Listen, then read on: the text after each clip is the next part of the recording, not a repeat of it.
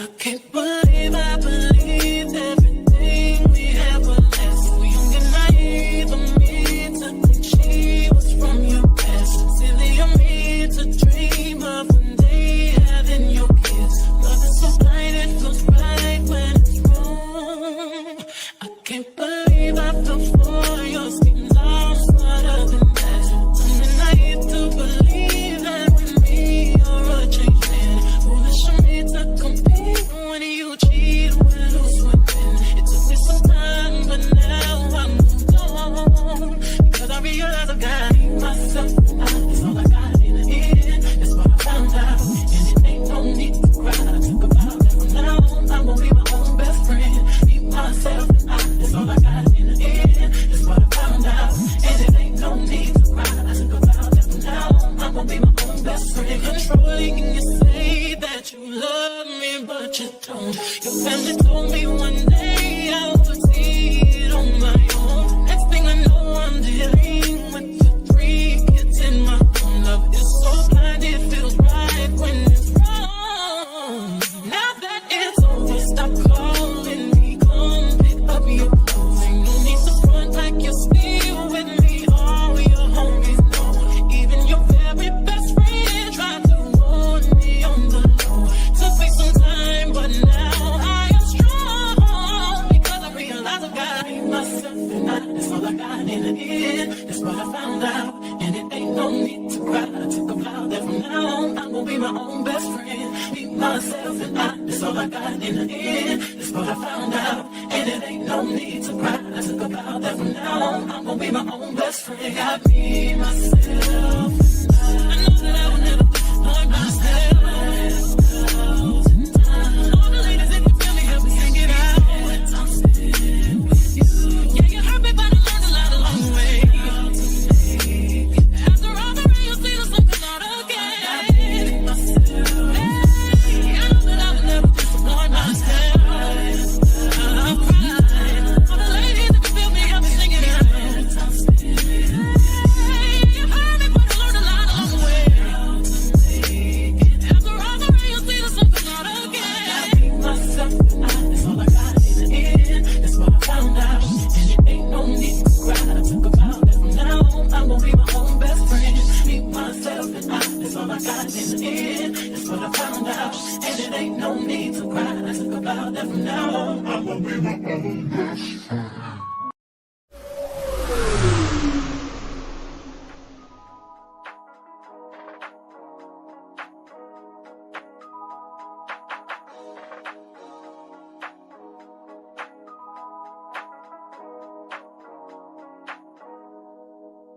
I can't believe I believe.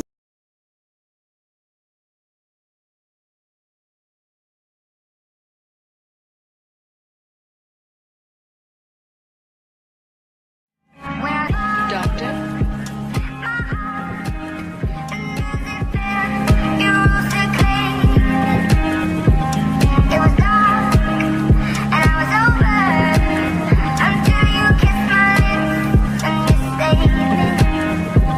My head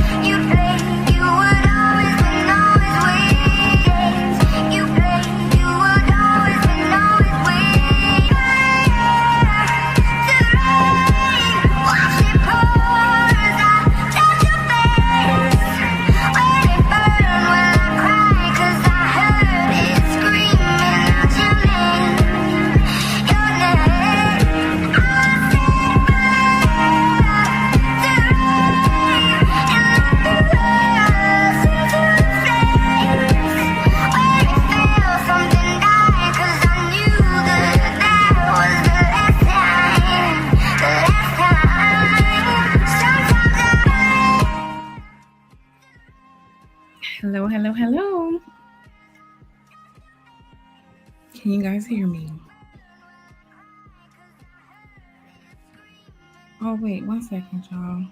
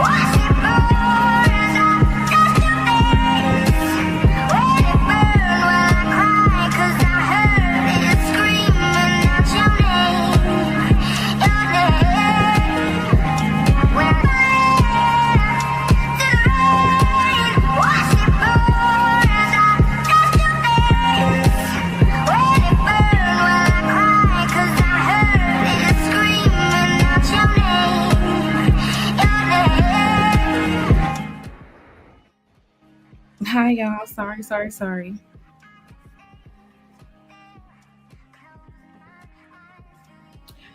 Always something going on. Yeah. Let me say hi to the ladies in the chat. I love to see it. More love in the building. Hi, Genesis. Happy life. I don't think I've seen you before, but hello for now. I gotta watch new people, you know what I'm saying? Hi, April. Michelle Thomas. How you doing, Michelle? Brooksy, I'm happy to see you.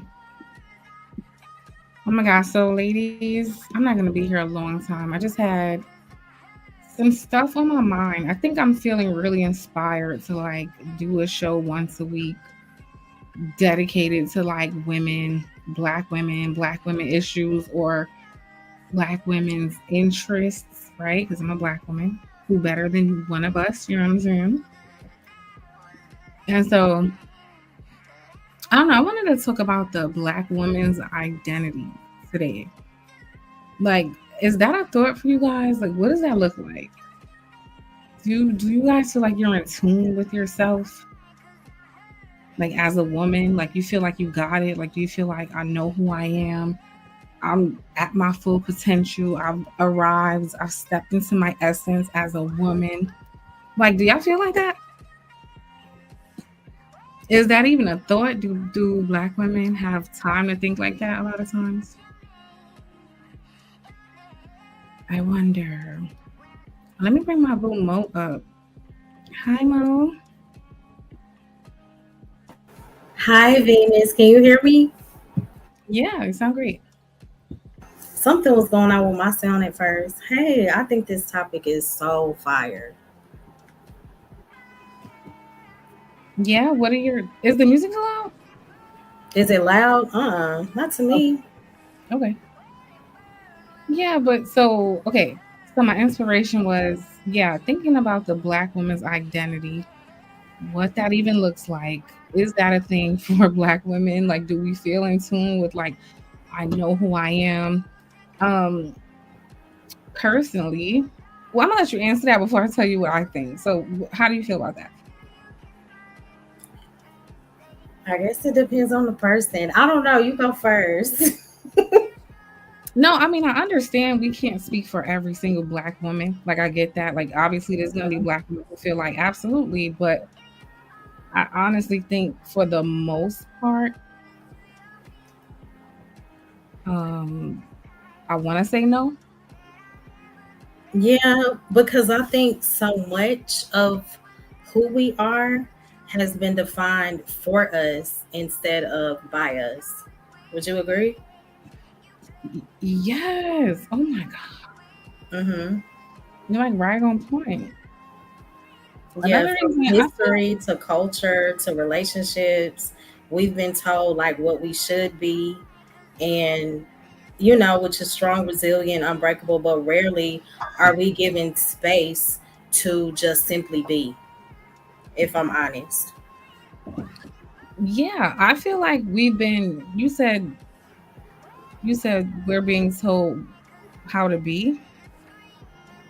Yeah, we've been told what we should be, what being a black woman should look like, but Okay, yeah. rarely I are we think given space to just simply be and figure it out.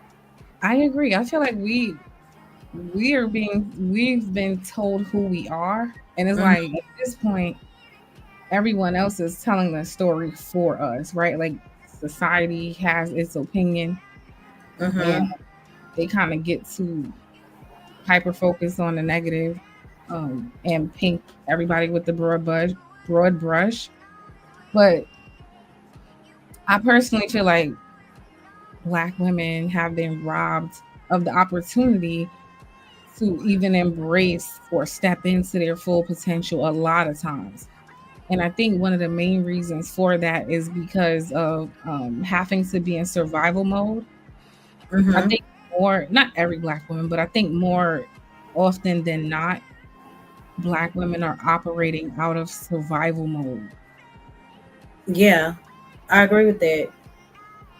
And I think that that does speak to like the identity crisis that some of us are living in, because being called strong, I guess, isn't always a compliment, you know? And sometimes it can be a mask that a lot of women have to hide behind just to be heard or seen, and majority of the time just to simply survive. A lot of our women are deeply broken, while appearing strong on the outside. So I think it's funny you mentioned being strong, right? Like the whole term strong black woman, that Hmm. became a terminology, or independent woman, right? Um, Hmm. like we're so known for that. That's like a thing. I'm a strong black woman. I'm an independent black woman, right? Yeah. Yeah. The thing that they don't say is those women didn't get there because they wanted to be. A lot of them got there because they realized they had to be and they couldn't rely on nobody. Yeah, I So I think agree. it's one of those things where people try to take a negative and turn it into a positive. Hmm. I don't think that was ever a flex. I think it was more like a cope. Like if I gotta do it by myself, I'm gonna do it. You know what I mean? I'm gonna take care of these kids. My kids gonna be straight. I don't need no. I'm independent, and I get it because at some point, what can you do? Like if you can't rely on people, what you gonna do? Lay down and cry, or you gonna do what you gotta do? Right. I do think that's a mask a lot of times. Hey, Rise. Hey, Reese. I think I saw Rogue. Hey, Michelle, Lena, everybody. Dr. Steele, Happy Life. I don't know if, 84. Shout out to 84. Thank you so much. Hey, Flo.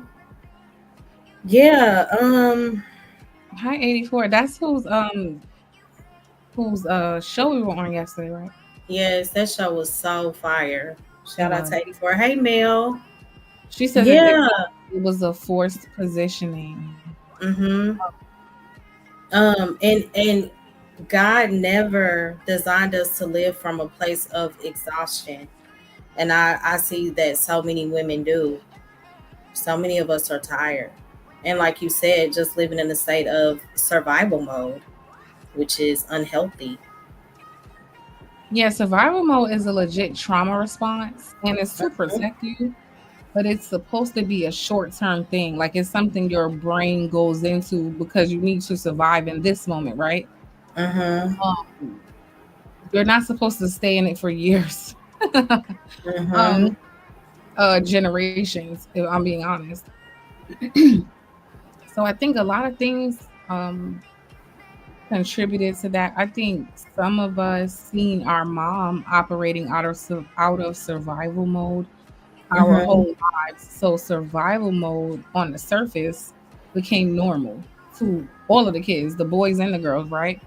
If Mm-hmm. mommy is always go, go, go, do, do, do, you never see her relax.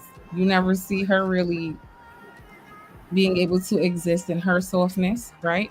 Mm-hmm. That's what your young mind like kind of consumes and understands what you should be or what a woman should be, right?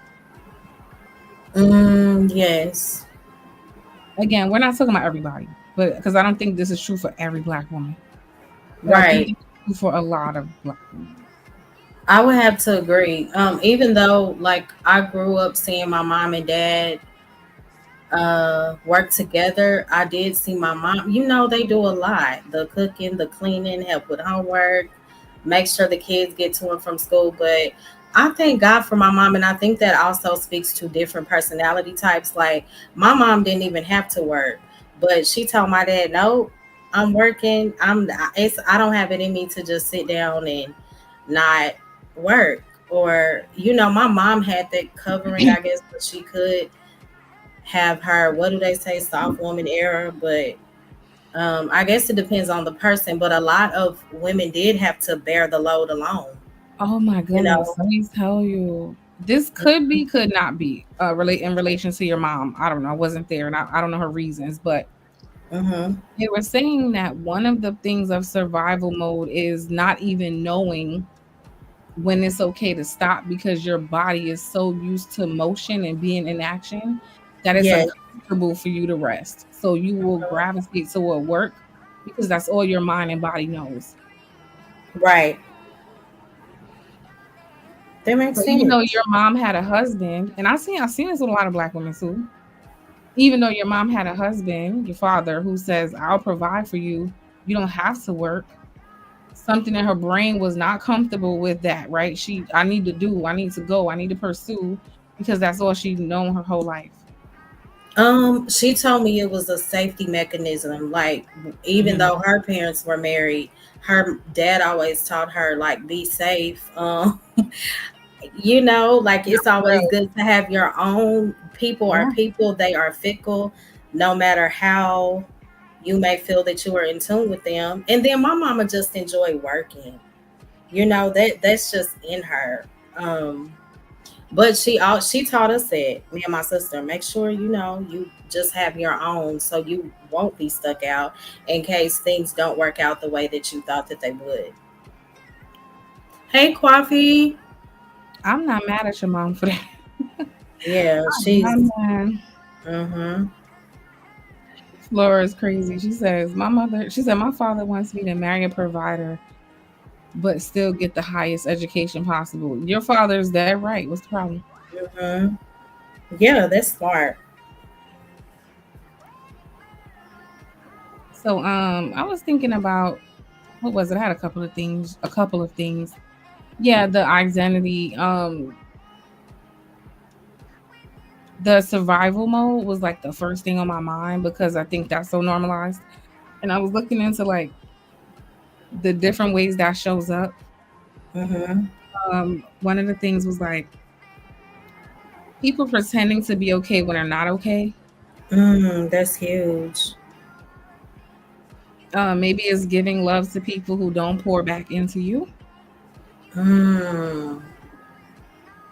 Another thing is like, Do you want to go over those one by one, or I didn't have a lot of things, but let me see. what was the first one you said? Oh, survive. I forgot. Dang. No, all I said was like it could look like you pouring into you pretending like you're fine and you're not fine. Mm. Dude, is that a part of the survival mode? Because it's like nobody really talks about this, okay? But I feel like you know how they say black men are not comfortable being vulnerable? Mm-hmm. Nobody talks about the fact that a lot of black women aren't either. Wow. So that pretending to be fine stuff is because they don't feel safe enough to be vulnerable.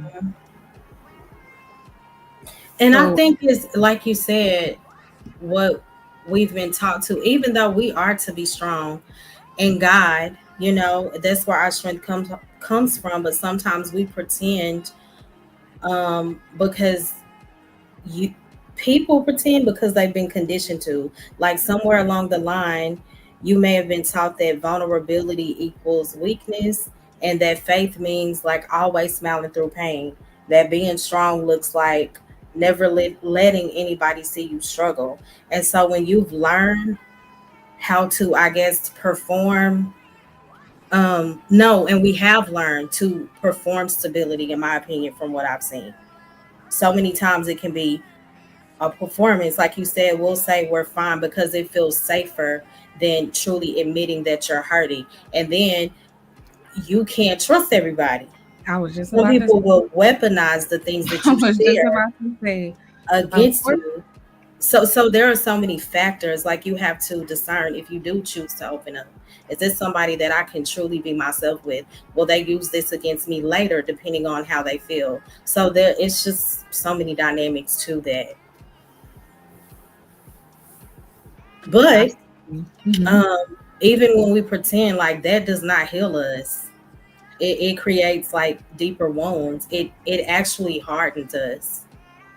The more Yeah, we pretend. because you condition yourself to keep like hiding your feelings. Hmm. So like it just bottling up. Like over time, you're just bottling up a bunch of things. Yeah, I Um, think that's true. and again, think about that. That's protection, right? Like survival mode in that moment, it's supposed to be temporary. Yeah, okay, I'm around people I don't trust right now. My brain is telling Right. me to protect myself right now. So let me bottle up these emotions and not show them right now. That's not supposed to be our forever. Yes, and even being like, because I know we are of the same faith, like even being a woman of faith, I have had to learn like faith doesn't mean we don't feel and acknowledge the things that we're going through. It doesn't mean pretend like everything is okay. And so many of us hide behind faith because we think God expects perfection, but God never asks us to fake our peace and pretend. He asks us to seek peace, not fake it, you know? Hmm. And we I don't like. have to be fine for God. That's what I love about the relationship, you know, between us and the Lord. He meets us right where we are in the middle of the mess. You get what I'm saying? And people 9 times out of 10 won't do that. They'll judge you, but they won't meet you there. But I legit want to know. I agree. Hmm. I legit want to know, like, it's see. Speaking of being vulnerable, it's hard to get the women to even answer me in the chat. Like when I start asking, It is. yo, YouTube is a crazy place. no, when I start asking questions like that feel too vulnerable, they won't answer me either. I like several times I'll be like, "All right, ladies, let me ask you a question." Right. Very hard for the ladies to answer, but I understand why. I get it too. I get it. I get it. Man, life be life. Wait, so I had a couple of things about before we before we move past survival mode.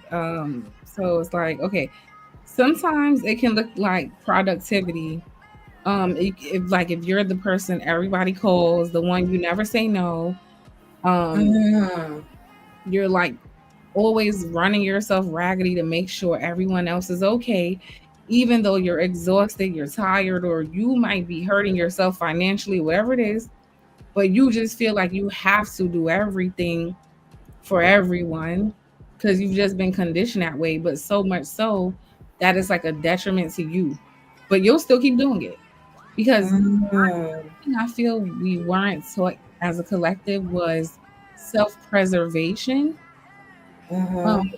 a lot of times that will be looked at as selfishness when that's not selfishness. It's just that we were never taught self-preservation. So anytime you see someone choose their self, you want to call them selfish. I just think that's not right.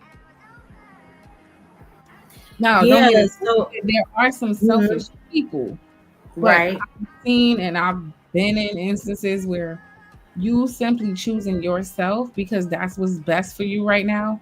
And it could be something small, like maybe um somebody wants you to be somewhere. And mentally, Mm. emotionally, spiritually, you just don't have it. You don't have it. So you decide, you know what, I don't want to go because I don't want my mood or my negative energy I'm in right now. I don't want that to affect anybody. But I know I don't feel my best. I know I'm not like in a social place right now. So I'd Mhm. rather stay away. You will get called the selfish one for not coming somewhere you didn't want to be. When like who made this rule that you have to show up to everything every time? Otherwise you're selfish. Who made that rule? Mhm. That's true. So you talked about being the person that shows up for everybody. That's what you said first. Hey, Uda, thank you for tuning in. So let that the weight of being the one is so heavy. It's so heavy, like being the one that everyone turns to. And being dependable, it feels good until it becomes your identity, the only thing that people know you by.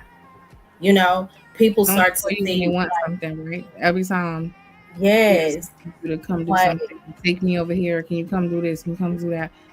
And you get conditioned too. Like you, it's so hard to say no, right? Like you feel obligated. and people always think you're okay because they only see you, as I said, like the weight of being the one. That's cool until it becomes the only thing that people see in you, like your identity. All they see is your strength and your consistency, but they don't see that you have your own struggles, you know. And it can come to a point to where you're surrounded by so many people because they depend on you, and you still feel alone. The people that pour out so much, they need to be filled too, and sometimes that could be just surrounding yourselves with people that also pour back into you. And sometimes when you overdo it, you can become like the person who experienced silent exhaustion. And when you live in that place too long, um, you'll start moving like out of obligation, like, oh, I have to be here for them. And you start showing up because you have to and not because you want to. And that's very dangerous. It's And I not mean, healthy.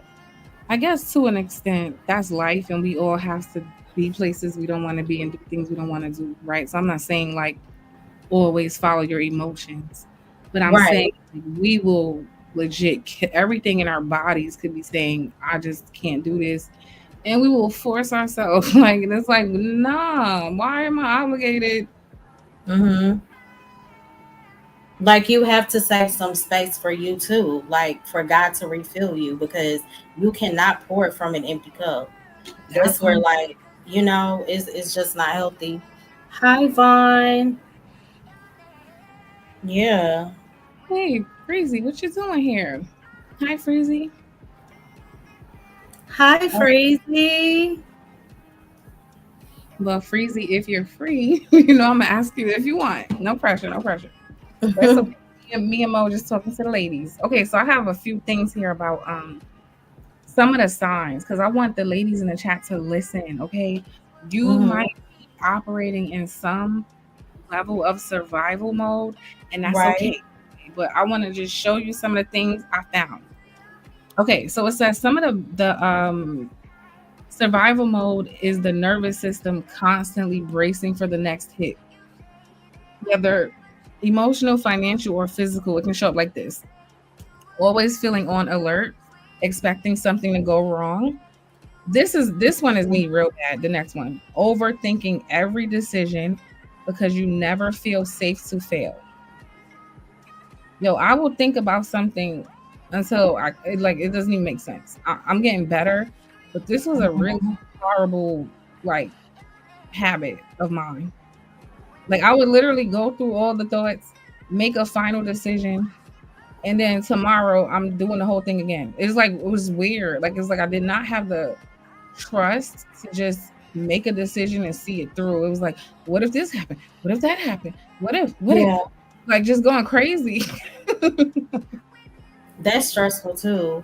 What? Oh my goodness. Okay. And then, so was that like a spirit of fear? Mm-hmm. Mm-hmm. Overthinking every decision because you never feel safe to fail. Mm-hmm. Struggling to trust, even in safe spaces, because safety feels unfamiliar. Hmm. Right. Does safety feel unfamiliar to any of you ladies? Oh, Does I feel like that's a whole show for you, Mo. Safety feeling unfamiliar, right? Um, that yeah. is. Does safety feel unfamiliar? Does it to you, Venus? No, I like it. It's not. Okay. Um, it used to be, not anymore. You know, when you get around certain type of people, okay, and they make you feel comfortable enough to, let your walls down and be vulnerable. It's not uncomfortable anymore. But yeah, it was. Um, Okay. confusing peace with boredom or thinking calm means something's wrong. Hmm. I ain't gonna lie, I cannot stand people like that. Confusing peace with boredom or thinking calm means something's wrong.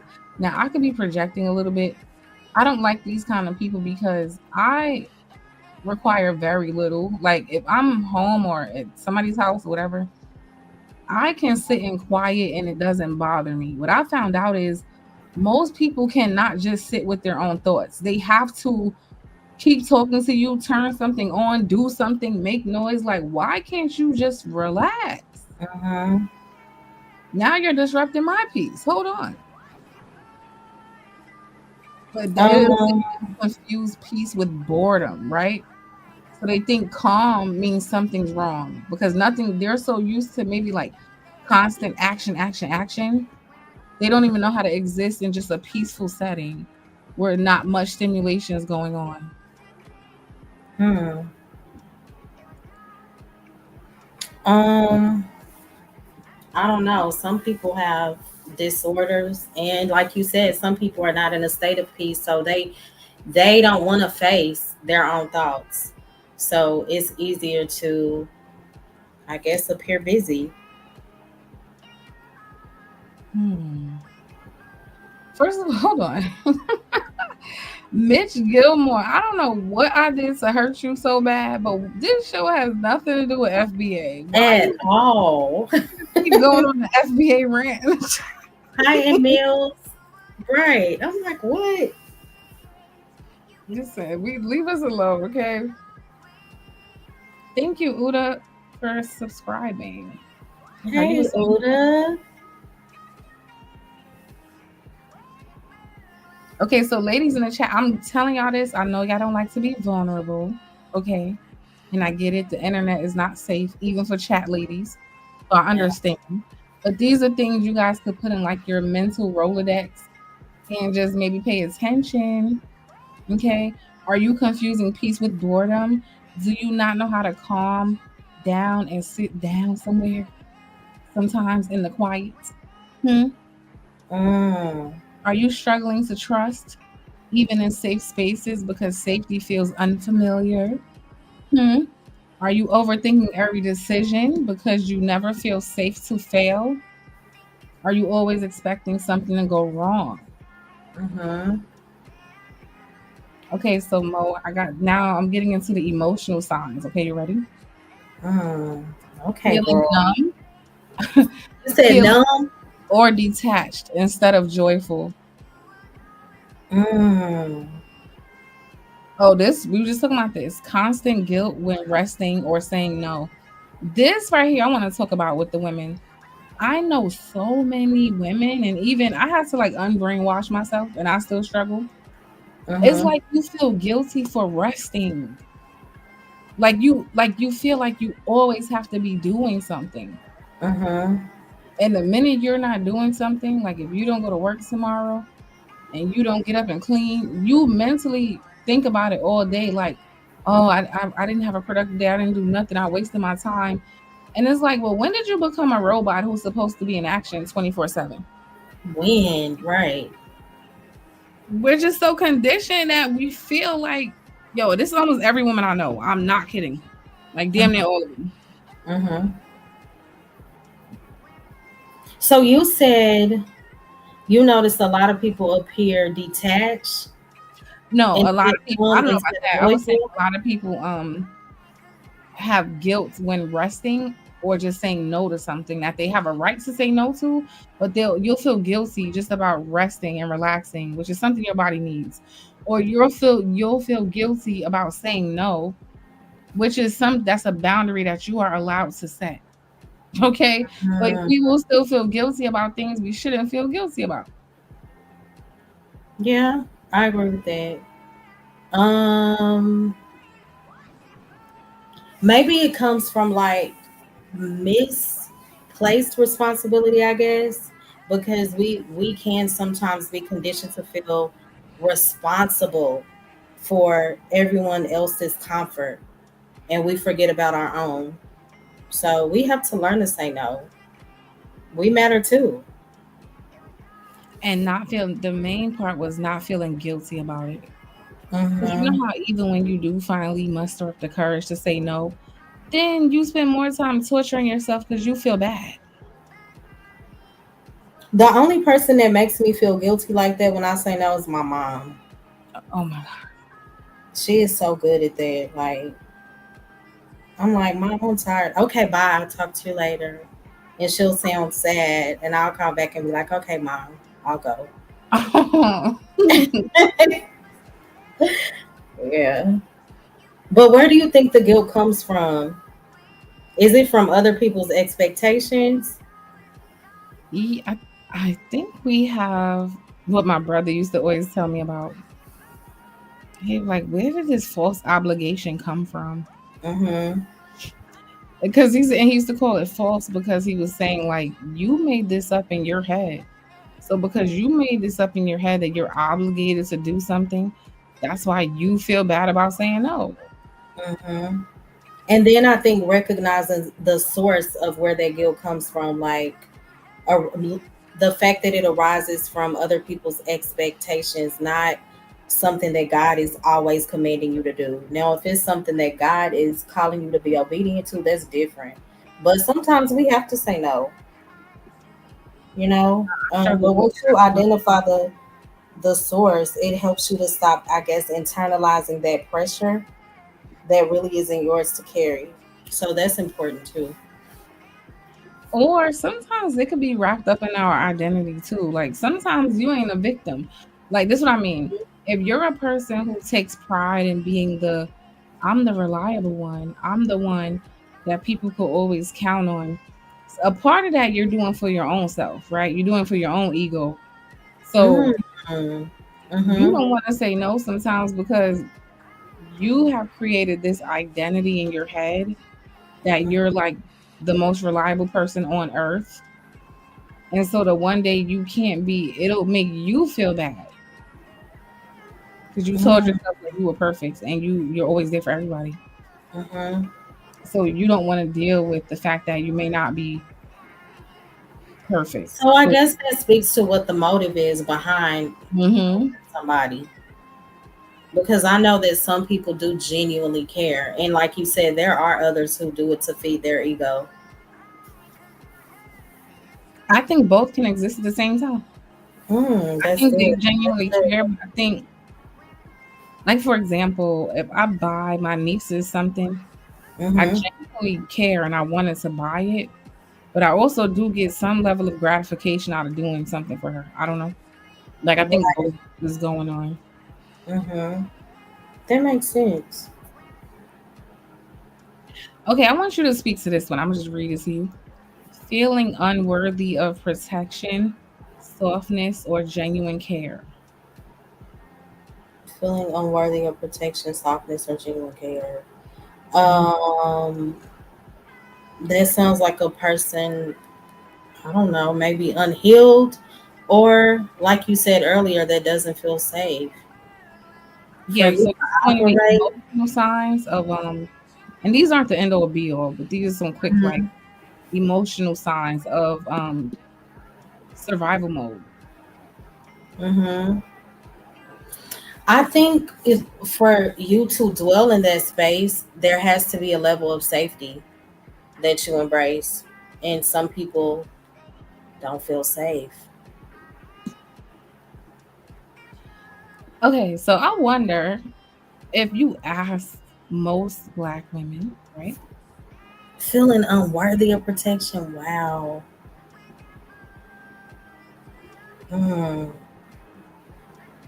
Okay. that's If something. you if you okay, let me ask you this. You do you think if we ask most black women, what would it take for you to feel safe?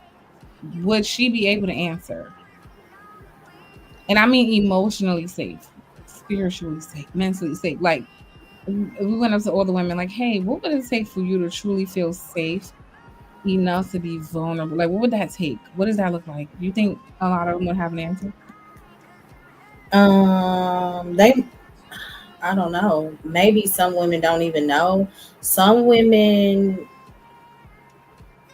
I don't know. I don't know. That's a good question. Shut up, Mitch.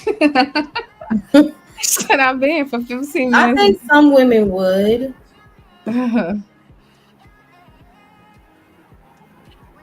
Bitch said, I've been here for 15 minutes and you haven't spent 14 minutes hating on Whitey.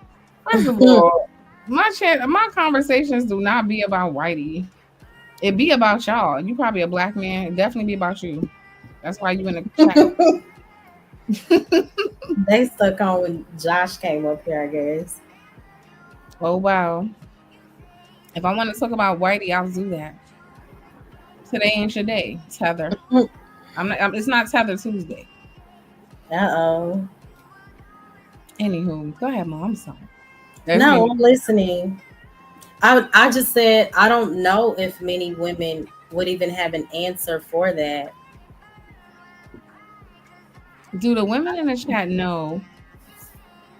Do the women in the chat, if we asked you guys, if somebody came to you and said, "Hey, what would it take for you to feel safe, like emotionally safe?" Would most of you know how to answer that?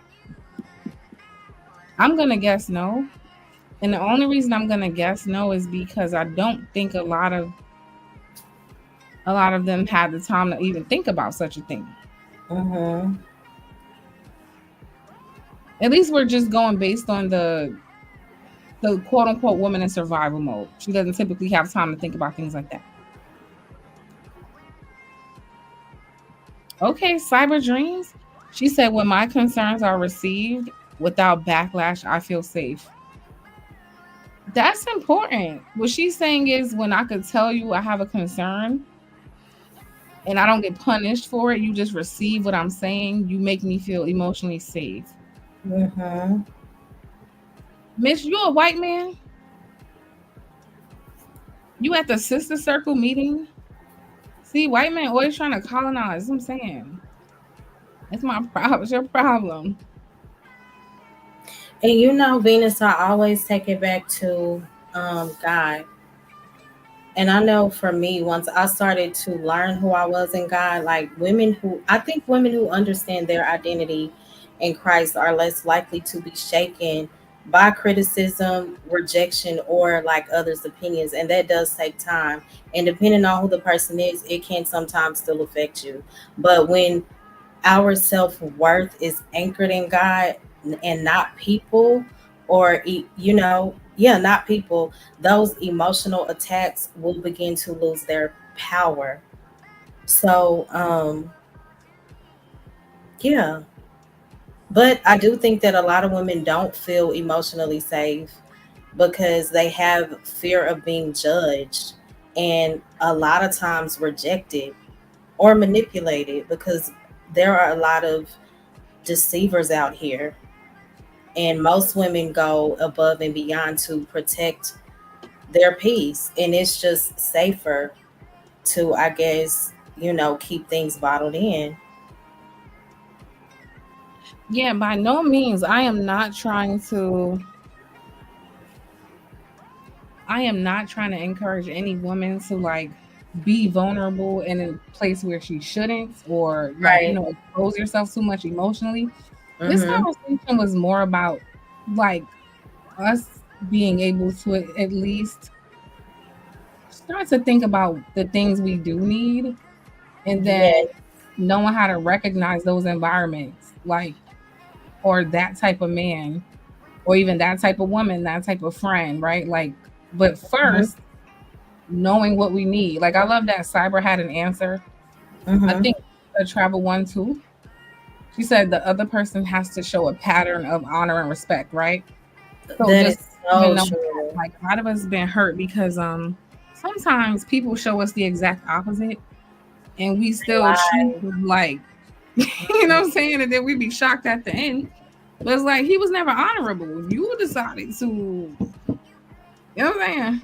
And a lot of times we pretend like we don't see the patterns because we may care about the individual so much. And then you can let the person back in only for them to show you the same thing again. So I think after a while, women are like, okay, it's just safer for me to, you know, stay to myself. But that is a very true statement. The other person has to show a pattern of honor and respect. There has to be consistency. Absolutely. Okay, this is my thing. Is being emotional and vulnerable seen as a weakness for Black women specifically? And I'm not talking about from the lens of a man. I'm talking about to a woman. Like, women, do you feel like if I'm too vulnerable or I'm too emotional, that's weakness, and I can't, so I shouldn't? Do you guys feel like that? I think it depends on the woman. It's uncomfortable for with some women to be around other women that may appear too emotional. I've seen women be criticized for that. Okay, so this is where I'm gonna get into the men a little bit, because I had somewhere in my notes. It was like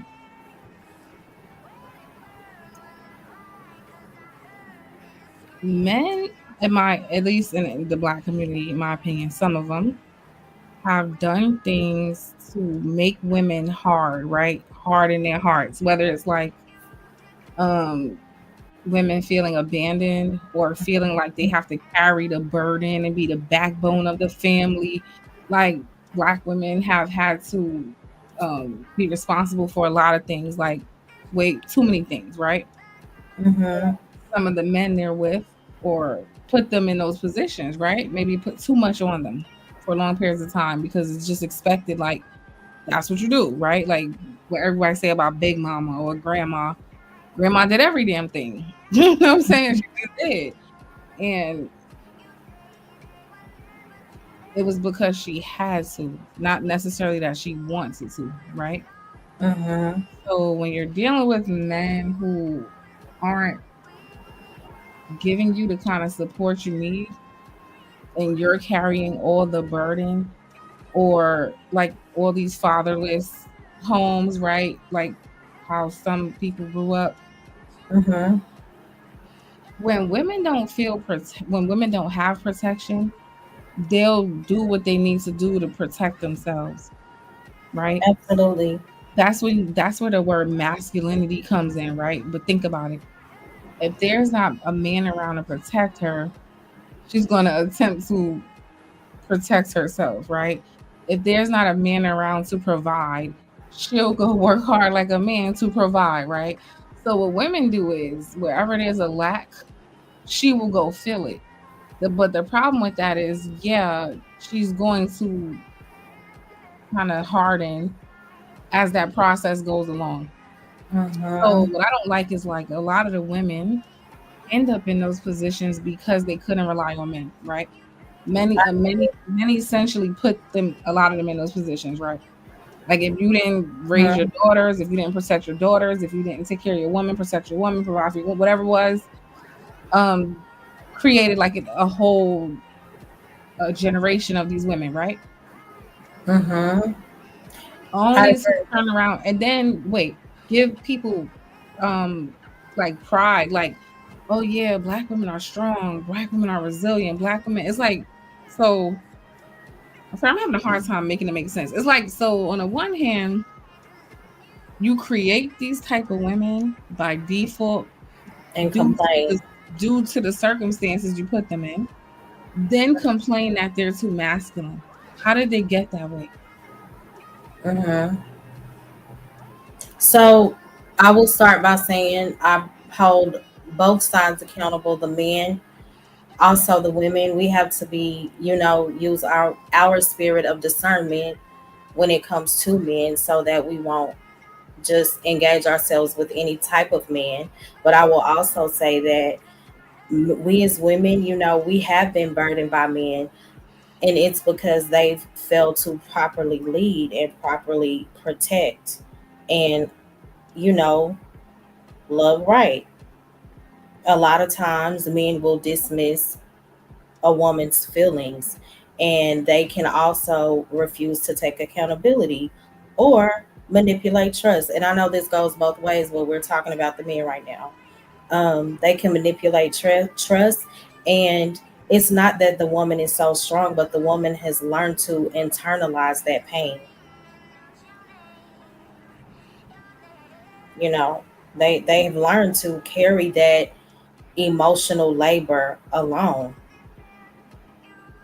Yeah, that's just the truth. Brandon, thank you for your cash app. I really appreciate you Oh, supporting the show. He said, for this, are you saying this is to make me feel safe? What does this say? He says, this makes women feel safe. Okay, well, thank you. I don't know if you meant the show or the money is to make me feel safe. Well, let me tell you something, sir. The money definitely makes me feel safe. Okay, thank you. I appreciate it. okay. Hey, hustler. Um, Oh, and Mill said something. She said, and I could not agree with her more. Where's her comment? Yes, every time I have let my guard down and been totally open, people have used my kindness against me. I agree. this is what, oh, yes, that's what I was trying to get to with the men, too. It's like, yo, y'all want these soft, docile, emotionally like vulnerable, enthusiastic about you women, right? Mm-hmm. But every woman, including myself, like Emil said, every one of us could tell you a story of when we were exactly that, just genuinely excited about this person, all the way in, all the way invested, didn't have any walls up because we didn't know there was any walls that needed to be had. And they completely mishandled you emotionally, Mm-hmm. mentally, and like so many, like I said, I don't know a woman who can't tell that story. I'm not, Right. I don't know why. Mm-hmm. So when women are going through life and those are the men they're experiencing, yeah, I could see them not feeling comfortable being vulnerable, being open. It's probably gonna be a lot harder. Right.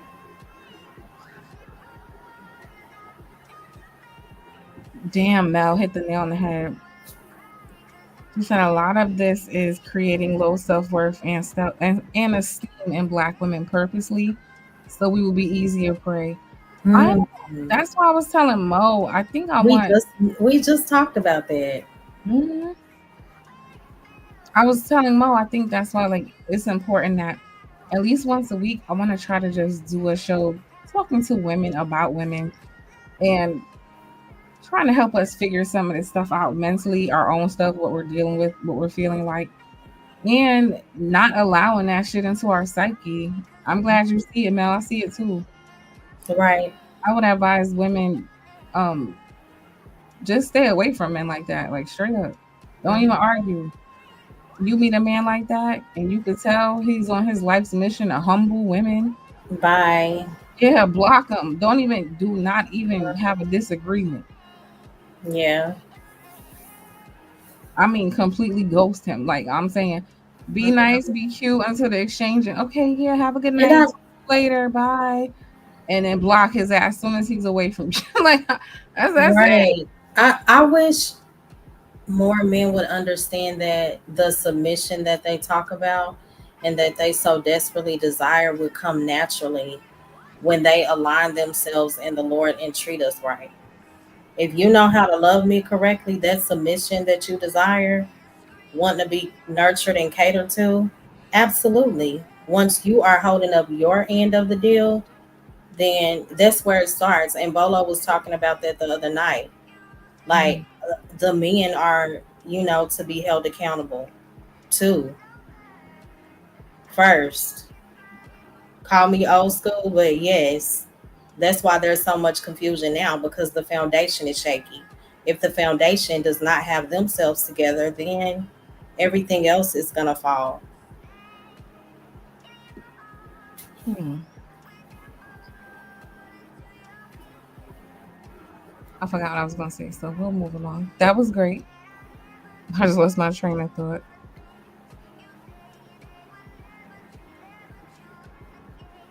Oh, girl, Okay. I Oh, I do. got some. What happened?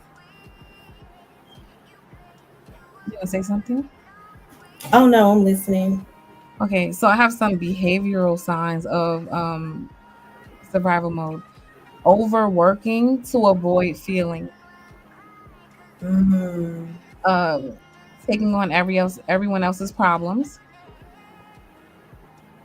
Staying in toxic relationships because at least they're here. This is a big one. I know a lot of women never asking for help because you were taught no one would come. Mm. A woman, Repeat that. I was distracted. My bad. never asking for help because you were taught no one would come.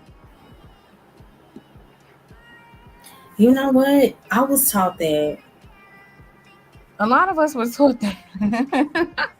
That's what I'm saying. I think it's a common thing with black My women. mom and my dad taught me that though. Like they Mhm. taught me that, and I know that they meant well, and that's true. Majority of the time, like nobody is coming to save you. Yeah, Don't ever ask anybody for anything. You don't yeah. call anybody for nothing. That's what I was taught. But look, you said your mom and your dad, right? Said it. Hmm. Okay, but who's to say both of them have never been in survival mode before? And that's just they're just passing down to their children what they learned. So to be on the safe side, yeah, they're just trying to prepare you, and I get that. Mm-hmm. Part of that could have been their reality, like they grew up feeling like they don't rely on nobody. Right. But you see what I'm saying? There's another group of women. Again, it's never the whole group, but right, there's another type of woman who she has no problem asking for help if she needs it, right? And she has no problem receiving help when a man wants to give it to her. And she doesn't look at herself as less than or care about being judged or any of that because she's used to men doing things for her and Mm-hmm. her receiving. I notice like a lot of black women, sometimes, I won't say a lot, I've seen black women have a hard time receiving help. Like, just like, why do you feel like you don't deserve somebody to do something for you? without any strings attached. Say that 'Cause again. why do you feel like you don't deserve to have anything done for you without any strings attached?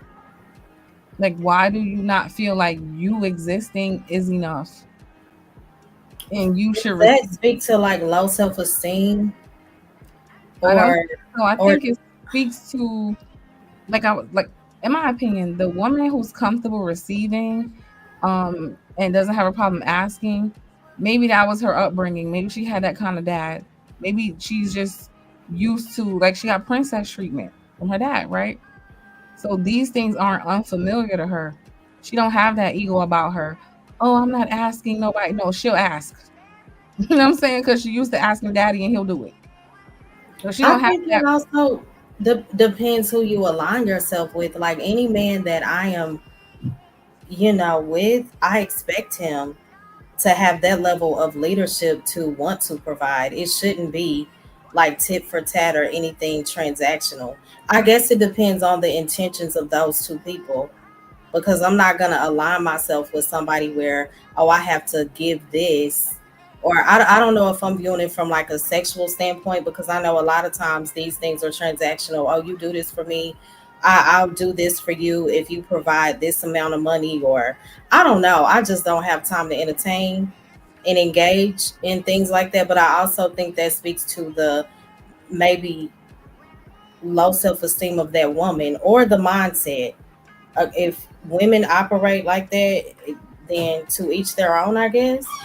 But Well, I think it's deeper than I don't think it's a self-esteem thing. I think it's a hurt thing. Like we talked about earlier. Like if you come from a place where you can't rely on nobody around you, right? That's when we'll start to cope and I don't even ask somebody for nothing. You ever heard people? That's why I don't even ask somebody for nothing, right? Because you get tired of people letting you down.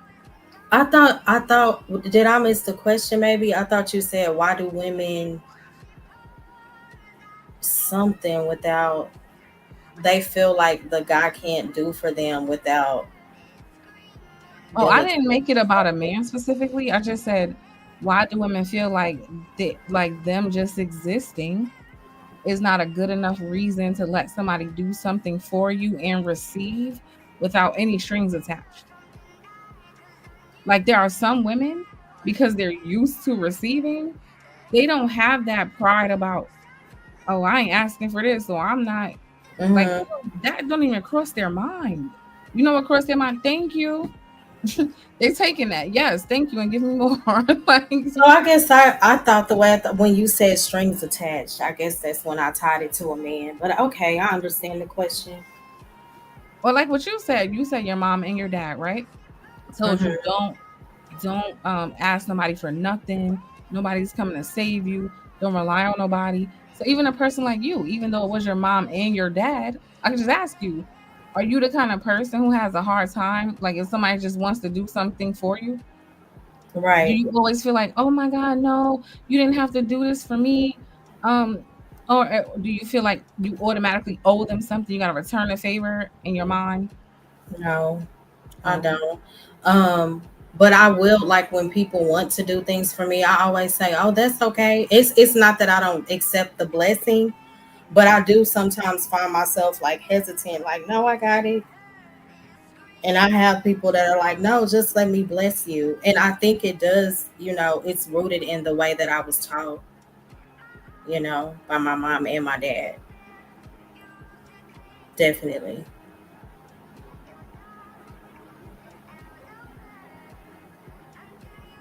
Venus. Oh, I thought you had walked away. Mm-mm. I was thinking, I was trying to remember where I was yesterday, and somebody gave this woman a compliment, and I can't remember. It was so hard to watch because she could not just take the compliment. Mm-hmm. Like somebody told her she did a good job on something, and then she immediately started kind of deflecting. And then I think the guy like doubled down on it, like just trying to acknowledge something positive about her. And then she kind of did it again. And I'm looking at her like, not in a judgy way, but it was like, I'm like, wow, like it's so hard for her to just accept, like, yo, there's something good about you, and that's okay. Like, you don't owe an explanation, you don't Mm-hmm. owe a justification. It's okay to like stand in that. Yeah. Hmm. Hey, why you're so churlish? I think she's talking to Brandon. Oh, okay, but that's true. She said that point is so blanketed. I know men that have fathers and they were horrible. I fell out. Yeah. Oh, that's a super fact. Oh, because she's talking about Brandon because he said, y'all gotta stop dating dudes raised without fathers. I won't let my sisters do that. I scare them off. Listen, some people's fathers needed to be out of the home. Okay. Nothing Listen. welfare took him out. Some of them needed to be out. Oh my gosh. Like, okay, let me say this. We always praise the two-parent household dynamic, right? Love it. Grateful for it. Parents still together, been together 46 years.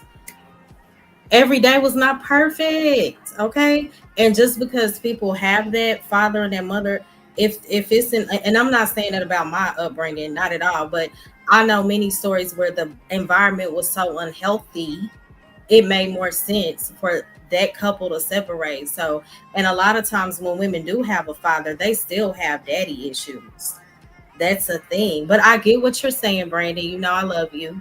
But yeah, they can have a present father who has created a lot of emotional, mental issues.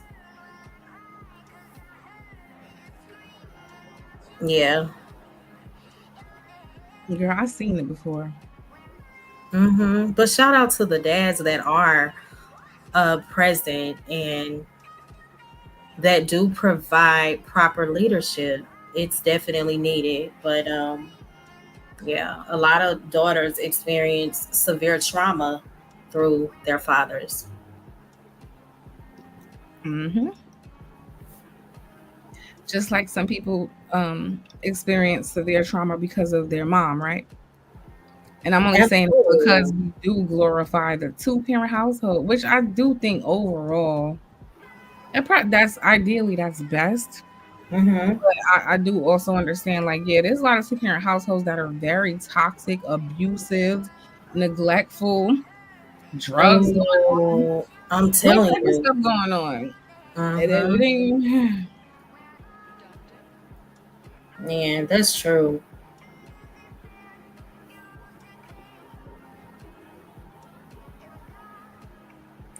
Cyber said we have to understand black men are conditioned this way through pimp, rap, and thug culture. So it depends on, I guess, what's feeding your mind.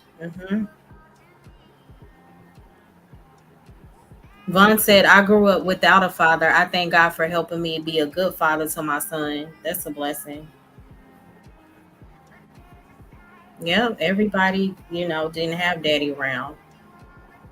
Intellectual soapbox says some fathers need to be outside like a hunting dog, please. Okay. Mhm.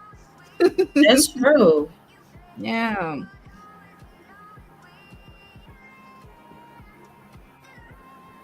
And Mills, wow. See what I'm saying? She said we were glad when our parents got divorced because someone was going to get hurt. Hmm.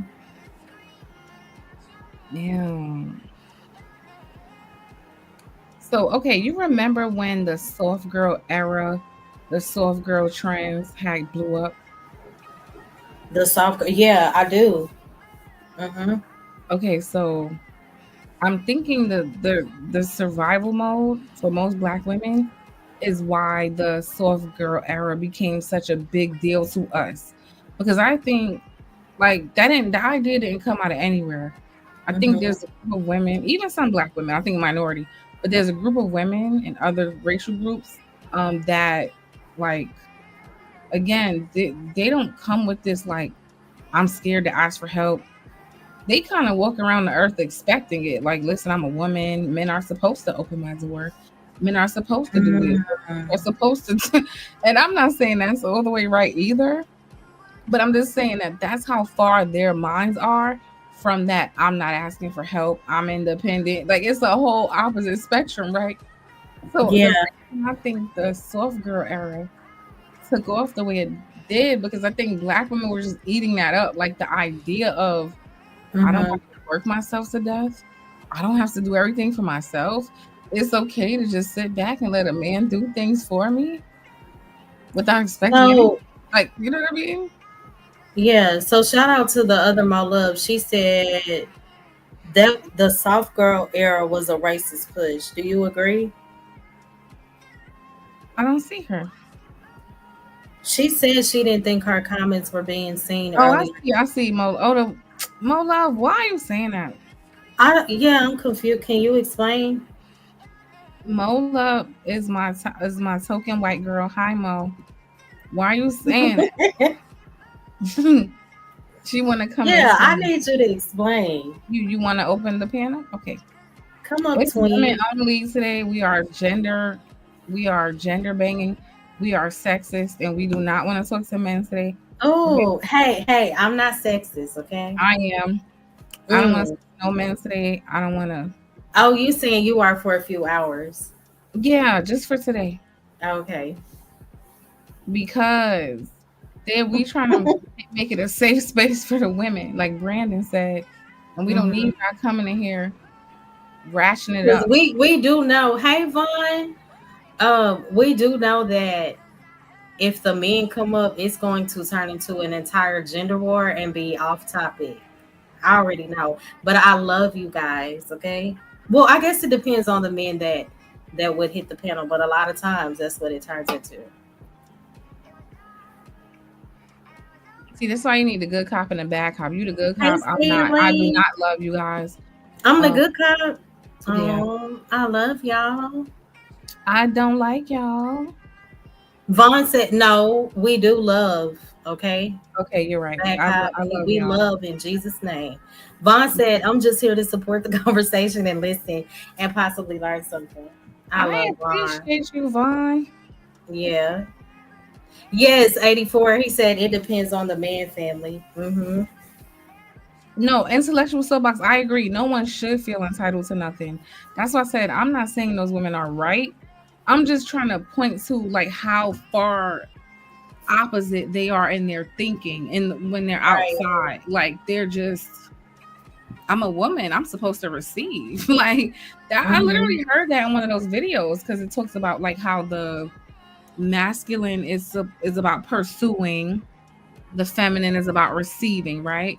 So they put it in that context, and she was like, "Yeah, like I'm the feminine, I'm supposed to receive." Like, but Right. low, I liked it. It's a little entitled, but I like it. Okay, I like it. Hi Mo.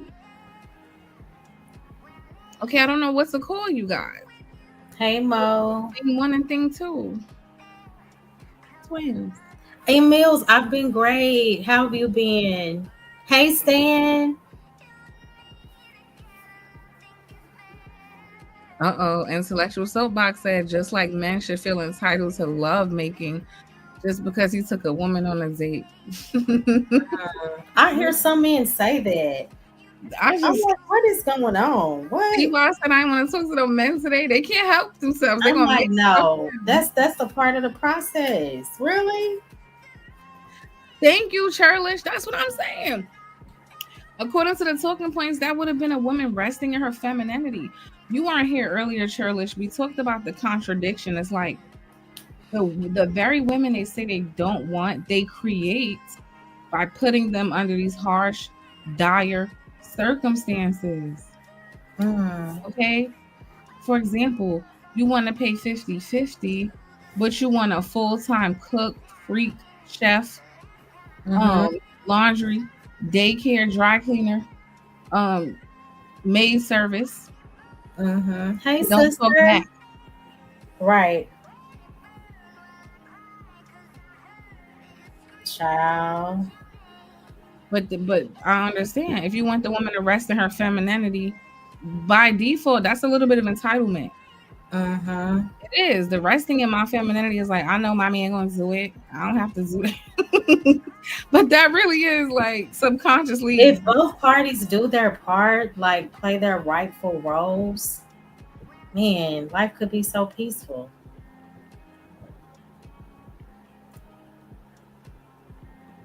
Love you too, sis. Lena said they want her to be a therapist too.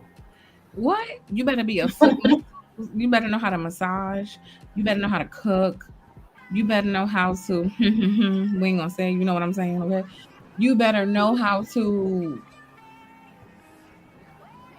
do everything. Do Yes, all. and that's great. But what are you doing? Like, are you creating a space for me to be that woman that you desire? You know? Wait, scam. Hold up, scam. Did you hear the announcement, scam? I just got here, my lady. Yeah. We're coming in the fourth quarter. I'm very anti-man today, okay? Oh Because my gosh. it's okay, scam. You cool. You my brother. Just please. That is Shirley funny. said, men show women on the regular how to live without them. Oh, we Ooh, got a man here. Let me ask you a question. Scam. You're on the spot. You ready for my question? Who, me? Yes. Yeah, and afterwards, can I answer Eugene's that question he had posted? But go ahead. Okay.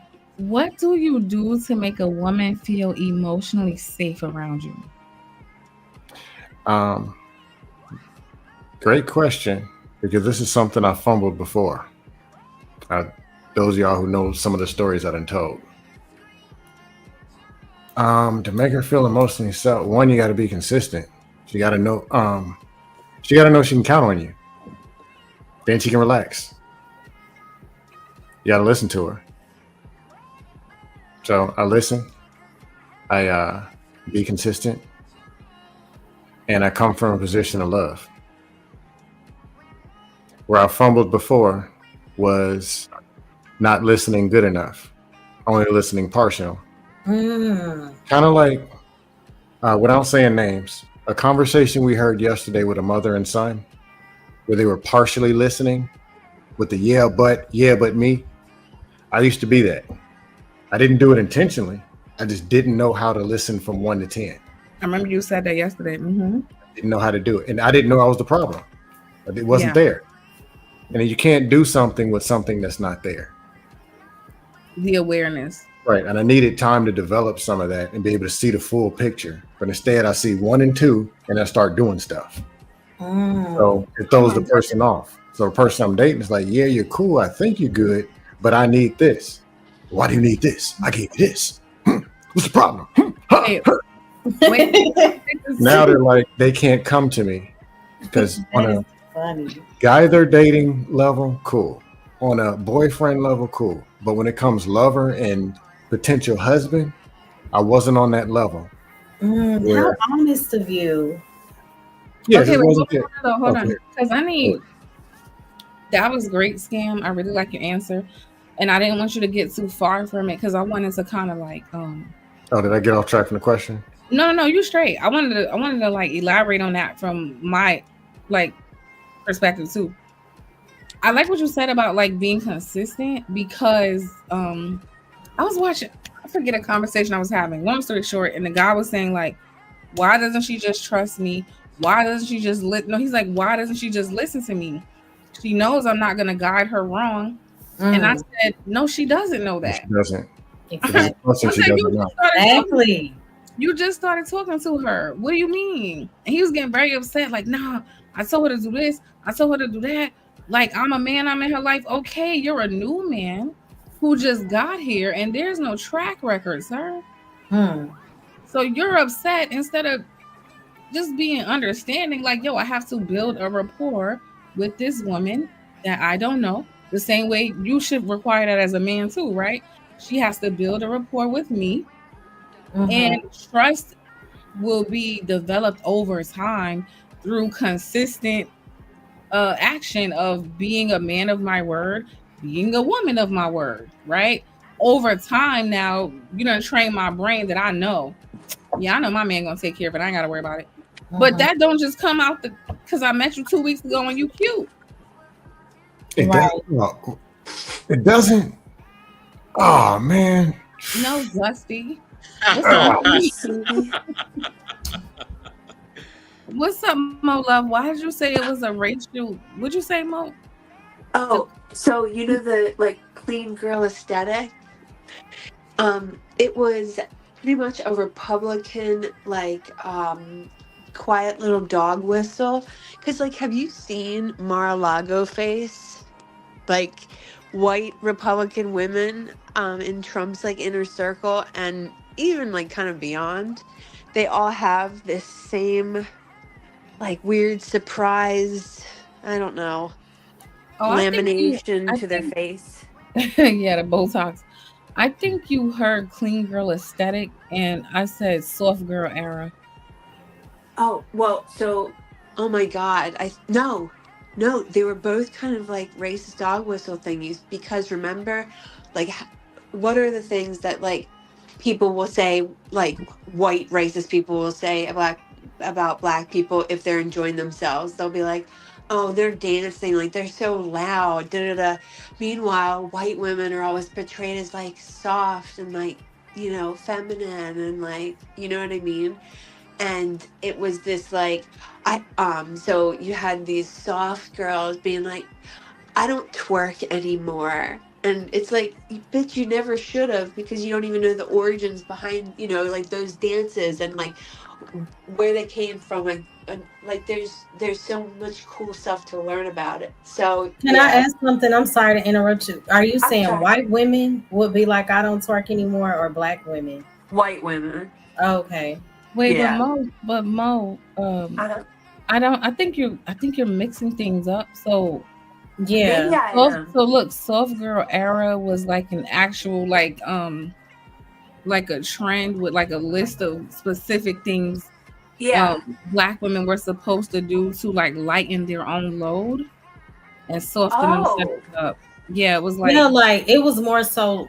Is it rooted in like the whole gender war thing where black Yeah. women just appeared so hardcore, and they were, you know, walking more in their femininity. I don't know if it has anything to do with race. Well, it probably would Posture. because if like I've heard of it before, that means that white women probably stole the whole aesthetic and went their direction with it and took all of it. Because I have only heard soft girl like aesthetic from white women who are like talking I've down never. on black people.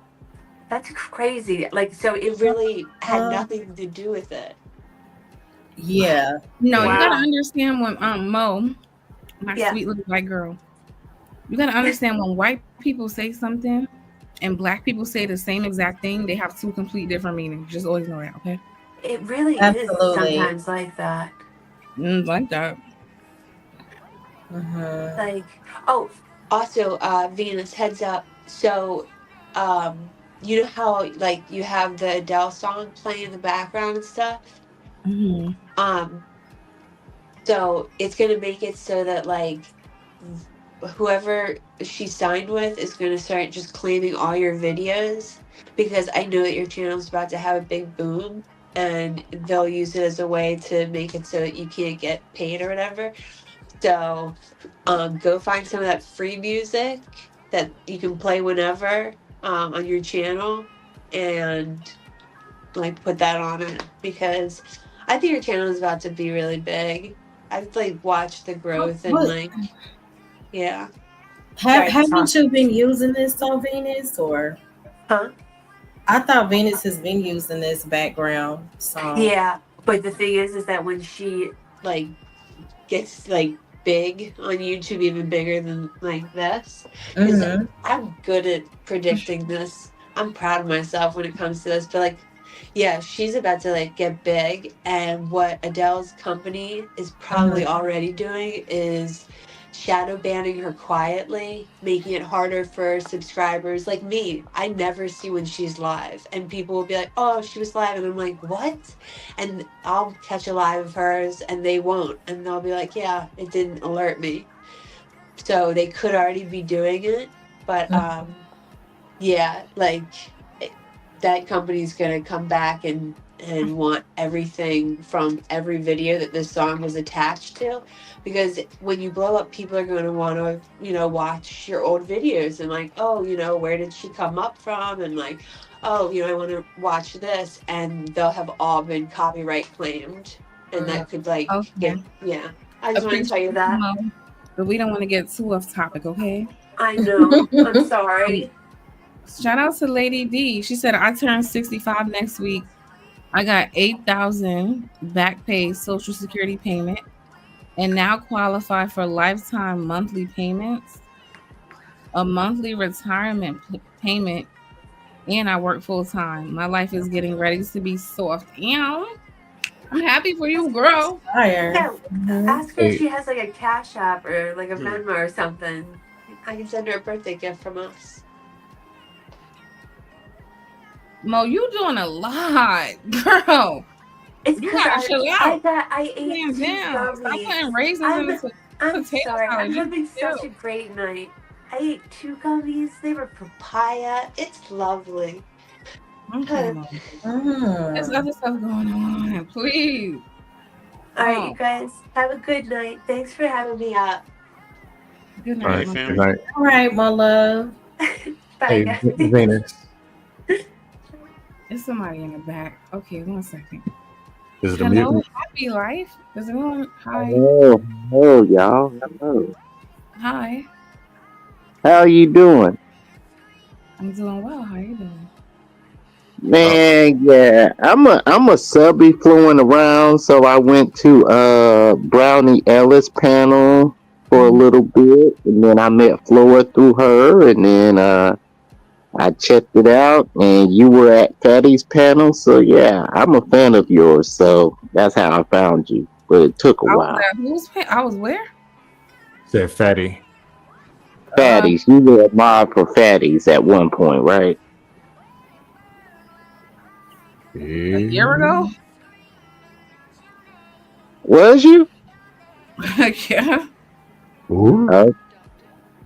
Okay, yeah. See, the line matching up. Alibis ain't kept. Ooh. So either you've been following for a year and you never said nothing, or you making stuff up. No, I'm not making stuff up.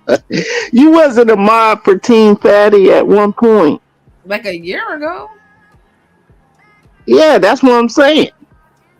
How can we help you, sir? What's going on? Anyway, not much. What y'all think about Donald Trump sending troops to Chicago for y'all? We are having a conversation about a specific topic today. Oh, about the community and stuff. Yeah, I think black people need to wake up. Not about the Yeah. community either. Do you trust him? Has he been up here before? I don't know. No, what the, no, it's my first time over here. Yeah, first time. You might want to put that the Venus wall back up, Else, right. or do that. Yeah, because people will try to bomb your channel. Okay, we about to get rid of all the men. What's up, intellectual soapbox? What do you have to say real quick? What's going on, family? Salute to you. Hey, We're all out of here because Hold up. we What's was going on, Mo? What's going on? what's up? What's going on? Scam, good to see you again, brother. It's good. I'm gonna just say this real quick. As far as the YouTube thing and the music in the background, you can always just erase the song in the background and just keep your content. I do it all the time. So you can keep your content up, just erase the song in the background. And then that way, you're still good. So that's that. As far as the topic at hand, expectations between men and women have to be set from the beginning. You know what I mean? So once you set your expectations from the beginning, then you go from there. Nobody's entitled to nothing. So for men, just because you take a woman out on a date, it don't mean that she owe you her body or anything like that. You know what I mean? It's just a date. Y'all, get to know each other. And if she wants to entertain that, then that's a conversation that y'all can have when it needs to be had. Or you can have that conversation beforehand and y'all kind of already know what it is. You know what I mean? It all depends on y'all, but no Nobody owes you anything. So I don't care if you take her to Roof Chris or whatever. She don't owe you nothing. You know what I mean? That was you taking her there, and if you couldn't afford to go there, you should have took her to a more reasonable steakhouse that you can afford, or maybe not a steakhouse at all, because steakhouses are expensive. You know what I mean? So maybe you want to do the Applebee's or whatever lane that you want to be in, right? Maybe that's better for you. Maybe a picnic, maybe something free, maybe go to a museum, right? There's so many different ways you can go and do what you got to do. So that's one. As far as women in the soft girl era stuff, they shouldn't expect anything from a man either. You know what I mean? It shouldn't be. What? I expect you a lot expect from it. men.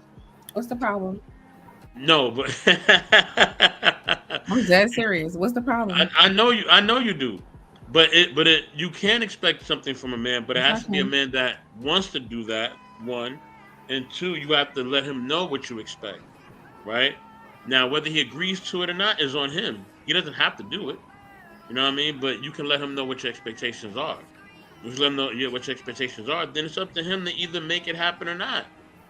You know what I mean? If there's certain things he can't do, then you have to figure out whether you want to put up with that or not, and vice versa. So, yeah, I think a lot of these things happen because people are not I think setting we gotta stop expectations. pretending that people do not have silent expectations of each other. Of And that's okay. course, people do. Of course, we have. I always say, Of course, we have like a fantasy in our mind with what someone could be or what we would want them to be. But then we have to set expectations based on what's really reality, and then we'll see if that person can fulfill them or not. But understand, I'm gonna land here. Nobody's gonna fulfill everything. I mean, as long as we understand that and we know that on both parties, then we be good. You know what I mean? So yeah, I'll land there. yeah, I always say things would be so much easier if both parties go into the situation or the experience honest, but majority of people will not.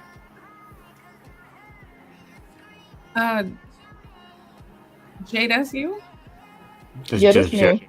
Just Hey, Dustin. Hey, how y'all doing? good. How are you? All right. That's Jay. Was good. What? Till you came, was good till you came up here. I know, right? She probably came up here because she was So surprised she silly. thought of y'all. As soon as y'all came, she was like, "Here we go." Yeah. Mhm. We were trying to make a safe space for the ladies. We was giving them a big virtual hug. I love women. So I don't know what you're talking about. Well, that was something I I wanted. do as I'm well. sorry. Go ahead. Go ahead, Jay. Oh, okay. Can I go? Mhm. Oh, okay. I just wanted to give a couple of thoughts, I guess. It's interesting that you're talking about this because it's something that I actually was in thought about in general. And I find it interesting, right? It never fails. When a space is created for people to have a genuine conversation about something that is truly pertinent to them, I find, and I really hate to generalize, right? But I find that you like, okay, say for instance, how you had conversations, I think it was last week or something like that, whenever it was, right? You was talking to single mothers and stuff, right? It never fails, right? And to me, it just shows that a lot of times men in general, right? And this isn't an attack against anybody, can be very self-absorbed, right? Because it'll be about meeting whatever need or trying or attempting to create a space for women to be supportive of one another or to possibly pour into each other, right? And there's this understanding that a lot of women are depleted, right? But Yeah. then the conversation will still end up being like it's annoying. It ain't gonna hold you. It's frustrating because the conversation was about women not feeling heard, women feeling dismissed, women overcompensating, women overperforming. Like that's what the conversation was about. Like the conversation was about Black women many times who struggle with, and I'm not speaking to nobody specific, just collectively, right? There's this issue with self-worth, not feeling worthy, That's what the conversation was about. So I'm kind of confused how some of this little stuff went topsy turvy. Shout out to Scam, right? He said some things I agree with, and it's not and it's not because I'm cool with Scam, right? But he said some things that make sense in regards to things he had to learn. It's about listening. I don't care what nobody says, right? People know when what they have to say is not valued. People can feel it. And as much as we try to say, oh, that's not the case, whatever, whatever, people know when what they have to say is not being valued. So listening and having a level of empathy matters, having consideration matters. And I think that a lot of times people are not willing to put forth that effort in different dynamics nowadays. I think in general, a lot of people are burnt out. And I think that a lot of people simply do not want to put forth that effort because so let me say this and then I'm gonna stop. Are women feeling Putting forth, Judge Jay? This was talking about earlier. Like, you go through it once, okay, cool. You go through it twice, okay, cool. At a certain point, women are not built for what it was. How commercial go about build strong to last long? I don't know. Built for tough. Built for tough. Women are not built to be emotionally beat up every 3 to 6 business days. Like that's a fact. That's a fact, right? And I think that people underestimate the effects that it has on people. You know what I'm saying? Like it can wear at somebody, it could chip away at somebody. And if you're not careful, you will find yourself in a very low place. You know what I'm saying? And so I think to the conversation, right? I think personally in my life, I have had to bounce back and forth between, okay, how much of myself am I going to yield? Okay, I have to pull back. You know what I'm saying? Because now I find myself putting myself in a position where I can't guarantee that somebody's going to pour into me.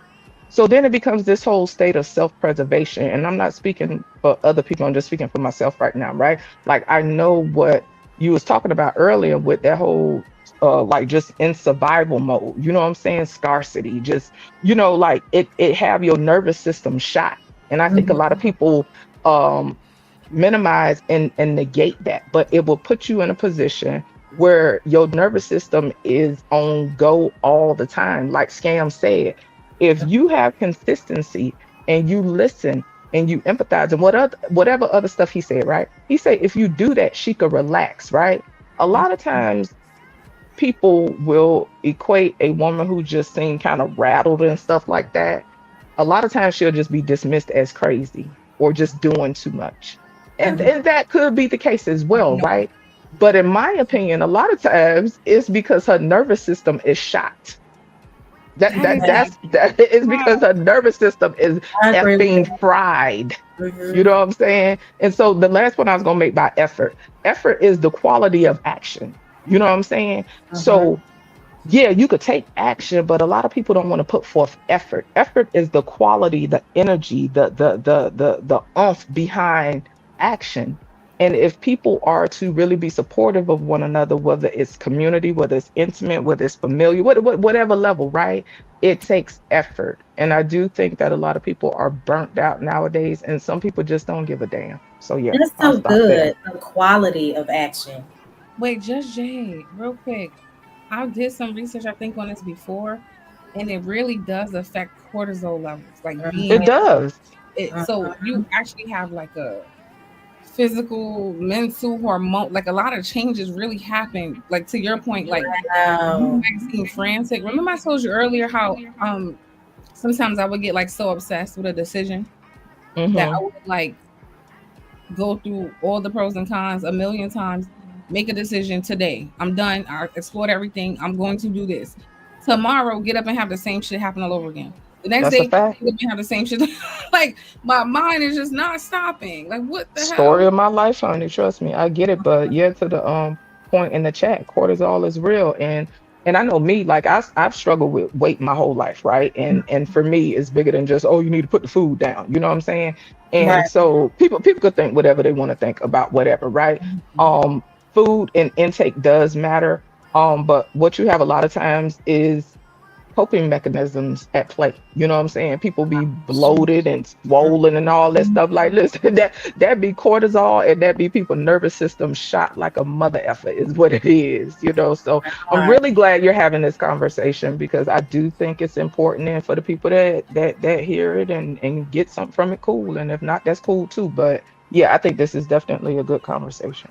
I appreciate you, boo. Thank you. I'm just trying to do my little part for the women. Like, I'm a Black woman. I want to talk to us like once a week about things that we might care about. And I think it's important for us because nobody seems to care about what we care about. So we got to talk about each other and talk about it. Okay. When we try to talk to other people about these things, you get dismissed, right? You get, we don't got to go there, but we all seen and heard enough. So I'm just not interested in, like, I feel like we could talk to each other. We understand each other. We could help each other. And that's way more effective than trying to beg people to acknowledge something they don't want to acknowledge. Or beg people to understand some shit they do not care to understand. Girl, that's the story of my life. You're trying to whoop people over the head to get that. Listen to me. To get Listen, understand where I'm coming from. Listen to me. Listen, girl, that be the story of my life. That's why I get I think that's why sometimes as well. So like, since we having a conversation, right?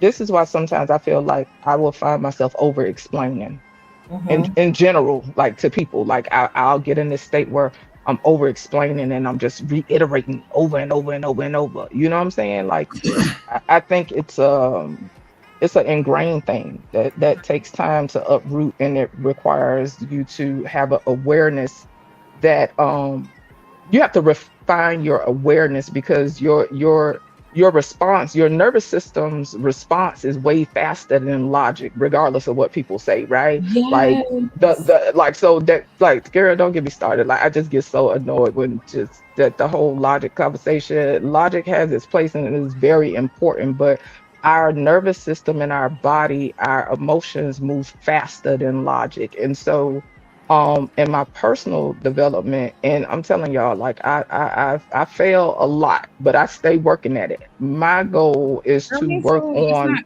having that awareness of, you know what I'm saying, like not let that my nervous system beat my awareness in a racing game. But go ahead. No, I was just agreeing with you. Like, Can you hear me? Yeah, can you hear me, Judge Jay? 7 said, Judge Jay, we can't hear you. She says, because you're looking for some sort of recognition that they are following the conversation. Right. And you wanted to say something? No, I see. Eugene still asked the question a couple times about does feminism have. I did miss the first part of y'all's whole conversation. I came late, but he's asking, does feminism have something to do with Black women's identity? The thing people dismiss with feminism, a lot of manosphere want to use it as a reference point to blame women for leaving and say that they broke up the Black family. Right. Here's the deal. This is just common sense. Because they say back in 1922, everybody was traditional and everything was perfect. And then all of a sudden somebody... They damn sure was traditional though. Let's be real. These families were perfect and these men were strong and the women's were submissive and things are right. Somebody came and offered them a box of donuts and some curtains, and they left, and they never came back. What does that really tell you about that relationship? Wow. So I got brothers, sisters, I got parents, you know. If somebody can knock on the door and say, hey, man, you got change for a 20? Nah, I'll give you the whole 20 if you leave your kids.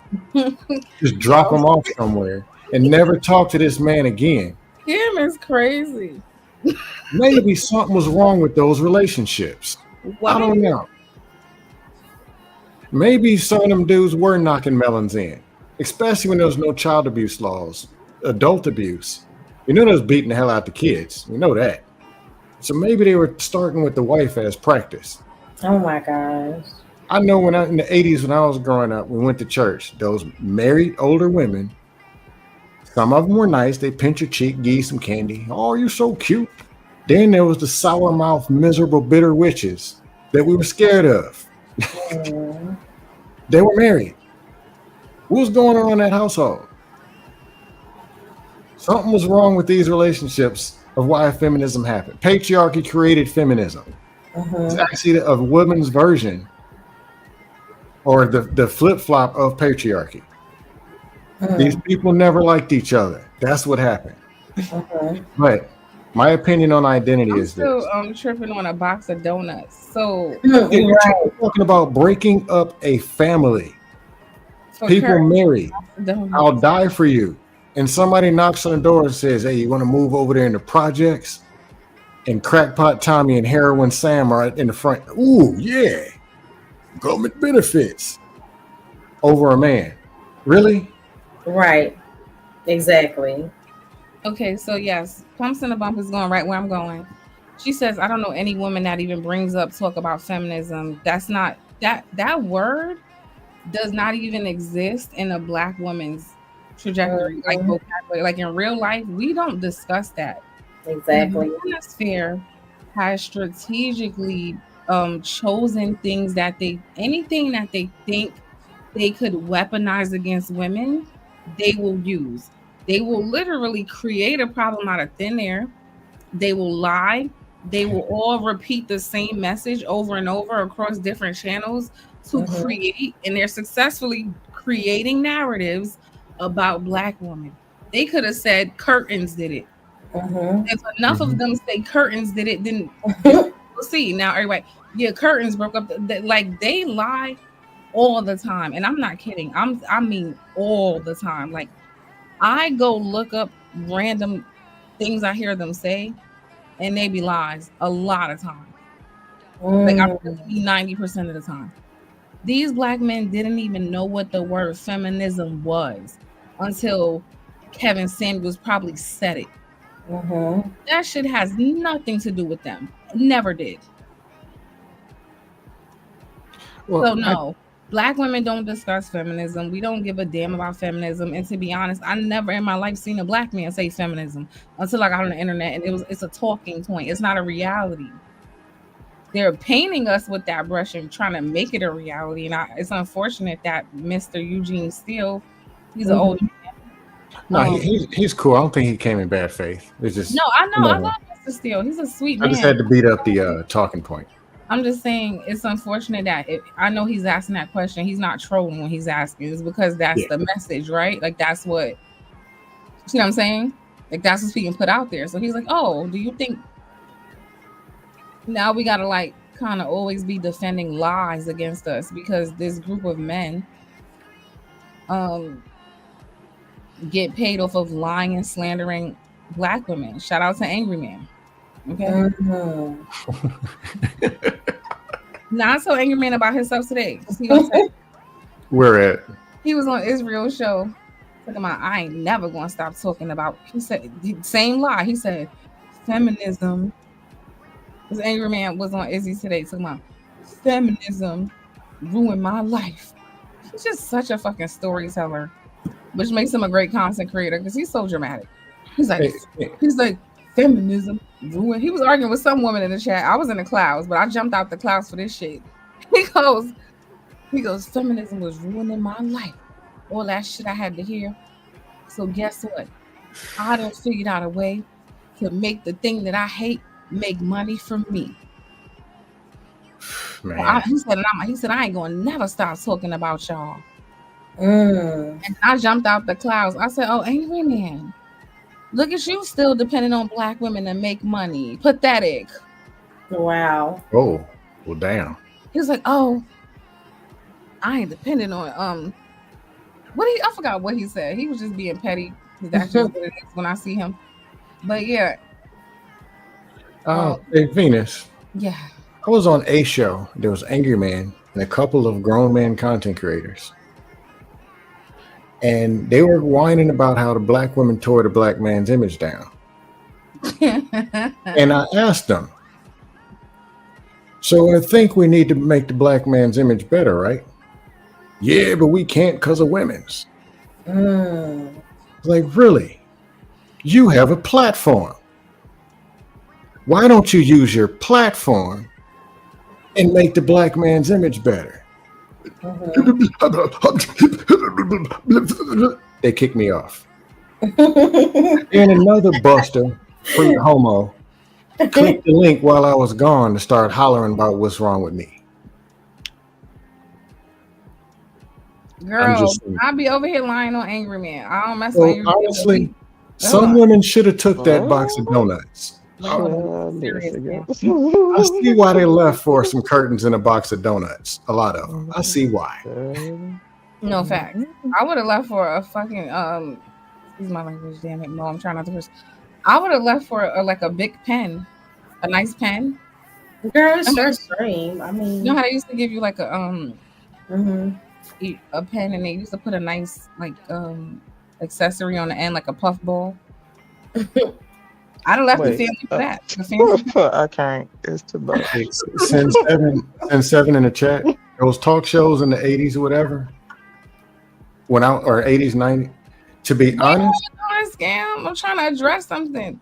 oh, go ahead. Go ahead. Love, do not lie on Angry Man over Love here. Okay? is in her own world.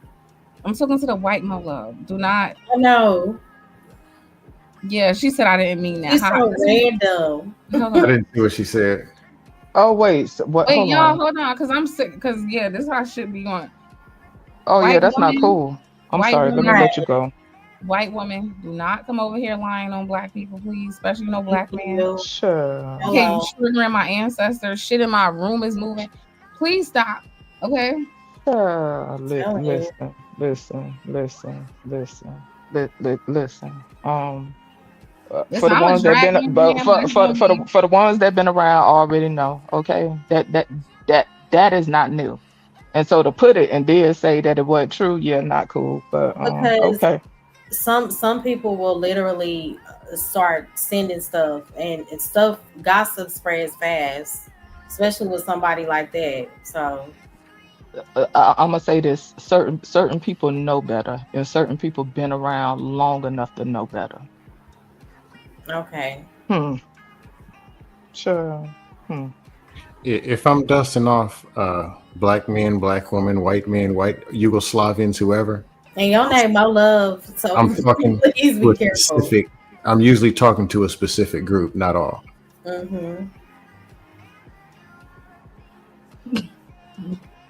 Okay, wait. That's why we are now. You really take a pen over the father in the home?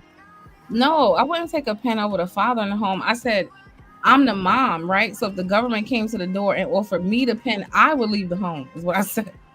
Okay. No, I'm going to leave the father in home with his kids. I'm leaving. That's what I said. yeah, she missed the whole thing. We're talking about more the dudes who are way out of control cracking this garbage. Those are the dudes that you do leave for a box of donuts. Because you probably shouldn't be there with them anyway. I just hate when people can't understand a joke. But we were kind of, yeah. Anyway, let's move on. But I forgot what I was saying. Oh, identity. America doesn't have an identity, or the one that is trying to be given is actually a lie itself. Mm-hmm. Freedom, independence, and whatever. Capitalism and corruption and whatever is America's identity, and it spills over into a lot of extra stuff that's going to affect the people who are at, anywhere towards the middle and the bottom. So it's going to affect black women. It's going to affect black men. It's going to affect broke white women, broke white men, dusty Yugoslavians, immigrants. But there's not an actual set identity that we're really supposed to be and that we already are, other than following God, for those who believe in God. Everything else is just other stuff. So kind of what do we expect people to be, given how we live and what's been going on since the beginning of time and what's going on now? That's just my opinion.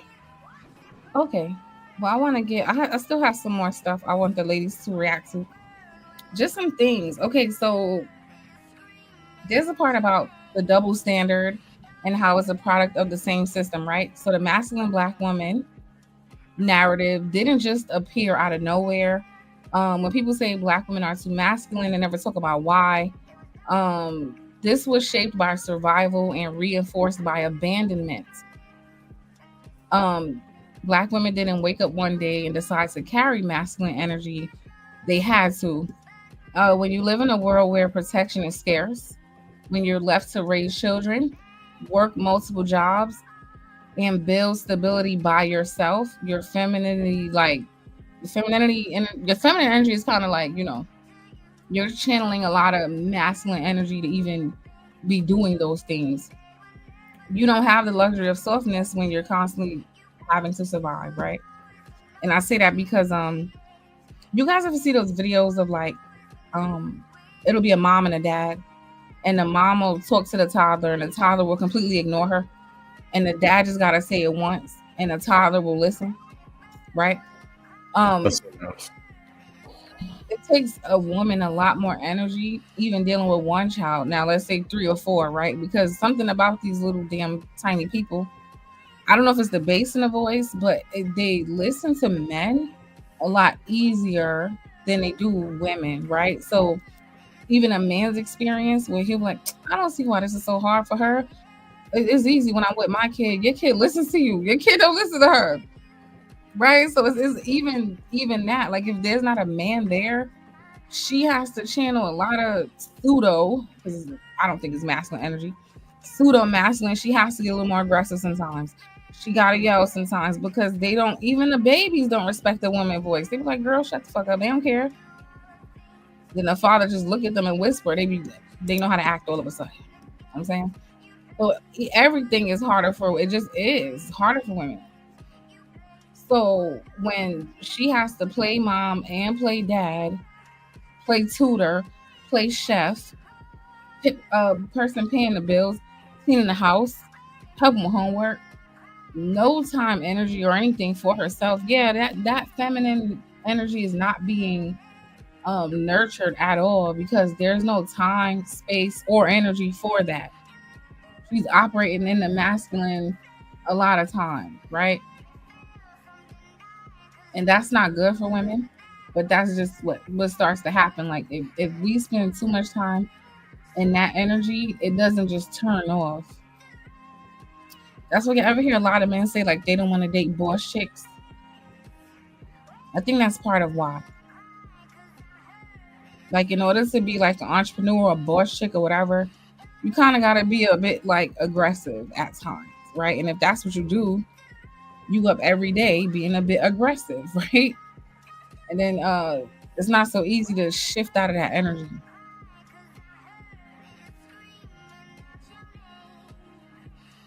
Ladies, did you have anything? I was just going and going.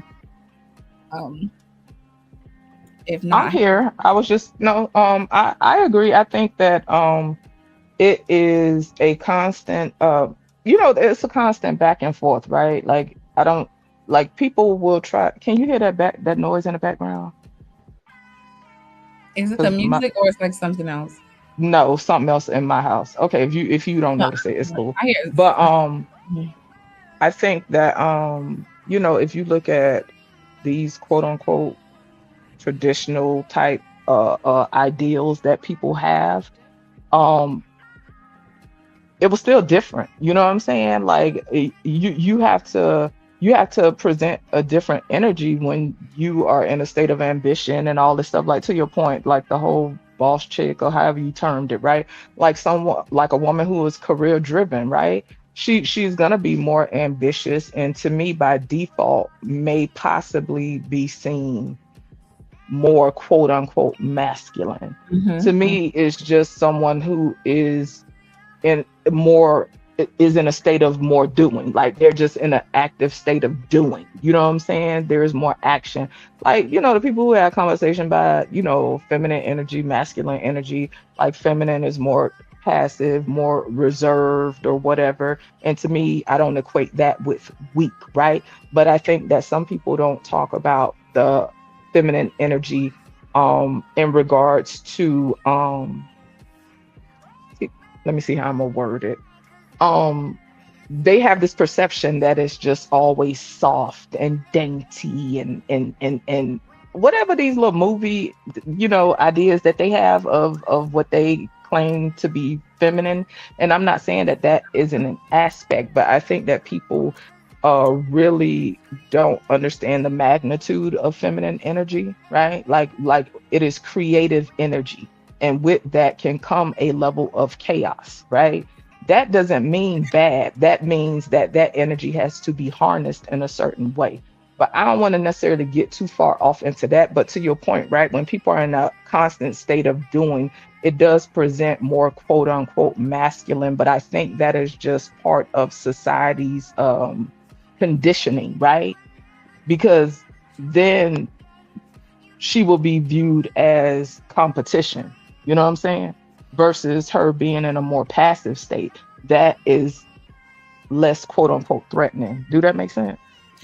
Absolutely, because I feel like these men are haters now. Hell yeah, I can see that. They don't want you in nowhere near a competitive state. And the crazy thing is I don't want women competing with men, but I do understand, like, in a capitalist society, you kind of are. You know what I mean? Like, if You're just going to be put in that arena by default, right? If you're an ambitious person, you know, like me necessarily, like professionally or whatever, I can't say I have been like extremely ambitious, career driven. Like I'm one of them people that is more just in my creative state. And I'm just I don't know how to word it. I could be competitive in some aspects, but like you got some people that's just really wired where they just ambitious as ever. And I don't knock women like that because everything has its place. You know what I'm saying? Like, I'm not the type of person that's going to look down on a woman for being ambitious. I'm not going to even look down on a woman who want to stay home. Anything in that regard is an exchange. You know what I'm saying? So it is what it is, and it just come with the territory. Okay. Cyber says, I think it's time we stop accepting these brands. I pay all my bills, hair done, nails done, smell good, and clean house. Where's the masculinity? Listen, I'm not even saying I agree with it, right? I'm just speaking to the things that are said about Black women. That's all. I don't really know you to say that you are. But I agree, Mel. She said feminine is many things. It's not just being quiet and dutiful. It takes strength in many ways. Yep. Agreed. Did you mention like I guess, or did you use the term like hyper independent? Because I think that some people and to the conversation, right? I think that many Black women can be hyper independent, but I don't think it's because we just decided, oh, I feel like being hyper independent. You know what I'm saying? I don't. To your point earlier, right? They were put in positions where they just right. It's not like Judge Jay, real quick. This is what I was talking about with the double standard. Again, it's like it's almost like these people are evil and they want women to suffer and die, right? Because again, you put women in situations where they don't have a choice. And then when they do what they have to do to survive, then you blame them for it. So in my mind, well, what was the alternative? Would you have preferred to see her just completely fail and wither away? To me, people who operate with that type of mindset, or at least that have that type of dynamic, right, where you damned if you do, damned if you don't. To me, people like that can't see themselves. Like, they lack awareness of themselves, right? If I put a person in that position, right? If I said, like, let's use a stereotype, right? Like, if it's a man and a woman at home, he work all the time. She start complaining that he worked too much, right? So then he cut out a day or two of work, right? You don't listen to me, right? So then he started listening. Then it's another complaint. At the end of the day, it ain't really got nothing to do with him in that aspect. It's about her lacking awareness in how she contributes. So people who think along them lines, right? Oh, now it's a problem that she actually doing what you put her in a position to do. I say shut the hell up and just be aware that you contributed to that dynamic. It makes no sense to me, right?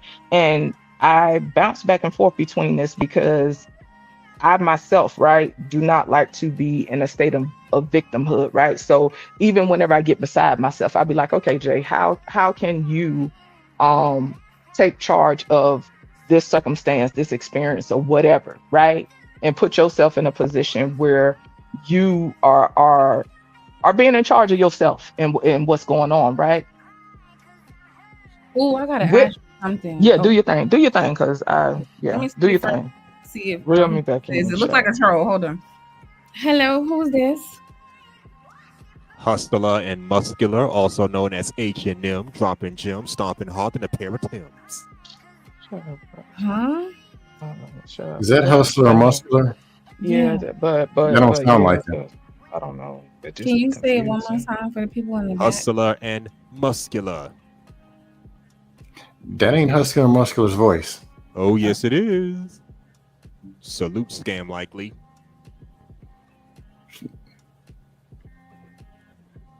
Keep talking. I said salute to you. How you been? Was good. Okay, either way, what's going on? No, I know hustler and muscular. It just doesn't sound like him. But I ain't heard from him in like a year or two. And longer than that, actually. Yeah, that's him. That's Not him. that kind of confidence, and you ain't speak to the man in years. No, it's him. I know who he is. Okay, I'm just trying to see like what he had to, because I know Mo probably has a lot to say. Oh, you want to I'm ask? just listening. Oh, okay. Well, before he gets Salute, that, Mo before I forget, I wanted to ask Hey. you. Oh no, I was just speaking. My bad. Oh, it's okay. Go ahead. That you were saying something. It's okay. I wanted to ask Just Jay and you too, Mo, and the ladies in the chat, right? Because she said something about like whenever I'm paraphrasing, whenever she's going through something, do you guys allow yourself to feel and acknowledge how you feel, or do you try to force yourself to like move past the emotion and then get mad at yourself for being emotional? I'll let you go first, Mo. I was texting my son. I'm gonna have to answer in a few minutes. Oh, okay. Well, for me, I find it could be a mixture, but I ain't gonna hold you, Venus. It depends on the situation. It depends on the parties involved. You know what I'm saying? I ain't gonna hold you. I will bounce back and forth because I know I could be emotionally reactive, right? But what I found is when you are in a environment where you could be safe with how you feel, and it's not dismissed or minimized or made light of or whatever, you can express it and move on rather quickly, you know. And I make effort to show up for my kids in that way when they frustrated about something, because I know if I stifle that, if I dismiss it, if I just like gloss over, all that's gonna do is build up. You know what I'm saying? So me, I find that sometimes I'll get annoyed with myself for investing too much energy in something, because a lot of things that we do get quote unquote emotional about is usually things we can't change anyway. You know what I'm saying? So me personally, I try to work on regulating in an effective way, but sometimes I mess up big time and I just go in. You know what I'm saying? Because for me, it just be built up frustration of not feeling heard or not being heard. You know what I'm saying? Yeah, that's something I'm newly coming to, like being like, okay, this naming the emotions, like that's a new thing for me. Even not just in my own, like, what do you feel right now? Okay, I feel sad, or I feel rejected, I feel I don't know, left out, whatever it is, right? Like actually, right. I found that kind of helps me process like what I'm actually feeling.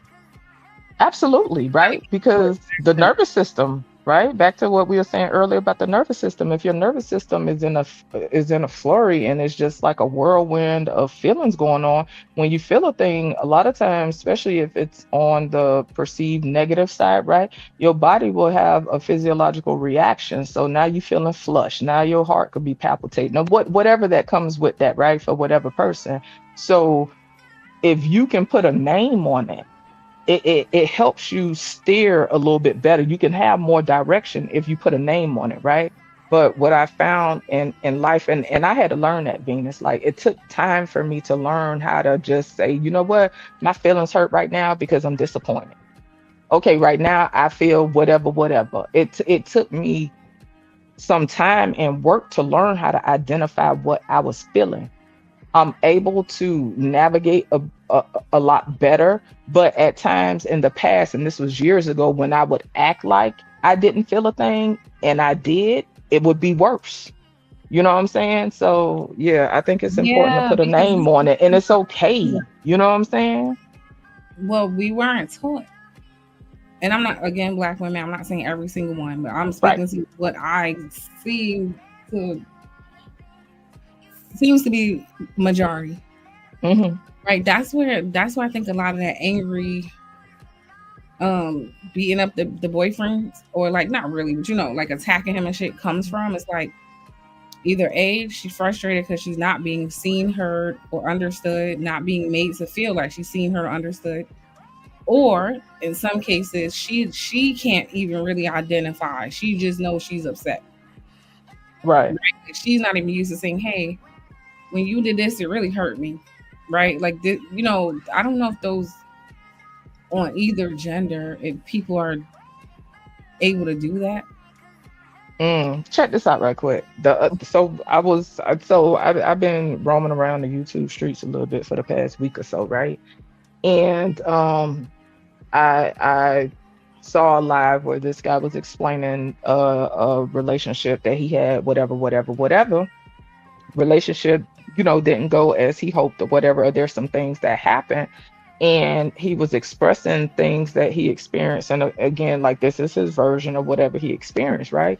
And people was trying to explain to him that what he was experiencing was abusive, and they was trying to empathize with him, like basically saying, like, I can understand why you felt the way, or why you was hurt, because you was vulnerable. And then the person kept saying, I wasn't vulnerable, but like the way he was like bucking was insane. Like he was fighting it, and it just showed me, like, wow, he really doesn't, he either don't have the awareness, or he's not able to come to terms with that, right? And everybody have different points in their life and in their journey where they are not ready to accept the thing, right? Because sometimes that pain or that hurt or that whatever it is too big to feel. So sometimes our brain will be like, you know what, we can't do this right now because we gonna shut down. So let's just go put this in the corner. See, but a lot of times we don't get back to it when we put it in the corner. You know what I'm saying? To me, it's nothing wrong with a person saying, hey, this is my experience and this is how I feel. Now, me personally, I have to learn when to pull back and say, okay, Jay, you already said it. You know what I'm saying? Now, what they do with it is their business. You know what I'm saying? You done said it 15, 20 times. So are you in delusion, right? Are you delusional right now? You know what I'm saying? You done said it 15, 20 times. Are you delusional? So then I got to check myself. Oh, okay, Jay, hold on. Let's bring it back, girl, because you done said the same thing over and over. That let's have a come to Jesus moment. So now, yeah, it was about that person when you didn't feel heard, but now let's bring it to you. What's in your control? Because right now you acting delusional. But what happens, to your point, Venus, a lot of times us as women, we can become what people will perceive as unhinged, right? And then, like you say, it'll become a cycle, because then you'll be slapped with the crazy lady label. You know what I'm saying? With the actuality, you just want to feel hurt. And I ain't gonna hold you, Venus. It's been times where I just done straight up told somebody, you know what? I just need a hug. I just need a motherfucking hug. Like, yo, my ex used to say that, and it fucked my head up, Judge Jay. My ex used to say that in the middle of an argument, and I got mad because I felt like you're trying to manipulate me. Yes, it makes you see red, because it's like it's gaslighting. I know people use that a lot, but it's gaslighting. Like, sir, I'm going. No, if you're talking about, can I have a hug? What the fuck? Like, what? That is dismissive. It's dismissive, right? Like, oh, let's get over it. Let me hug you. Just like you got some dudes that feel like if they blow your back out, you'll be all right. Nah. Some think if they give you a couple dollars, you'll be all right, right? And you got some people that might be built like that. So let me speak for myself, right? I'm the type of person.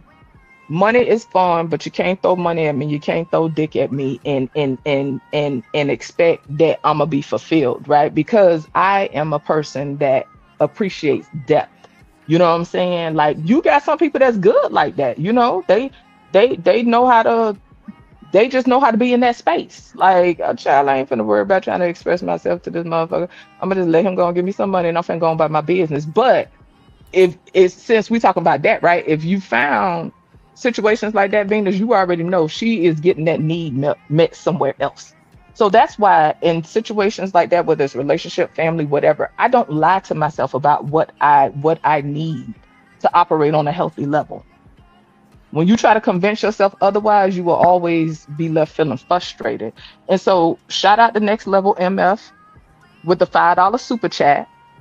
Can I ask the question that he posed, Venus? No, I'm laughing because I love how you just transition right to go ahead. Because I saw it and I'll be wanting to get it for the money. My bad. No, like, nah, you just go ahead. Hey, Just Jay, can I give Yes. a quick response before you get into the question? Well, shit, ask Venus. This her pedal. What? Venus, can I give a quick response before you get to the question? Please don't interrupt the super chat. No, it's not. No. Go ahead. Some of those meltdowns or women being emotional or conflicts, men were not taught how to handle those. That's true. I mean, and it could be a decent, that could be a Dusty who don't want to hear it, but it could be a good dude. You're arguing, or you could just be quacking. Yeah. But we weren't taught at 19, 23, 28, this is how you handle that situation. We weren't. I agree. Just being honest. No, I agree, and I know it's not an excuse. I definitely agree. So Next Level is asking, do the lack of Black male presence makes Black women step into a more masculine role, especially when it comes to kids? Absolutely. And I ain't even got kids, but I know that's a fact. Yes. Listen, I think the lack of Black male presence make Black women step into a more masculine role when it comes to a lot of things. They don't have a man to help them, so yeah. Listen, I'm gonna be honest with you. I'm gonna be all the way honest with you. You could have a man and still be the one like running the show because Carrying load. Yeah. I mean, in general, women typically carry the load with children anyway, whether they are married, whether it's a man in the house, whatever.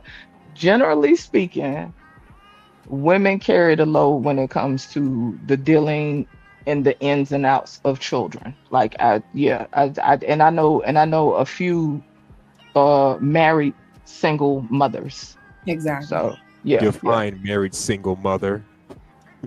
I've been hearing that. Explanatory. Wait, hold on. Marvelous Opinion, thank you for the $5. He said, grab a coffee on me.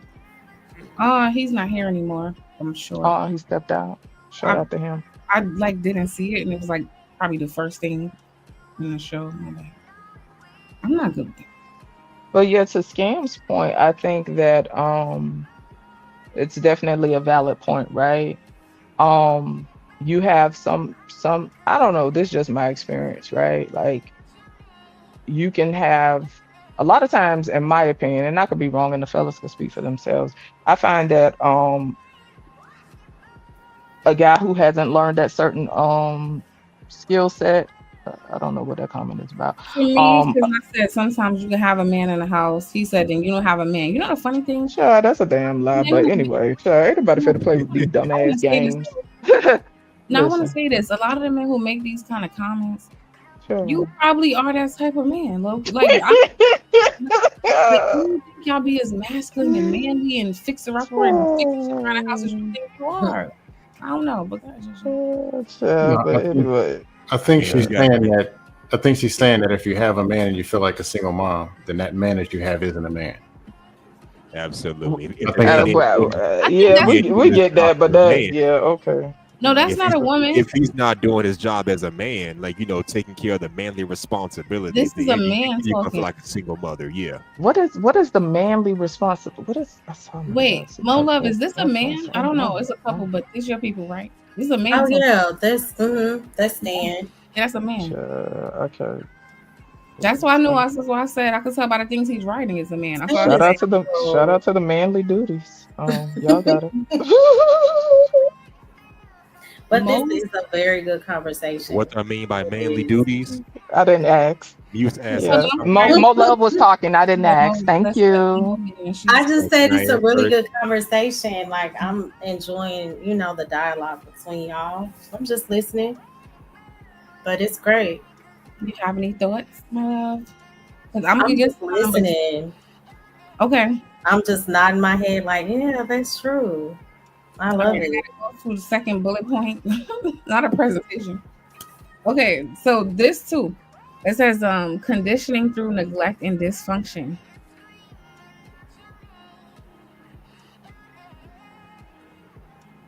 I'm sorry, you just saying it? No, I'm reading. I got a little slide. Oh, okay. Conditioning through neglect and dysfunction. Yeah, conditioning, like the men helped create the masculine women they complain about by conditioning through neglect and dysfunction. Like I Say said, it again.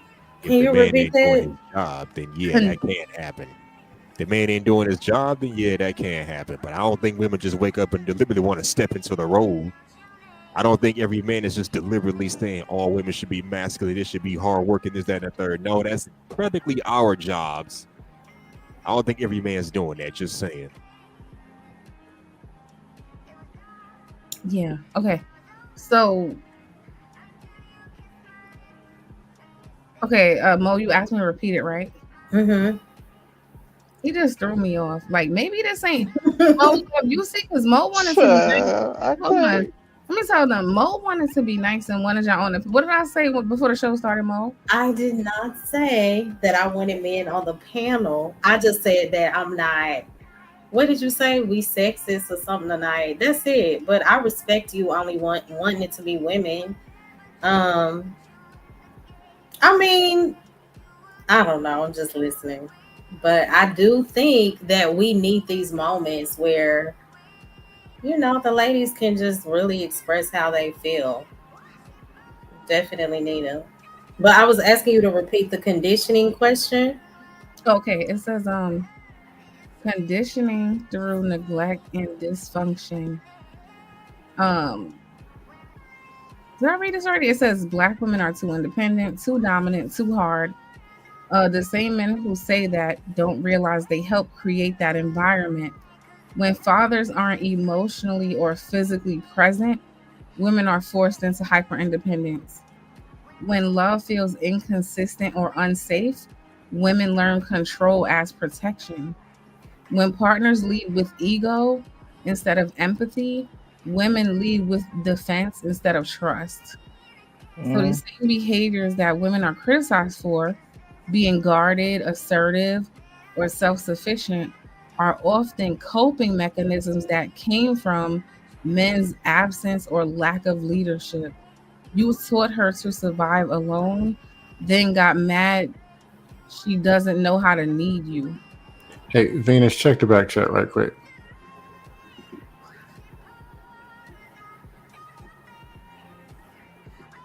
Mm-hmm.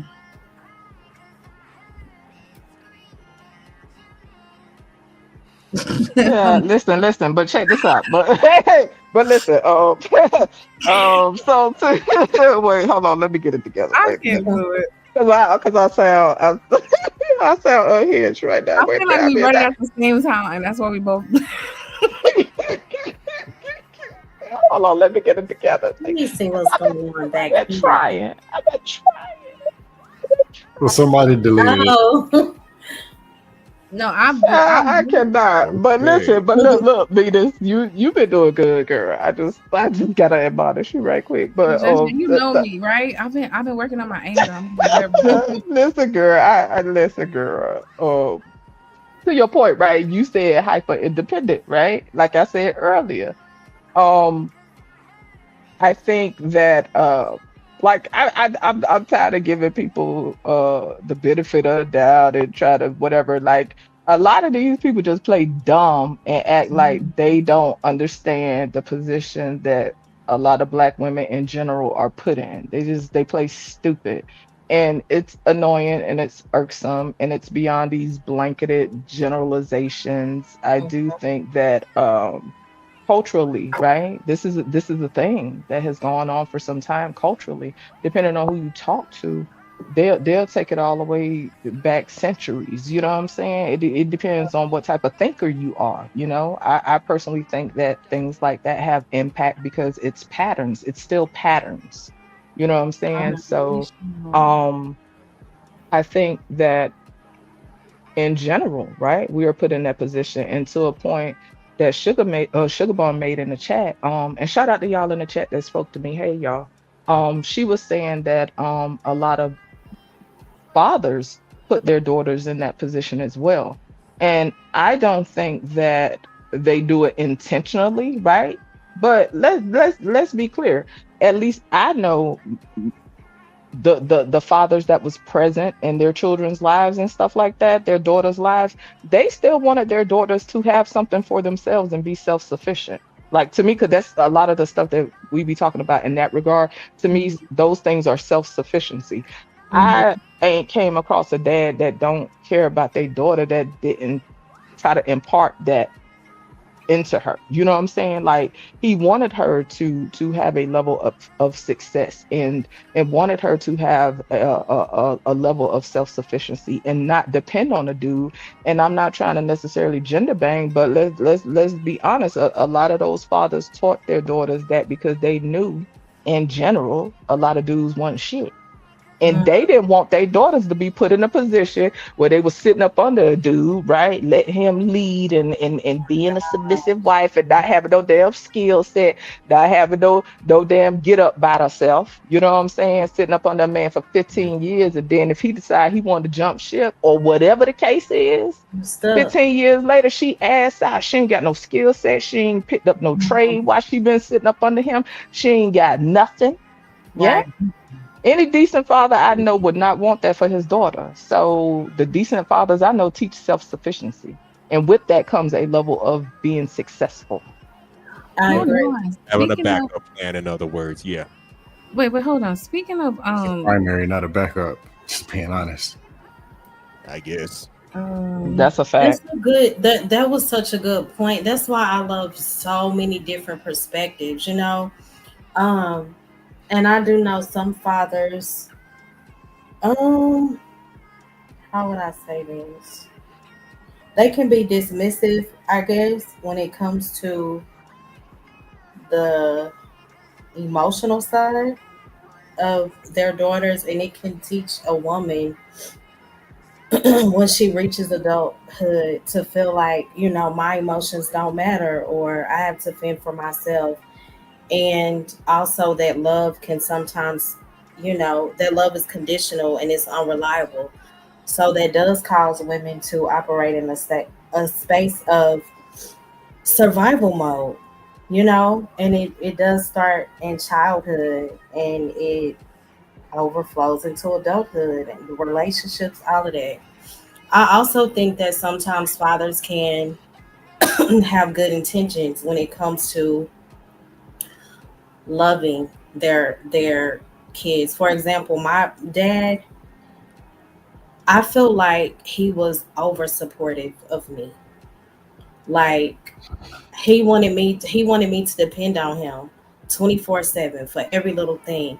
And I would have to tell my dad, I gotta figure it out. What's gonna happen when you're not here? You know? And I noticed, like, as I got older, like I'm basically still at my age. Like I have to tell my dad no. But I thank God for the balance of my mom. She was like, no, he's not, you know, don't depend on him for everything. You have to be independent. So I needed that balance because if it was just my dad, I think I would have been messed up. I would have depended on men more, you know, like I could have been that person in that space that you're talking about, Judge Day. I thank God that I did have my mama to say, girl, get out here and get it because you are not promised. You Do you know, think your dad did that from a place of fear, or just like where you think it came from? honestly, I think because I've went through so much health wise, so he Okay. always saw me suffering in my Say body. less. Say Yeah, less. That was his way of showing up, and sometimes it it could was be like I gotta protect overcompensating her. or Protect. Yeah, enabling. But yeah, you right. I get you. I but I get you. was like, Daddy, like no, you know, and he's finally learning with me being almost 40. Wait, I I got a gotta Hmm. question. Wait, be why did you independent, say Grew up at no? some point, right? Daddy. Wait, why did you say no, Mo? Now what do you mean? Like you said, like a lot of things he will offer you. You don't have to get specific, but you said a As lot of I things. got older, like it would be little stuff like I hear your brakes squeaking. Daddy, I know I got an appointment with my mechanic in the morning. No, let me do it. You need this now. Or he Sound always, like she was trying to do stuff on her own, is what I'm yeah, getting. and Yeah. it caused me to be like, it kind of got frustrating for me. Like I'm grown, I have children. Okay. They need to see their mom being independent.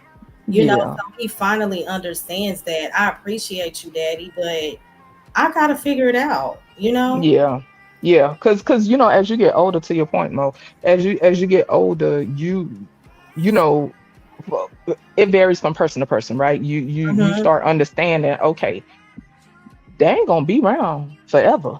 You know what I'm saying? Like they not gonna be present forever. And there's also a satisfaction that human beings in general get when they attain things on their own. Of course, support is needed, right? I think that a lot of challenges we face in life are extra difficult when we don't have support. And I think that's why a lot of people in the world just breaking down because of lack of community, Support. you No, know, it's not true. even when it comes to Lack of black folks, but just yeah, yep. supportive environments. You know what I'm saying?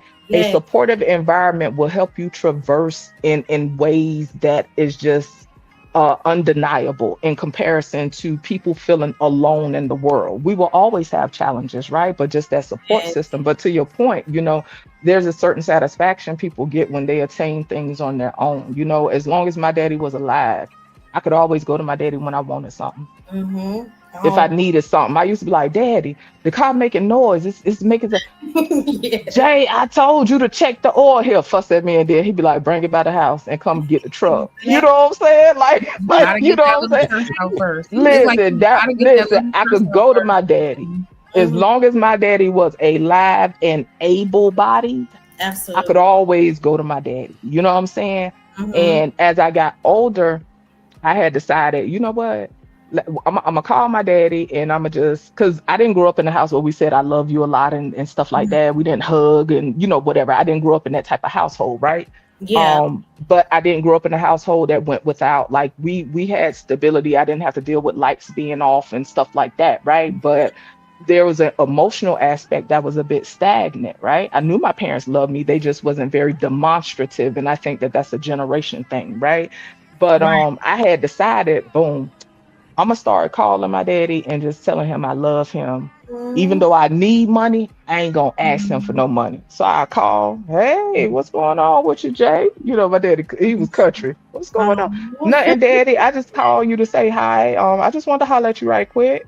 Mhm. And at first he would be surprised, y'all. He'd be like, oh, okay, you don't need no money. So sweet. No, daddy, I'm good. And then I remember the first time I told him, I said, I love you, daddy. He was like, okay, me too. Click. He hung You up the phone, y'all. Well, hot damn. Listen, we used to. he wasn't used to it, you know, but I did that and I felt a little rejected, but I knew it wasn't about me. You feel me?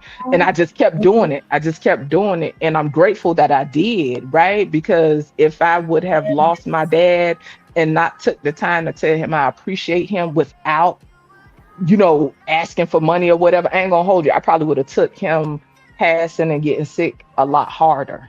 You know what Mhm. I'm saying? Like, and I think it just would have been a mind thing. But anyway, that you know, I don't want to ramble too much with that. But That's yeah, there's a certain satisfaction as humans that we get when mhm. we achieve things for ourselves. It builds our self-esteem, it builds our confidence and stuff like that. So even with to the point like we was talking earlier about the women who may want to stay home, right? Or women who because I want to just put it to relationships with men and women, right? Mhm. But if you're in a home where you depend on somebody else, right?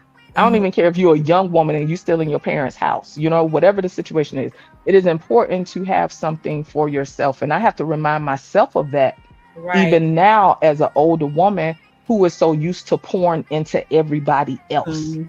How can I continue to function at the level that I do? How can I present myself in this sincere way and pour into others effectively if I ain't being poured into? And I think that a lot of women in general find themselves in that place, right? This constant pouring into other people. If you got children, you tending to children. If you got a spouse, you tending to a spouse. If you have, if you're a caretaker, right?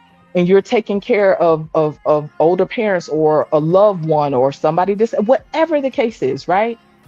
If you are constantly pouring, you have to find a way to replenish yourself. And if you are in an environment where you are not receiving that reciprocation, it could be very draining. It could be very, very draining. You know what I'm saying? I got a So question real quick. yeah, Because you yeah, kind do of your thing. you kind of leaning toward, well, we can get there later, but I do. Okay, I want to ask. Sometimes is that self-inflicted because we don't prioritize ourselves? And Absolutely. okay, and then the I other think. was I'm sorry. Go ahead. You got it. My apologies. Go ahead. part two. I just want to know if like well, I think I was saying this with Mo earlier. We were not taught. Stop saying we, like everybody, but a lot of those women who were in survival mode specifically are usually not women who were taught to consider herself at all. Right.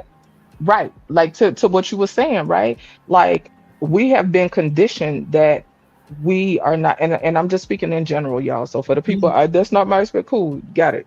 Cool point for you. Certificate, boom. Right. But in general, right? We have been conditioned, right, to have this idea that we don't deserve You gentleness, come last right? and everything else first. Right, Everybody right. first. You ain't no real woman if you ain't this, that, and whatever. But yeah, motherfuckers will have you. I'm sorry. But people will have you to the point where you run yourself ragged. You'll have bags under your eyes. You'll have patches in your head. Listen, my hair already thin on one side. I ain't got time to be having a head full of patches, dealing with people getting stressed the hell out. Like we was talking about that cortisol and stuff earlier. You will make yourself ill. And to your point, Venus, also, right?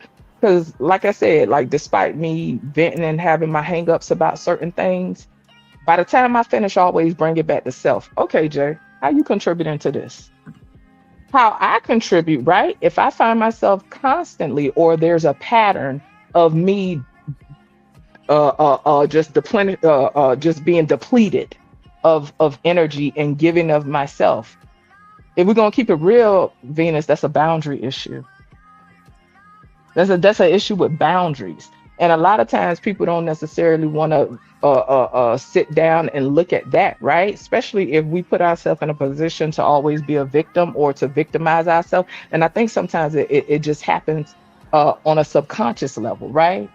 But that's the issue with boundaries, just like parents, right, who take care of their kids until they extra grown, and then the adult child is still manipulating the parents and not, whatever. That's still a boundary issue. At some point, they gonna have to decide, okay, do I withdraw my support? But then they're guilt tripped. You know what I'm saying? So boom, let me give you another $50, whatever. But that's an issue of boundaries. And that's something that we all can benefit from in regards to just, regardless of people's confidence level of self-worth, whatever, it varies from person to person, right? But we all can benefit from having healthier boundaries. I don't care if it's at work, if it's with your family, if it's in an intimate connection, if it's whatever. We can all benefit from having firmer, healthier boundaries. Hold on, because you just mentioned about bald patches. Yeah, like people. Yeah, you ain't never seen them women. Listen, I ain't trying to be funny. You ain't never seen the people get run ragged. Listen, I've known women that have. Girl, listen, that's what I'm saying. Okay, I just wanted to. You better swipe that bad boy to the side. Child, listen. I I just want to give the Y'all know ladies. y'all done seen women losing hair and be having bags on her eyes. She probably already anemic and stuff like that, stressed the hell out, hair all frizzy and lacking moisture. Listen, people will run you ragged, man. You got to be careful out here. And that includes me. Like I ain't acting like I got all the answers. But that's why I say it's a boundary issue. Because I know at times in my life I have had issues with boundaries. Like, okay, Jay, you overcompensate, and you got to make room for balance and overcompensating, right? If we want to get deep with it, that comes from a place of low self-worth. When us showing up, right, in connections, whether it's our friends or intimate or whatever, any connection that we have, right, aside from work, because you're expected to perform, right?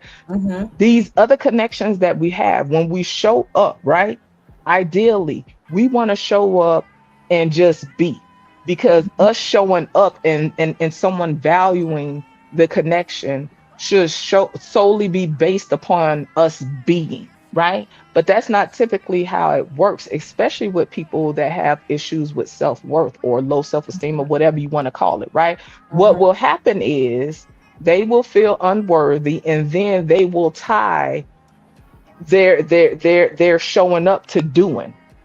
And so it's times in my life where I've had to remind myself, Jay, your worth isn't tied to you doing. Your worth is tied to you being. That's so good. And you will have some people that will try to psych you out and make you feel like your worth is tied to you doing. It is not. Simply because we exist. Judge Jay. Oh my God. That's so true. I'm so brainwashed. No, listen. No, Yeah, listen. Anything I be talking about, y'all already know. I be getting that work firsthand, baby. Listen, No, I ain't I'm exempt telling around you. this thing. Cause I be going through the same shit. Like in my head, like, yo, you do not have to do so damn much. But I'm just used to doing Just so be doing too much, girl. I be fussing at myself, girl. Sit your ass down. You be doing too much. it's very hard to sit your ass down when you never used to sitting your ass down. That's a fact. But let's be clear, right? Remember now, me and you have mentioned this before. You're a lot more ambitious. So I think people who have ambition and women who are ambitious and career driven and stuff like that, I think that hit a little bit different. But I also think that can be, I think if anybody isn't careful, right, they can get in this cycle of overperforming and overdoing. You know what I'm saying? Like, Yeah, of course, if you got goals, you want to make it happen. But I think that we all have to be mindful, you know? Yeah, priorities change too, you know. Next level, mother effer. Is that what the MF is? Girl, that's moving forward. But that's what I say in my mind every time, girl. It's moving forward. He be trying to get people attention with that MF, but go ahead. He trying to be a positive black man, and look at us. He said, "Mother effer." Thank you. Next level, $35. He says, spiritually, no woman is 100% feminine. I agree. Both men and women embodies both feminine and masculine energy. Need a balance of both to lead to wholeness. Amen. Agreed. I don't think women are supposed to have more masculine than feminine, and I don't think men are supposed to have more feminine. Yeah, we both have both, but typically the genders, you know, women are supposed to have more estrogen, men are supposed to have more testosterone. That's why when women start getting testosterone, all type of shit get messed up. Same for men. When they get like too much estrogen, they start getting boobs and all type of weird shit. I don't know. Their sex drive don't work right. Women get too much testosterone, they get in their places and shit. We're not supposed to do all that. We're supposed to do all that. I can't speak to others, right? But I can speak for myself. I prefer not to be in that constant state of doing, but I can't hold you. It's a constant it's a constant work for me personally, and it's simply because my life experience and just how I've been conditioned, right? And regardless to the different talking points and stuff like that, men have been conditioned a certain way, women have been conditioned a certain way. You know what I'm saying? And so we're also in times, and these are just my opinions, right? We're in times where things are like there's an upheaval, you know what I'm saying? And things are changing And a lot of things are changing fast, right? And I think these conversations, these challenges that are coming up in society in regards to dating and men and women and all this different kind of stuff, it's because we are dealing with so much change, right? So we trying to accept change, and we also deal with the conflict, the internal conflict, right? Because like, just based on my meditations and different things, like, I subscribe to the belief, when I can relax, I subscribe to the belief that all conflict ultimately is internal conflict, right? Like, whatever conflict I have in life, it starts with me. Like, and it starts with my perception, how I hold it based on my values, my experiences, et cetera, et cetera, et cetera. You know what I'm saying? But yeah, it's just a lot going on. And I think that in different ways, we, just meaning men and women in general, like, we're trying to catch up. Some are yielding and not having as hard of a time as others. You know, things are generational. It's so many different variables, you know, but we definitely dealing with some different times. And I think that people in their own ways are trying to catch up and are also coping the best way they know how. And I think that's why a lot of people are lashing out in general, men and women. And right now is, I don't want to get too off topic, but just with the way what Trump is doing, technology is doing, jobs, layoffs, Baby, things are changing so quick. It's kind of hard to know what the next best step is. listen, it's scary. And I think that is leaving people a lot more, quote unquote, unhinged, even more so, you know what I'm saying? So you already got these different dynamics amongst men and women on top of dealing with this unstable environment, you know, at least the most unstable I've seen in my life, you know what I'm saying, in regards to the administration. You know, there was a time where people, communities, families, or at least even if it wasn't families within that one household, we still had extended families, you know what I'm saying? We still hung out with cousins, et cetera, et cetera. There were still people in general to lean on a little bit more than now, in my opinion, you know what I'm saying? It was. And I think that hit different. So now we're dealing with all these changes, all these fluctuations, and it's less people to lean on, right?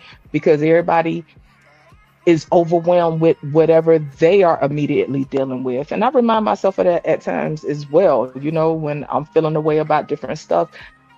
Most people are consumed with their own stuff as it is, right? And so we want people to show up for these connections that we have, right? Which require effort. And that's what I meant by burnout earlier. People so consumed with what is going on in their immediate, like what like in their small circle, that it's hard to show up in meaningful ways for other people. But to me, the problem is we lack showing up for others. And so to me, it's like a cycle. You feel me? We burnt out, and it take effort to show up for people, but we ain't got the energy to give to show. You know what I'm saying? Gosh, right. I just feel like it's a cycle. It's a very it's just a weird cycle. And shout out to Brand Still with the 149 super sticker. Shout out to you. And yes, Brand, I saw you earlier. You said need a hug. I went and claimed you. See, so that let me know that you possibly don't have the type of depth that I appreciate in connections, because for people, certain people understand. Yeah. Because remember when I said sometimes I just need a hug, right? He was like, I wouldn't claim you. Child, listen, that let me know. But check this out. There are some people that understand the power in a hug. There is healing in hugs. Now, like I said, like I shared with y'all earlier, I didn't grow up in a house that really hugged a lot and stuff like that. But I have come to be a person that loves to hug and embrace, because there's actually healing. Y'all ever see people that be trying to keep it together, as soon as you hug them, they just, child, listen, them shoulders be popping, honey. They be popping because people need a hug. There's healing in hugs. You know what I'm saying? Remind me of But my that brother. requires vulnerability, and let's be Yeah. real. A lot of people don't want to be vulnerable nowadays. A lot of and people have different reasons for that, and that's cool. You feel me? But yeah, there's power in a hug for sure. You remind me of my brother. I used to keep telling him like, I don't want you touching me, okay? And yeah, because you ain't want to feel it. Right. Yeah, he don't care, and that pissed me off more. Like, Now he stop. just grab you. Now he just grab you, No, and I then was trying to get you be him. crying and punching. Let me go. No, I try to give him a little church hug. Oh my God, you know, hi, I love you, happy to see Girl, you. don't get me started when I first started Then going to he go, church, girl. I try to give my brother Mm-mm. the church hug.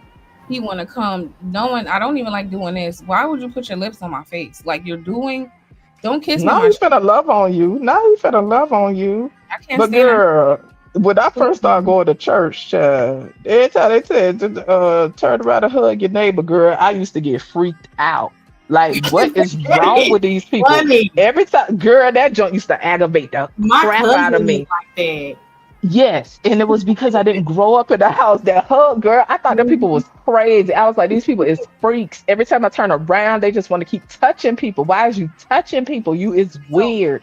But I've come to learn that there's healing in hugs, though. I was gonna say you're the opposite of me because I grew up like you too, right? It wasn't a lot of affection, Uh-huh. so I don't. I'm very. I mean, even I don't like people touching me. Like Yeah. unless somebody I'm dealing with is very hard. Like, don't touch me. I I cannot. ain't trying to get all in your business, but do you think? See, because I don't want to try to put it out there that people that require less touch is like, I'm not trying to imply that something is wrong with people that don't require as much touch, because there are some people that require less touch for different reasons, right? But do you think that from your experience, do you think that like you're just conditioned that way, or like Yeah. I don't know how to word it. Do you think it's No, just a I think condition, I guess? yeah. Because with the way Okay. you said it made me think of like, damn, I grew up like that too. Like my mom wasn't really big on that, Mm-hmm.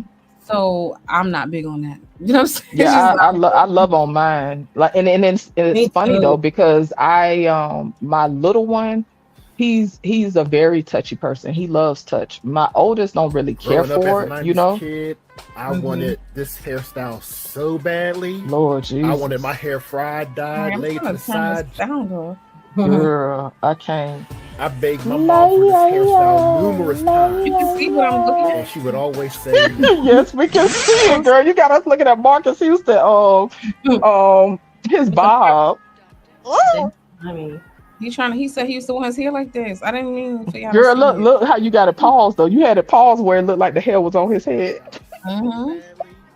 I wanted my hair fried, dyed, I was going through the hairstyles because you said if we get stressed out, so I was just trying to see like with the Well, he still look pretty healthy, you know. I- His yeah. Well, you know.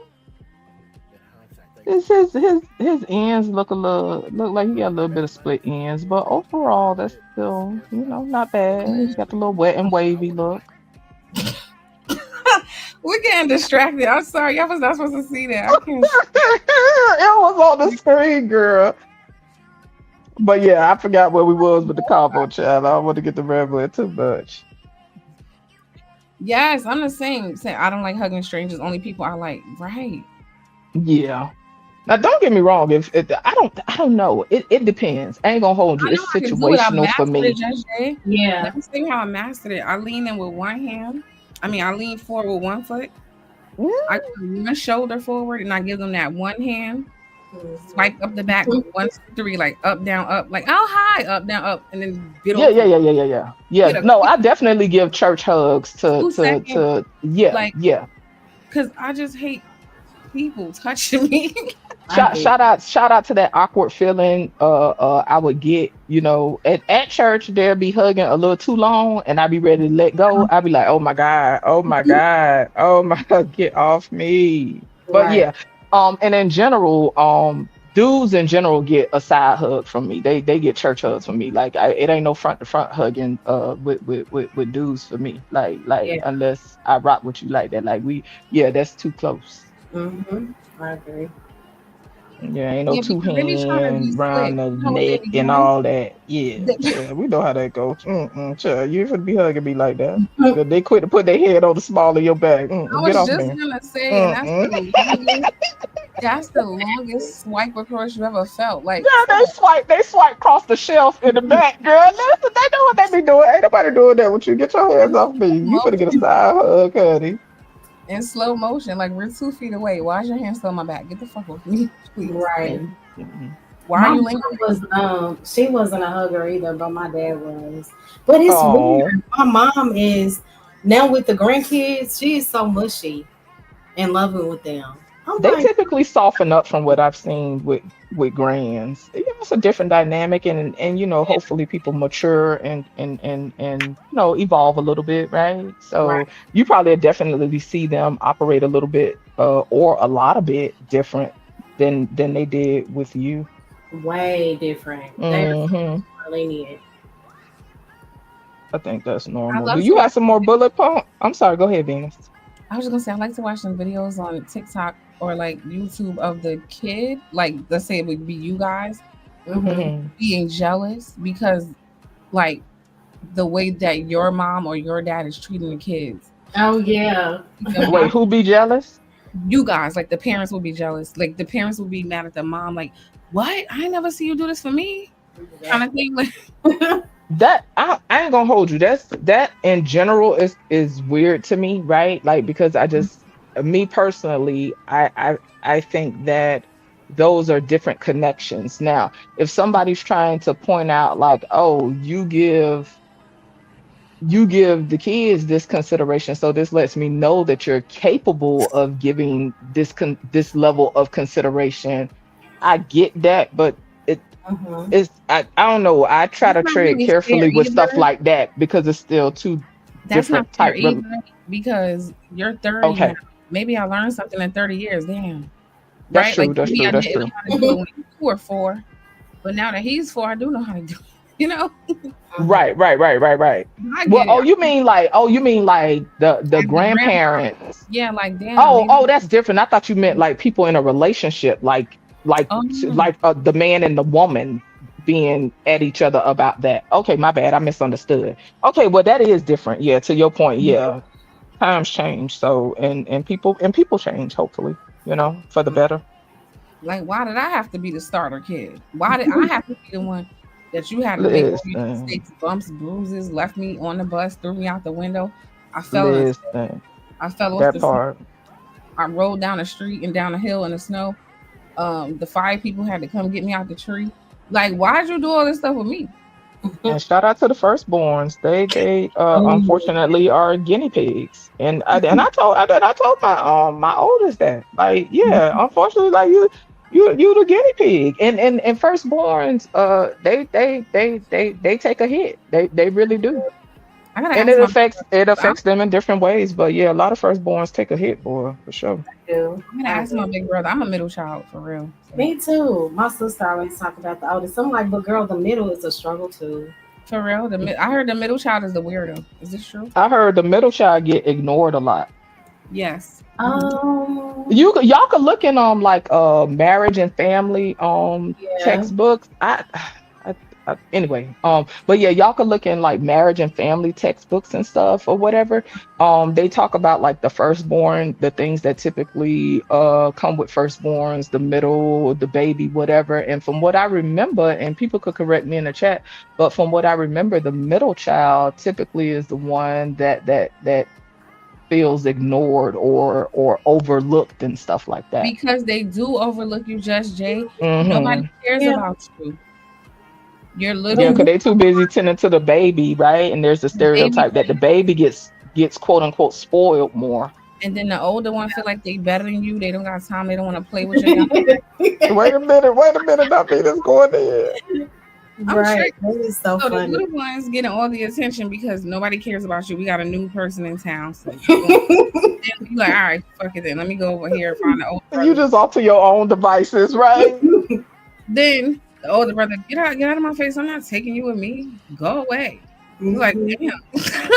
And my kids have a huge age gap. So I don't know. The age gap is huge, How and many years? it's been times where people have thought my little one is my oldest child. You know what I'm Mhm. saying? But the way they go at each other and stuff, like the oldest stay chumping the little boy. You know what I'm saying? And Okay. he's so small, he just be whooping on him and stuff like that. You know, they be play fighting or whatever, but they act crazy as ever, and the little one adore the Oh. oldest. He absolutely adore him. And like you say, they be wanting to follow around and stuff like that. And he be like, no, I be like, don't be talking to him like that. Then we all be up there chatting going on in the house or whatever.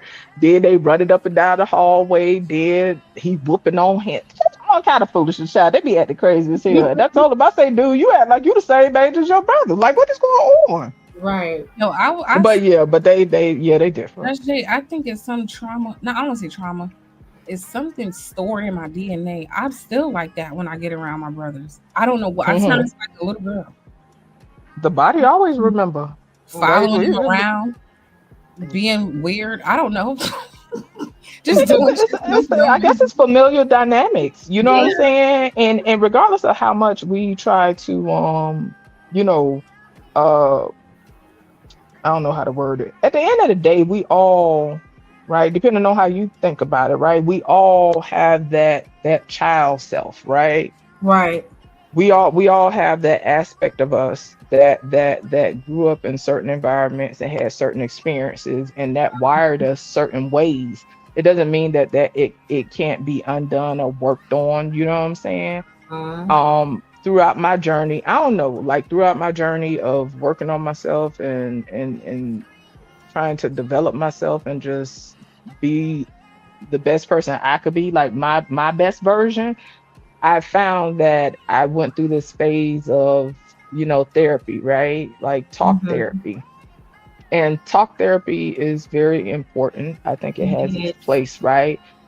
I evolved out of talk therapy, and then I went into other modalities, you know what I'm saying, of development. And um I got to a place where I didn't want to talk no more. Talking, I did enough talking, right?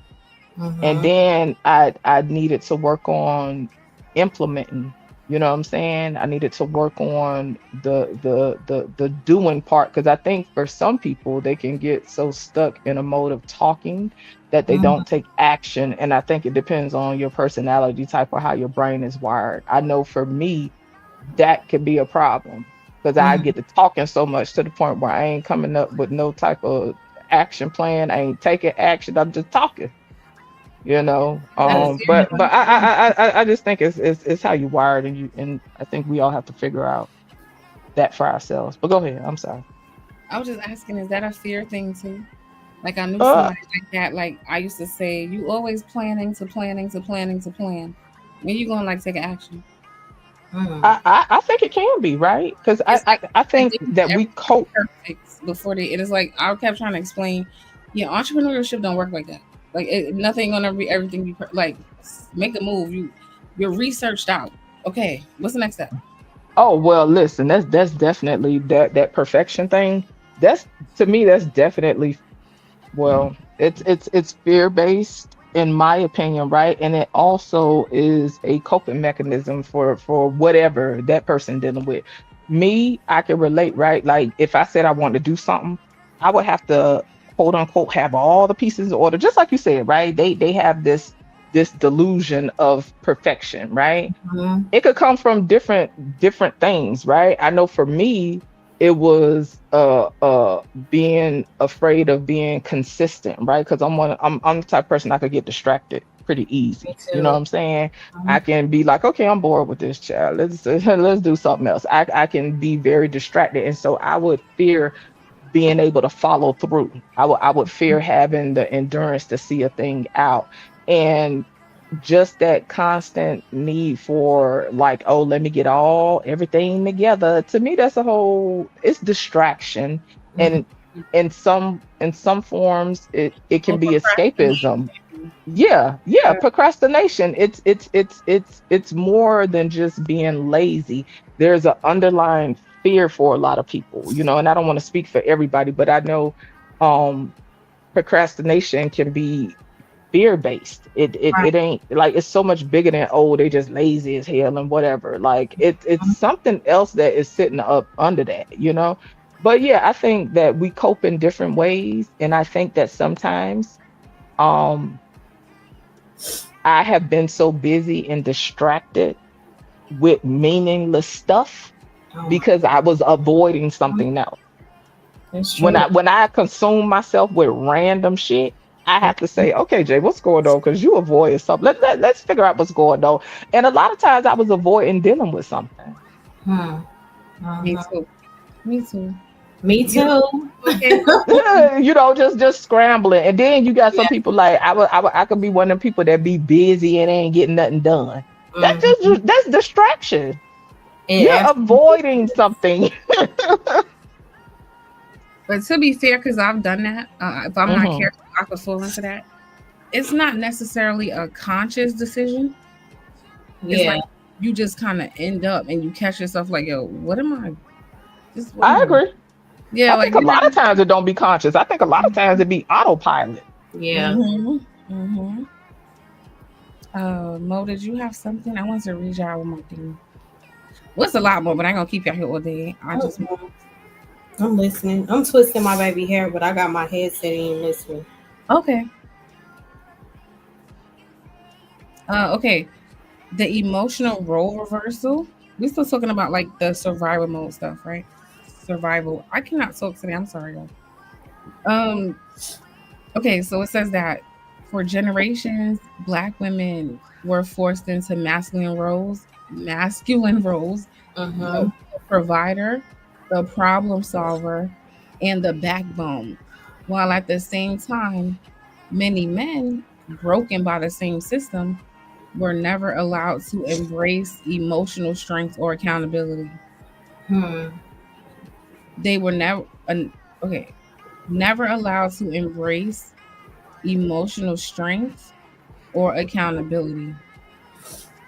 So we ended up with reverse dynamics.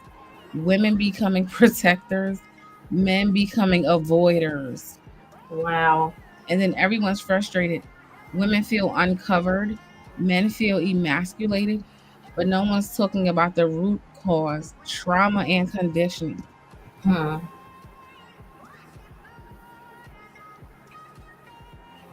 That's good. The cycle of misunderstanding. Men say they want soft, feminine women, but they don't create the safety. They don't. For that softness to exist. What you say, Mo? They don't. A lot of them don't. Not only do they not create it, they disrupt it. You ever dealt with a man and like Girl, I'm sorry. he just always said the wrong shit at the wrong time. So inconsiderate. Oh God. So did it piss you off? Like, yo, why am I fucking being trying to be vulnerable? This dumbass nigga who keeps fucking them on. Girl, I hate it here. Give me the girl. The visual got me crying, girl. Cause I already know you're just looking disgusted, like this, This why. My poker face is legit. Like I just like in real life, I typically just kind of shut down for real. Oh, okay, that's good. Nah, my face tell everything, child. My face don't hide nothing. I wish I had a poker face, honey. I don't think I'm ever get one of this lifetime, baby. Yeah. Not all the time, but I don't always win that fight, but sometimes. Child, see, that's what I'm saying. And see, I guess, right? Like to the conversation, right? Me, I have to, and I'm still learning how to have balance with what is pertinent and what's necessary to share or express. Because I ain't gonna lie, like sometimes I will overexpress, or at least what I feel to be overexpression. But that could be because I'm in an environment where I don't feel heard. You know what I'm saying? But I do think that it's important to work on having a balance, or at least being aware of what balance may look like. And maybe Scam could chime in, right? Like from what I found, right? And we ain't just talking about the average dumb man, right? I found that men can, what's the word? Like I feel like men compartmentalize a lot more efficiently.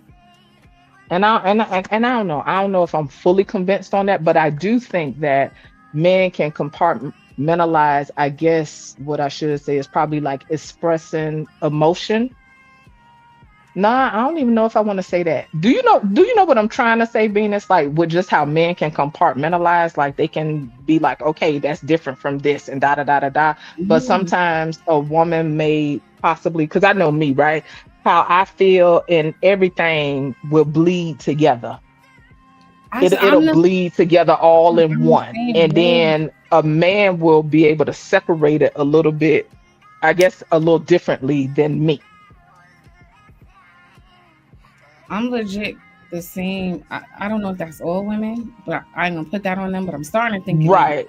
So I'm trying not to generalize, but I know me, how I feel. Like, say for instance, if me and you get into it, Venus, and we button heads or whatever, and I done talked to you about this before, et cetera, et cetera, et cetera. We done had this conversation before, whatever.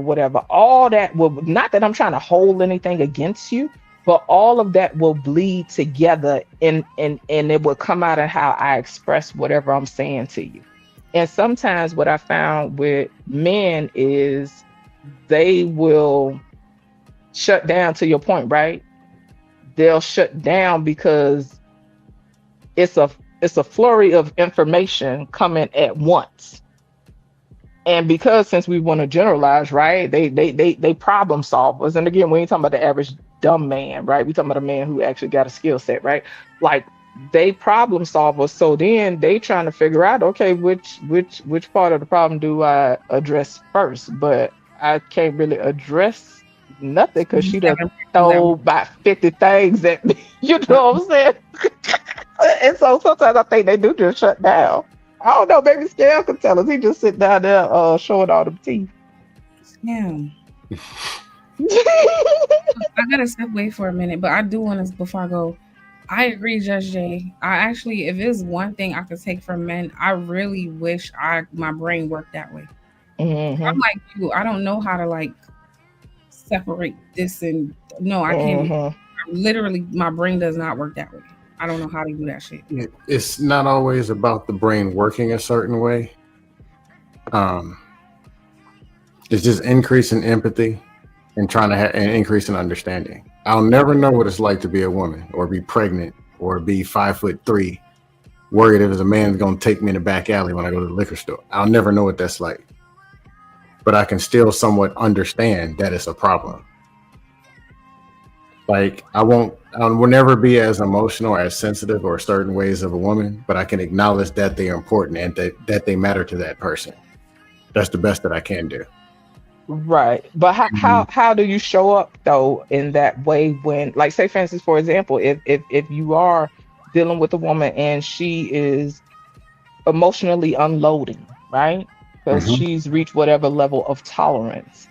How do you, well, I get what you're saying as far as empathy, right? But say for instance, if she's thrown several different complaints at you or issues, right, that you want to be present for and solve, how do you separate all that and meet whatever that immediate need is? Because to me, you have to be able to like you said, empathize. And I think a lot of guys don't necessarily have, I won't say don't have that, but they not used to just, okay, her feelings hurt, and let me tend to that. You know what I'm saying? Did it because it's power struggle. Oh, you all of your feelings, et cetera, et cetera. Like how do you meet that need? I guess, I don't know. How do you put that fire out? I'm not saying that you're responsible for how she feels, but how do you show up in a meaningful way? Well, here's the thing. When you say responsible on how she feels, something that I do accept where a lot of people don't. Because you talk about this woman is acting like this woman is doing. Once you claim that as your woman, You claim everything. So if she dusts on Tuesday and Thursdays or hangs her drawers on the ceiling, that's your woman. And those drawers are going to be on your ceiling. You got to deal with it. So I don't accept everything, just like I'm going to want to accept everything and every flaw that I have. Because we together, this is what it is. Now, how are we going to work together? So first is accepting it. So it's Tuesday at 5 o'clock. Now it's dust time. She's mad. She's whatever. Not I feel attacked. Child, please. Let me go Not back on if mute. that's Wait a minute. No, I would appreciate it. Hold on. Go ahead. It's just there's a conflict at 5 Not o'clock. with you being honest though. Like I don't know. It hit, and I'm hollering. That's all. Yeah, if I did something, okay, let's talk about it. The thing I know in 2025 is let her talk from 5 to 5:12, not 5 to 5:01. Thank you. Listen from 5 all the way to 5:12. Then try to understand where she's coming from. Clarify what it is. So you're saying you're upset at me because I did this, and then I wasn't listening when you did that, and then there was this. Then just have the conversation in good faith. Right. Now there is a truth. Then just pull out She your might credit not get what she wants all the time. I might have dusted, and it might be something that I'm just gonna do.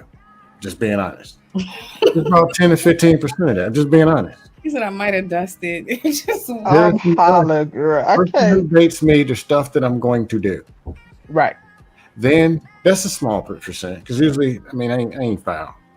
Or it could be a misunderstanding. Let's talk about the misunderstanding.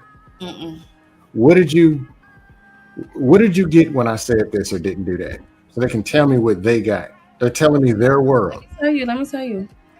What I got is you don't care about me, you never loved me, and you want me to die. Okay, why would you believe, baby? Honey, sweet sugar. Why would you think that I want you to die? Why do you feel that way? Because when I came in, you didn't immediately get up and hug me. Okay. So at this point, you want to kill me, you hate me, and you never loved me. Baby, come here. Come sit right here, please. It's too late. I feel like you're gonna poison me. Now she went to I don't feel safe. If she doesn't feel safe, okay, tell me what feeling safe looks like. What is feeling your safe? credit card and giving it to me. Huh? Huh? Say it again. I said you pulling out your credit card and giving it to me because that is the ultimate level of trust. So I would know that you really trusted me if you gave me your Amex. I can't look up right now. Tell you what, let's make a deal. I trust you with this credit card. I'm going to give it to you. Now, if you go spend anything on it, I'm going to kill you. There you go. Ladies, do y'all know that's when somebody really mess with you when you get the credit and the debit card? Yeah. Oh, so you saying they don't really rock with you like that until you have a credit card or a debit card? That's what you're saying, Venus? Yeah, like once they just hand you the card, like here you go. No, we ain't married. You ain't getting no card. Uh-oh. Yeah, I'm kind of cheap. But, Ew, hate people. Now she said, ew. I'm cheap. But check this out, though, Scam, with what you just said, right? But check this out with what you just said, right? You said, okay, well, what safe look like?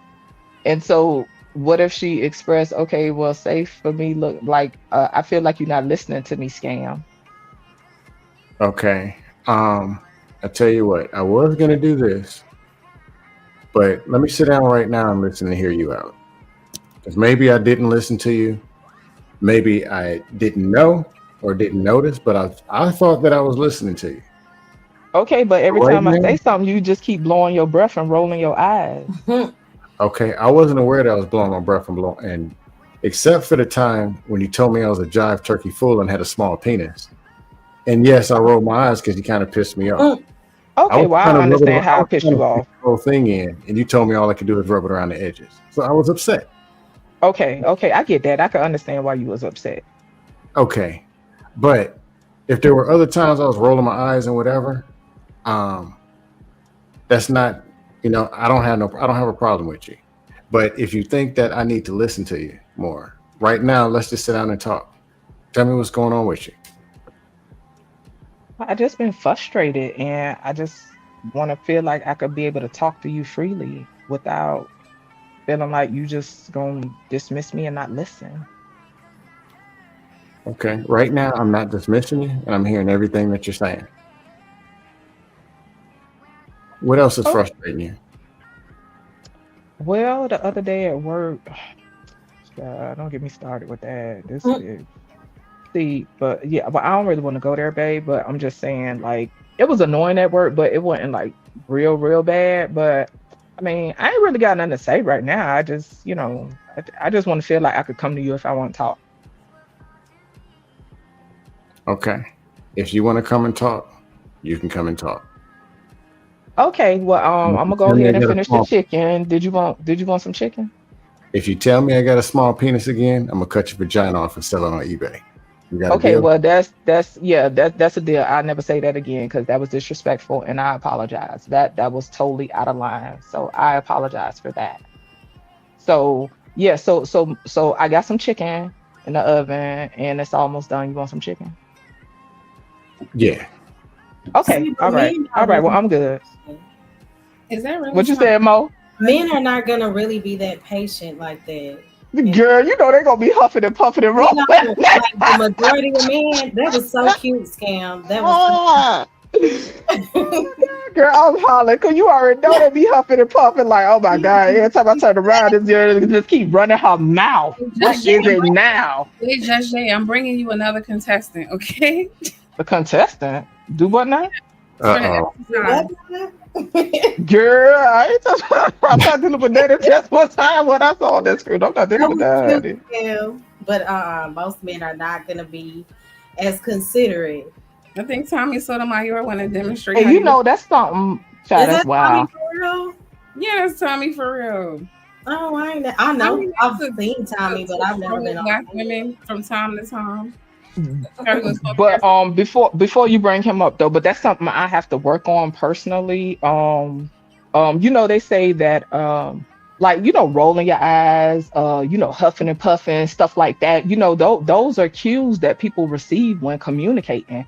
And Yes. I have to be mindful of that, whether I'm talking to my children or whether I'm talking to somebody and I'm becoming intolerant, you know what I'm saying? I have to be mindful of that. So that's why I was saying, like, I try to reflect on how I contribute as well. Like, okay, Jay, was you sitting there huffing and puffing when they were saying what they got to say?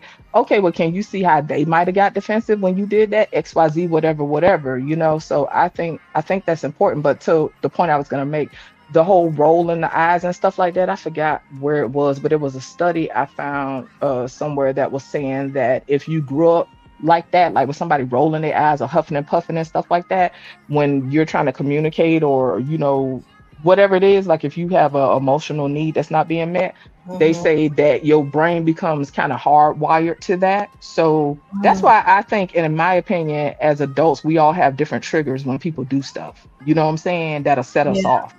And I think that that's part of that. I think because our brains get wired a certain way depending on how we grew up. But yeah. Which scholar, that's you? Sorry, y'all. One second. Yeah, No, it is you me. Okay. How is everybody tonight? Hello, good day.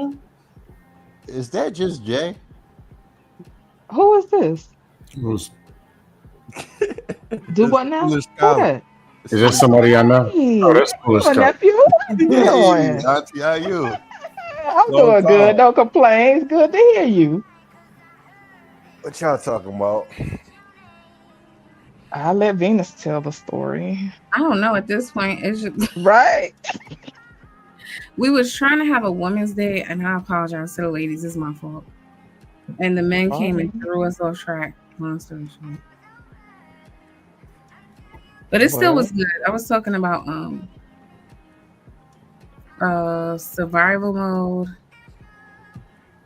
and the different components of what that looks like, why that happens. Supposed to get through a lot more, but we'll get to that like the next time. And for the record, I'm innocent. MLB is guilty. Tommy, I dropped the link for you against my better judgment, but I did.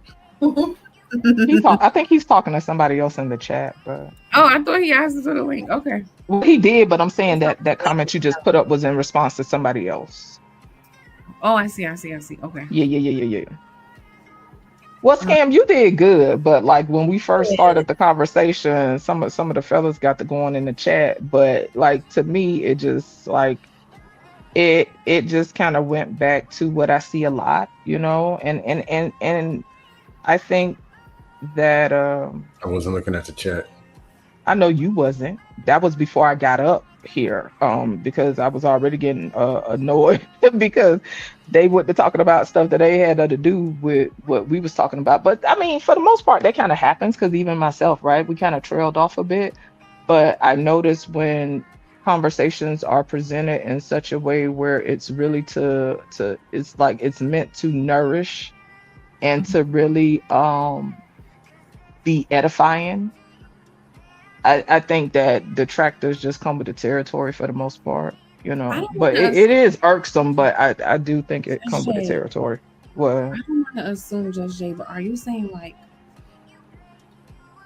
okay, that it's like low key an intentional thing to throw us off from being able to do that for each other?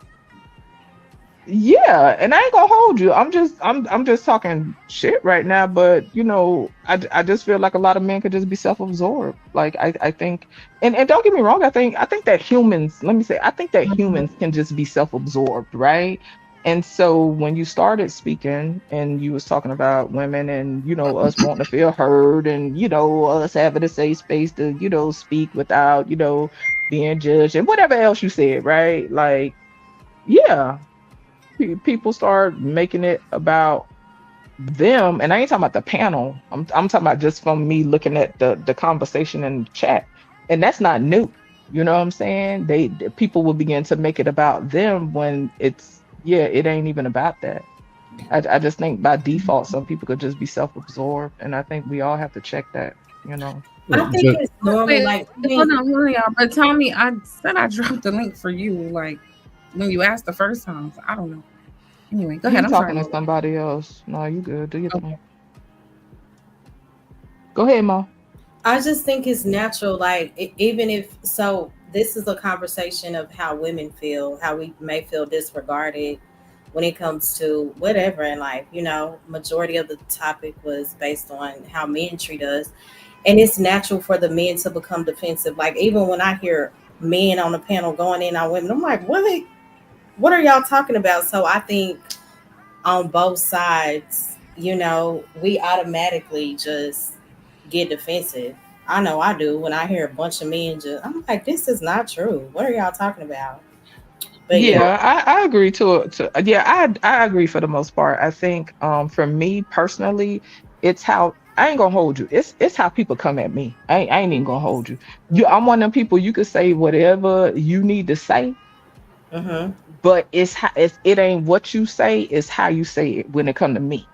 Exactly. So and I know that it ain't necessarily logical, but if people come at me sideways, or I feel like it's sideways, or how I interpret it to be, like if I feel like it's sideways, I'm automatically gonna have a resistance. And I think that's where it's important for us to make room for our experiences, right? Because what might trigger me and put me on defense in the conversation might be light work to the next person. And some people are just unbothered in general. It all depends on personality types and just our experiences.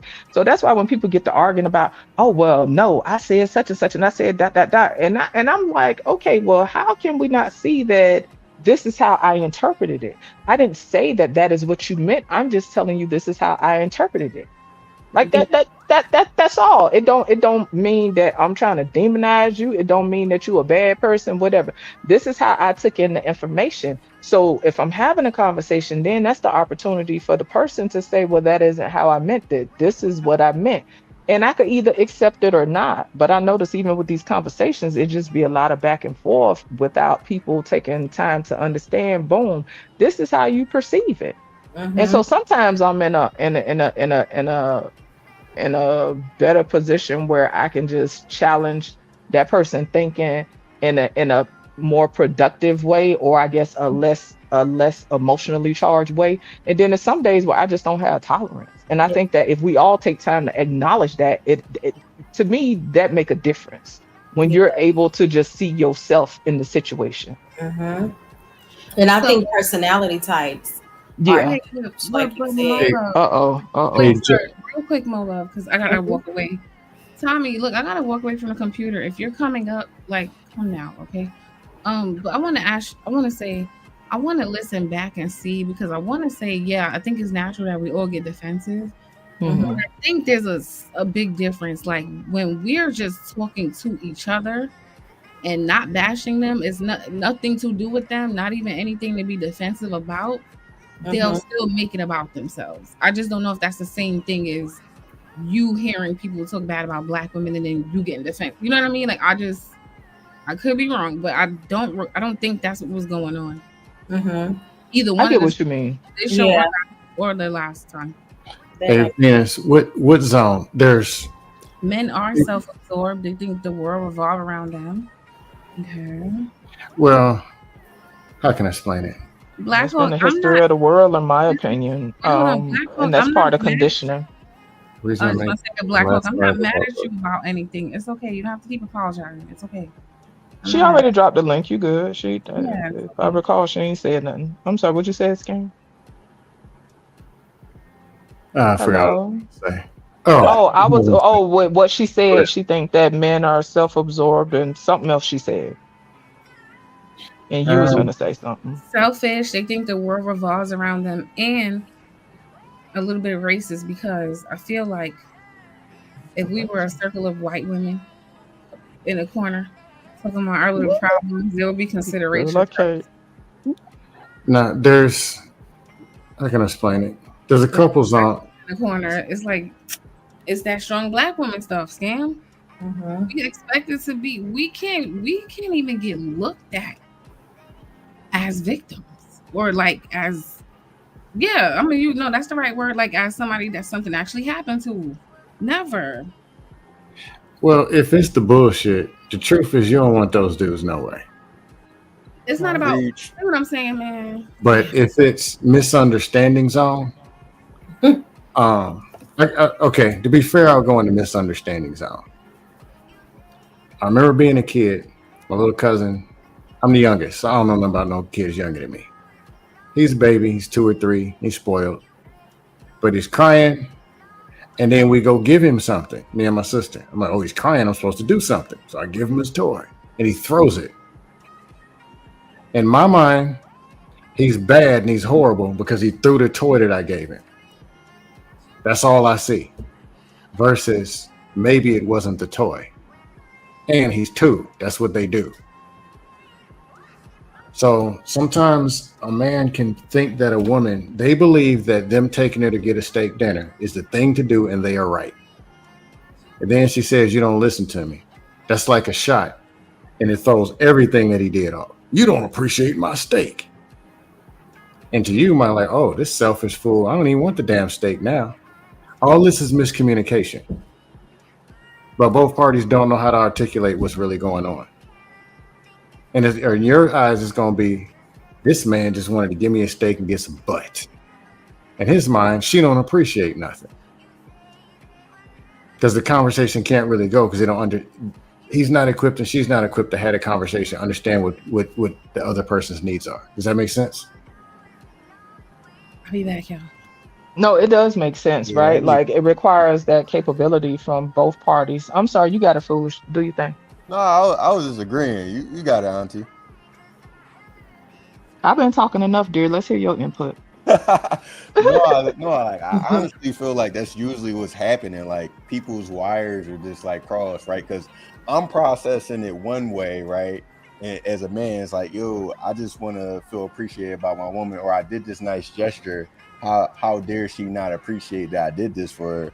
And the woman is looking at it from almost a defensive standpoint sometimes because she's been hurt before, or she's been in situations where it's been expectations of her to do certain things because of a steak dinner, right?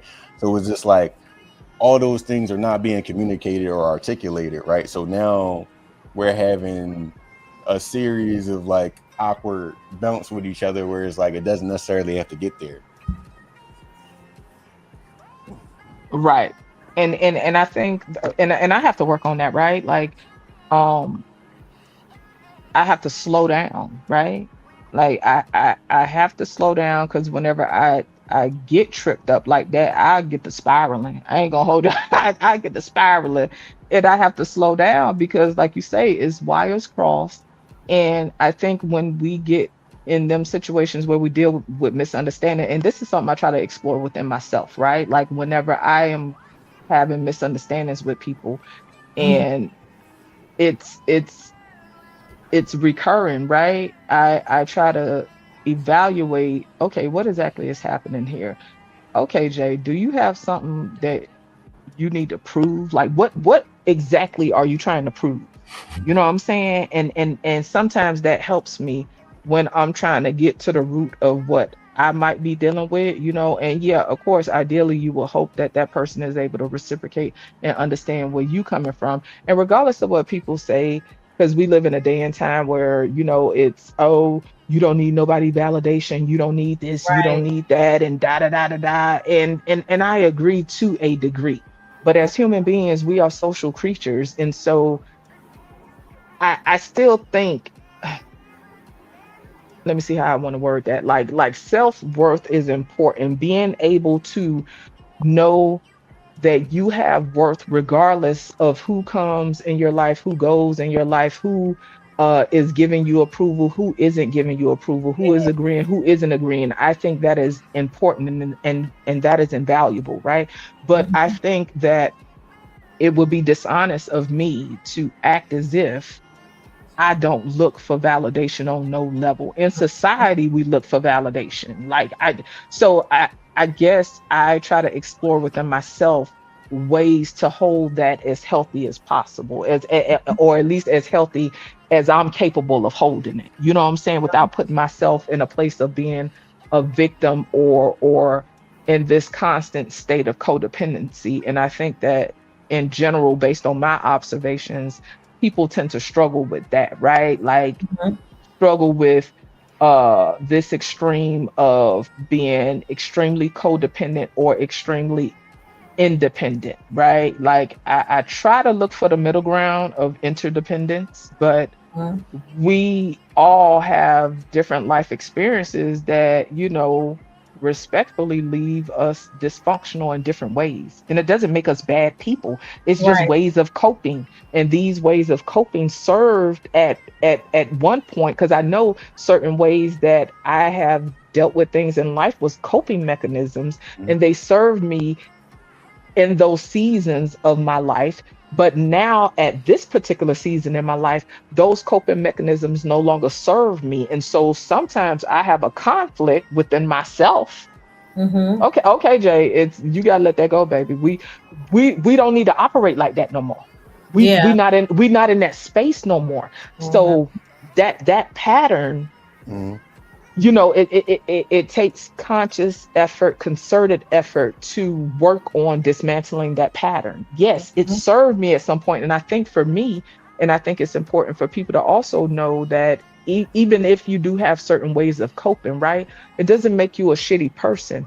To me, it's how you choose to hold it. Because sometimes people get caught in this cycle of shaming themselves, right, for being a certain way, when in actuality, you being the way you are served you at some point. At some point, it was protection. Facts. But it may not serve you now. And I know for me, some of my maladaptive behaviors do not serve who I am now. And I think that we have to learn how to catch up, and there's a acclimating of sorts, right? So when we in that turmoil, it's because we're trying to acclimate to who we are now, who we say we are now, what our needs are now versus what was. You know what I'm saying? If that Right. makes sense. Yeah, that Yeah. made perfect sense. I feel like part of the reason why it's so hard for us to unlearn and let go of some of these maladaptive behaviors, you said it, is like it served me. It served a function in my life, right? So the fact that it served a function in my life, I still feel like I have to carry it with me as part of my person, right? Even though Facts. moving into an environment, I'm transitioning into a space where it's not serving me as well, or it's hindering me. And like you said, it's maladaptive. But I think it's also like having like community around you and having a specific direction that you're moving in that kind of serves as like motivation and kind of undergirds you as you're transitioning. And I think that sometimes we don't necessarily have that community piece, right? So it's like we might want to go in a different direction, but the folks that we around want to keep us in the same holding place and the same holding pattern because it's comfortable for them, right? And they don't want us to supersede them or go to a they're unfamiliar because then they can't reach us or connect with us, right? Right. It's unfamiliar. The change that they see in us, right? And that's not even to say that is like it's completely bad or they just looking at you like they're like one of your haters or something like that. It's just like they don't want to feel left behind, right? Right. And then sometimes as you continue to transition, you feel like you got like survivor's guilt, the fact that you made it so far, you got to this space, right? So maybe you'll struggle with that as well. I feel like it's a lot of reasons why we have these maladaptive patterns of behavior and it's hard to break. Absolutely. To your point, right? Like after what you said, survivor's guilt, right? That's how you worded it. And it's like I know that in my life, right? Like my way of thinking, not that my way of thinking is exclusive or unheard of, right? But my way of thinking and my way of seeing the world is on some level it's a lot different than people I've been around most of my life, right? And so I ain't gonna hold you. Sometimes, right, it can feel lonely because I could be explaining a thing and it's like not that they're willfully just trying to misunderstand me, but sometimes it don't resonate for them, And so sometimes for me it could be frustrating, but I have to remind myself, okay, that's where they at, Like sometimes when we have certain transitions in our life, like we sit with the delusion that everybody need to be on the same page, when in actuality everybody evolve at different phases in their life, at different times in their life, like and it's all good, you know what I'm saying? It's just a matter of, okay, we just not on the same page. But go back to the isolation part, Auntie. I feel like that's the part though. Like you're having a conversation with a person, it's like, yo, they really not understanding what I'm saying. Yeah, you don't feel tapped in. Yeah, you try to go back and reframe it as many times as you can. Like, right. And so I think that's part of me sometimes over explaining. I think sometimes it's just a coping mechanism as well. But I was talking about earlier how sometimes I can over explain things over and over and over. And it's because sometimes I can be around people that I talk to and it's like it don't register for them. You know what I'm saying? And so as I grew, in life and as I continue to grow, I ain't gonna hold you, to your point, like it does feel isolating at times because I think as humans, right? You got, like I said, you got people nowadays, oh, it don't matter what nobody think, and oh, if they don't understand, then da da da. And I mean, if we want to get all up in inflated ego and shit, we could be in that bag. But the truth is, basic human needs is wanting people to understand, wanting people to relate to what you're saying, or at least give some type of cues or some type of signals that, hey, I get you. Hey, I relate. Hey, what you're saying makes sense. Like, regardless of how much we humans in general try to act as if we are so flexible and malleable, a lot of us, like humans in general, are very what's the word, like we're not as open to change as we like to say we are. I do think that we adapt, right? As situations and circumstances change, we adapt as as needed, right? Because we could look at the history of man, we adapt, you know. But for the most part, we like things predictable. Like, and to me, that's part of a biological aspect. Our brain likes things to be predictable. Our brain is going off of experiences, is going off of past information, and so talked about this before. Our brain is efficient. It wants to be efficient because it has too many things to do. It has to circulate blood from your feet to your head. It got to make sure your digestive system is moving. It got to make sure that it is telling you when it's too hot, when it's too cold. It's signaling all different types of things. A lot of stuff is going on. So when we have experiences in our life, right, our brain be like, boom, I got enough shit to deal with. So let me go on and throw this in the file cabinet over here. Right. And guess what? That file cabinet over there is that motherfucker tried be enough for to go off. Right. you know what I'm saying? Because it's about efficiency, and then the brain doesn't. Hold on, let me slow down. Okay, so when our nervous system responds to a perceived threat, right? Mm-hmm. Our nervous system don't necessarily say, oh, this is a real tiny threat or this is a big threat. I think once you slow down and your brain can kind of, realize, okay, that was a truck backfiring. That wasn't a pow. You know what I'm saying? You could kind of slow down, but initially your body responds. Because I ain't gonna hold y'all. Like sometimes a car could backfire and my body, I could feel a rush go through my body. And in a split second, my brain will be like, nah, that sound like a truck or that sound like a car. Yeah. But initially my body be like, you know what I'm saying? So to me, based on my experience, my nervous system don't necessarily say, oh, okay, this is real small. Okay, this is real big. Like it just responds. And then it's up to me to have some level of logic to slow down and say, okay, well, this is what's happening, okay, yeah, they said that, and yeah, you feel a way, but maybe they didn't mean it like that. How about you check in with them first to see exactly what they meant before you jump out the window? Oh, You know what I'm saying? Right. And to your point, some people's alarm systems are broken. I like to look at the nervous system like it's an alarm system. That's So a it's like, fact. it's trying to send these signals. Some people's signals is haywire. Like they've been through so much trauma and been through so much that it's like it's overly sensitive. So the smallest thing will set it off. And it's like it's not proportionate to what's happening around them, right? It's like if you're understanding person, sometimes you'll see it, right? But people that's not understanding, they're not going to see it. And unfortunately, this is just my opinion. I feel like a lot of men, because it's not encouraged, are underdeveloped in being able to pick up on things like that, right?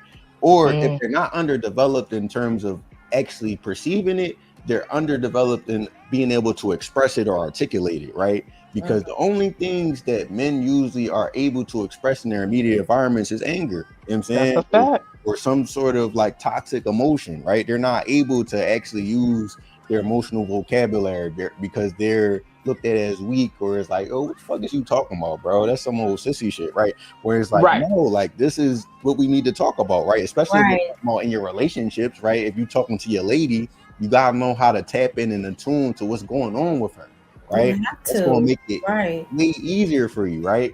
But it's like if you're not attuned and you making it about yourself, you're never going to see it for what it is. That is a very good point. So what you got something to say, Mo? When he said some people have been through so much that their alarm systems are just jacked up. And I think that also makes sense. It aligns with what Travel One says about reflection. Like reflection is a huge part of our healing process because it brings awareness. It helps us to identify like exactly what am I feeling? Why am I feeling this? And how it affects our actions, because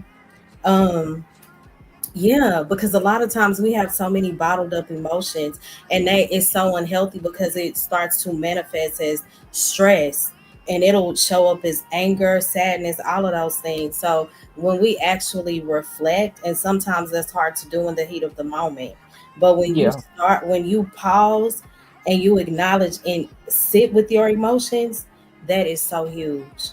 And it's so beneficial. Sometimes it's hard though to sit with your emotions. We just want to operate we want to react to what those emotions are doing. But when we sit with them, it helps. And so that's very true. right? So to the point I was saying about like we like to think that we're very flexible and malleable and stuff like that.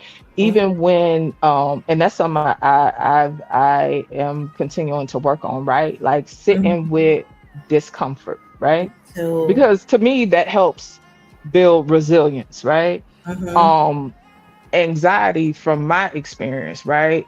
When I get in a place of being anxious and having anxiety, it is in different ways, right? And this could be for anything, right? It's looking for relief for whatever discomfort I'm experiencing, right? And so sitting with that helps build emotional tolerance as well. And I think that many adults, right, in general, have issues with sitting with whatever they're experiencing. And I know at times I do, and it's when I am highly triggered. And I know people, use trigger as like, like it's like a little buzzword or whatever, but it's a real thing. It's your body responding to a stimuli. It's responding to stimuli, and the way the brain is categorizing it is based on some type of past situation that left your body in a certain state of response, whether it's fight, flight, fawn, freeze, whatever, right? And so to Foolish point, it does take a person being well versed, and this comes with growth, with time, whatever, right? Because like I say, we all are conditioned in different ways, men and women. It takes a person who is able to I don't even want to say the word intuitive, right? To me, it just take a person to just pay attention and get outside of themselves, right? To see somebody else's need, right? Because I know when I'm triggered, my nervous system be going wild. You hear me? And so this is why and I mean, I know I'm guilty of it, right? You can see somebody go off and I'm like, damn, this motherfucker unhinged, this motherfucker crazy. Listen, we already know that that's dismissive. There's a story behind it, but I know I'm guilty of doing that. And I know people are guilty of doing it to me. You know what I'm saying? So when you see somebody go from 0 to 100, and we ain't talking about just regular troll stuff on the internet or whatever, but when you see somebody's response be so big to a thing, right? And it doesn't necessarily match the situation, it's a story behind that. And I'm not saying that the story is permissible, right? I'm not saying, and let's be clear, like I ain't one of them people that is like, oh, people should act however they want to act. I should be able to have this emotional upheaval and emotionally vomit on people and dot and whatever, and it be permissible. No, I can understand some things that people deal with. It doesn't mean I have to tolerate it. And I expect the same for me, right? Just because somebody understand me don't mean they got to tolerate me, and vice versa. At the end of the day, people have to gauge how much they are willing to deal with in a relationship, in a connection, in a friendship, and not even just deal with. What do you have the grace for? What can you hold space for, right? Because regardless of how fancy we like to think that we are as individuals, when you encounter somebody that have things about them that aren't productive, right? Like me, if I encounter somebody that got some ways about them that I'm just like, whatever.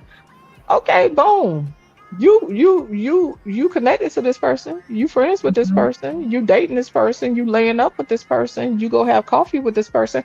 Okay, so on some level you align with this person, exactly. Right? But when things come up and they're problematic or they're getting in the way of building rapport, right? Rapport is simply just the rapport you have with somebody means that you all, depending on how the quality of rapport, just means that you have eliminated as much misunderstanding as possible, right? So if I have a good rapport with somebody, that means that we have just eliminated as much misunderstanding as possible. So this is why when you have a good rapport with people, you could say something and they get you, or you could say something they get. So when you start having these roadblocks and stuff, it boiled down back to what I was saying about the nervous system, how you perceive and receive information.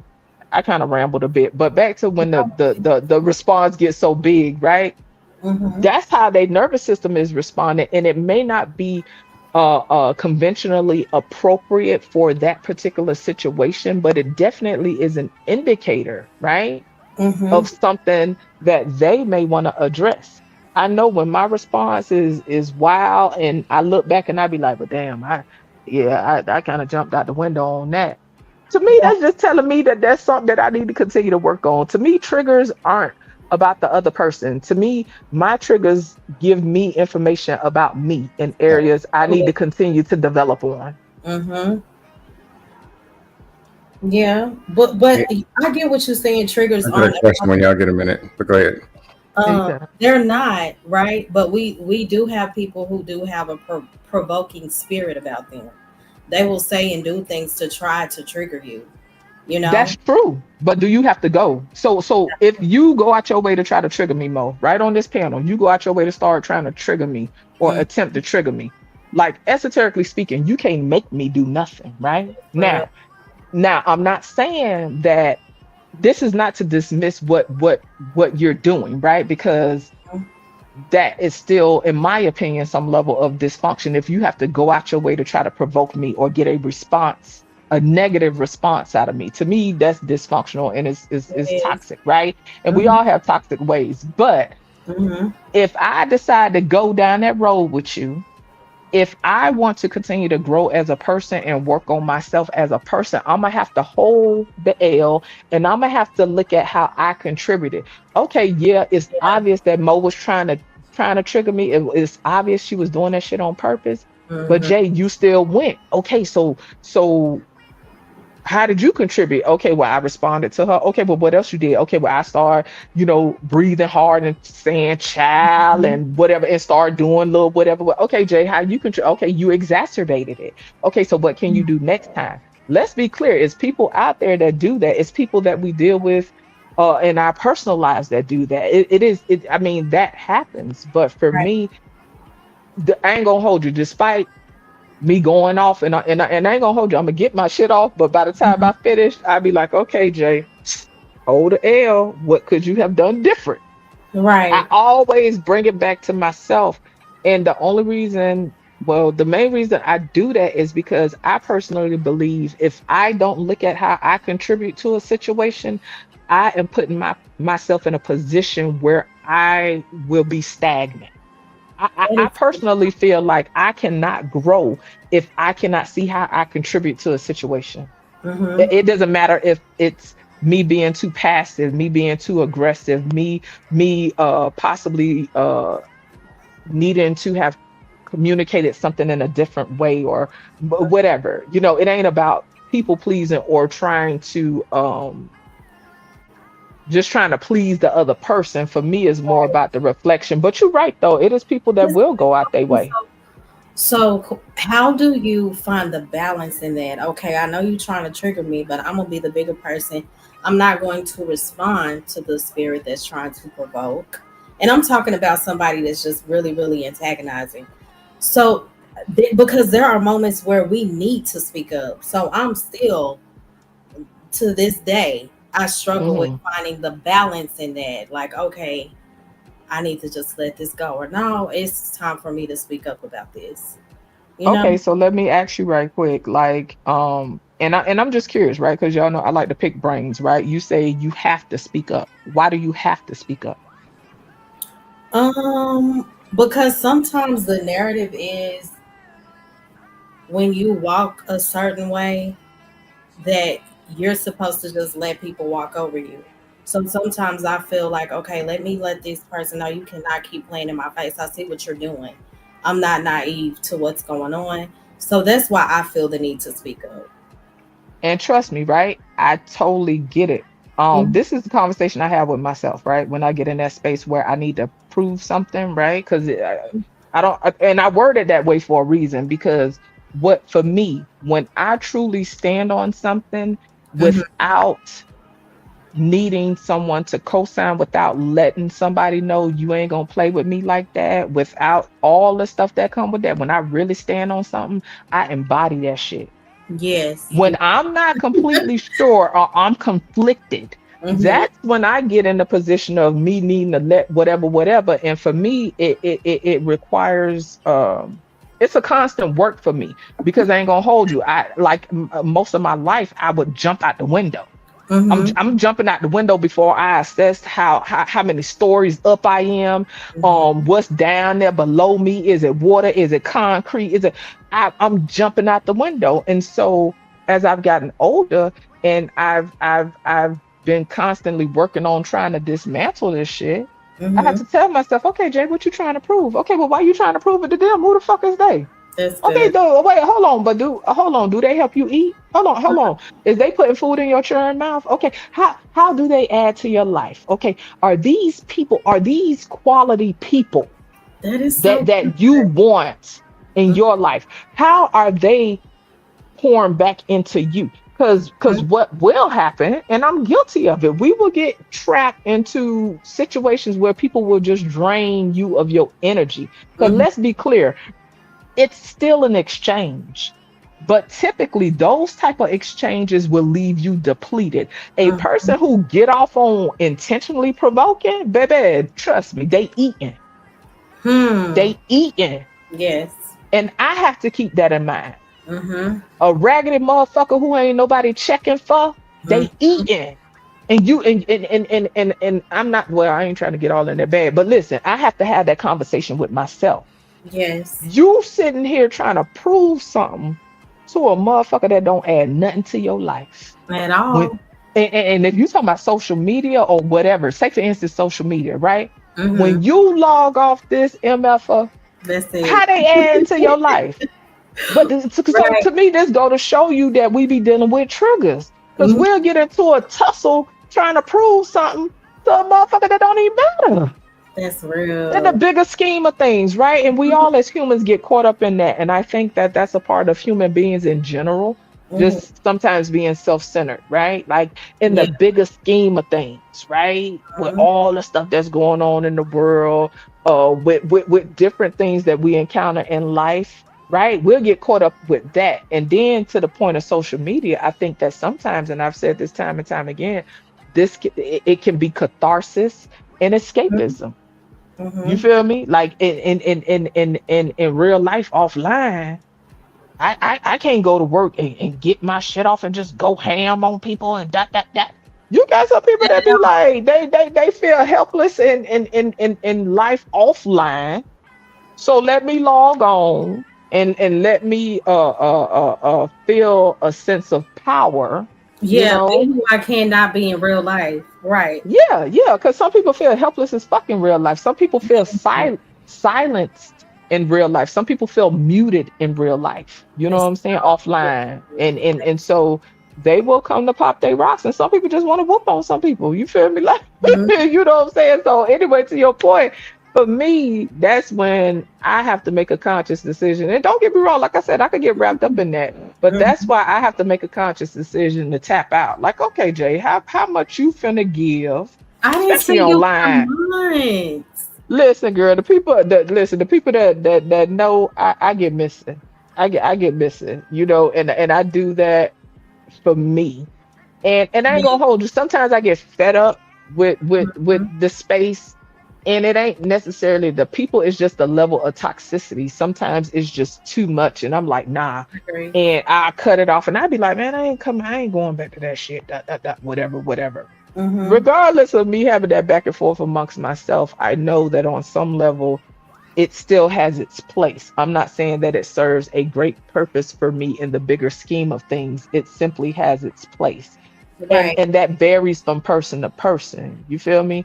I in general like to unplug, you know what I'm saying? From a lot of things in life, and it helps keep me grounded. It also, like, sometimes I just have to take time to just be with myself, because I talk a lot and I give a lot of myself when I connect with people. Everybody not like that. Some people can connect with people and they you know, their boundaries are different. You know what I'm saying? And that's something that I am continuing to learn, how to keep up certain boundaries, energetically speaking, and not give so much of myself. But because I'm built a certain way, I expend energy. Like, I'm not gonna give you no half-ass connection. You feel me? That's just my personality. If I show up, I'm gonna show the fuck up. You know what I'm saying? Like that's just me. If I show up, I show up. You know, and that's something that I know that different people can relate to depending on their personality, right? Some people are introverted, some people are extroverted, right? Right. And what I personally run into is because I'm more introverted, but I'm a person that needs moments of solitude because I'm not sure if I say introverted, but I'm more extroverted, right? But I just need moments of solitude. When I show up, and what I find is sometimes I have internal conflict, right? Because I'll try to dim myself, right? I'll try to dim. You know how you have a dimmer on a light switch? What I you try to mean? turn. Like you're around people? Sometimes I try to get small. Mm-hmm. And my personality, I'm not saying that it's right or wrong, but I just have a bright personality. Right.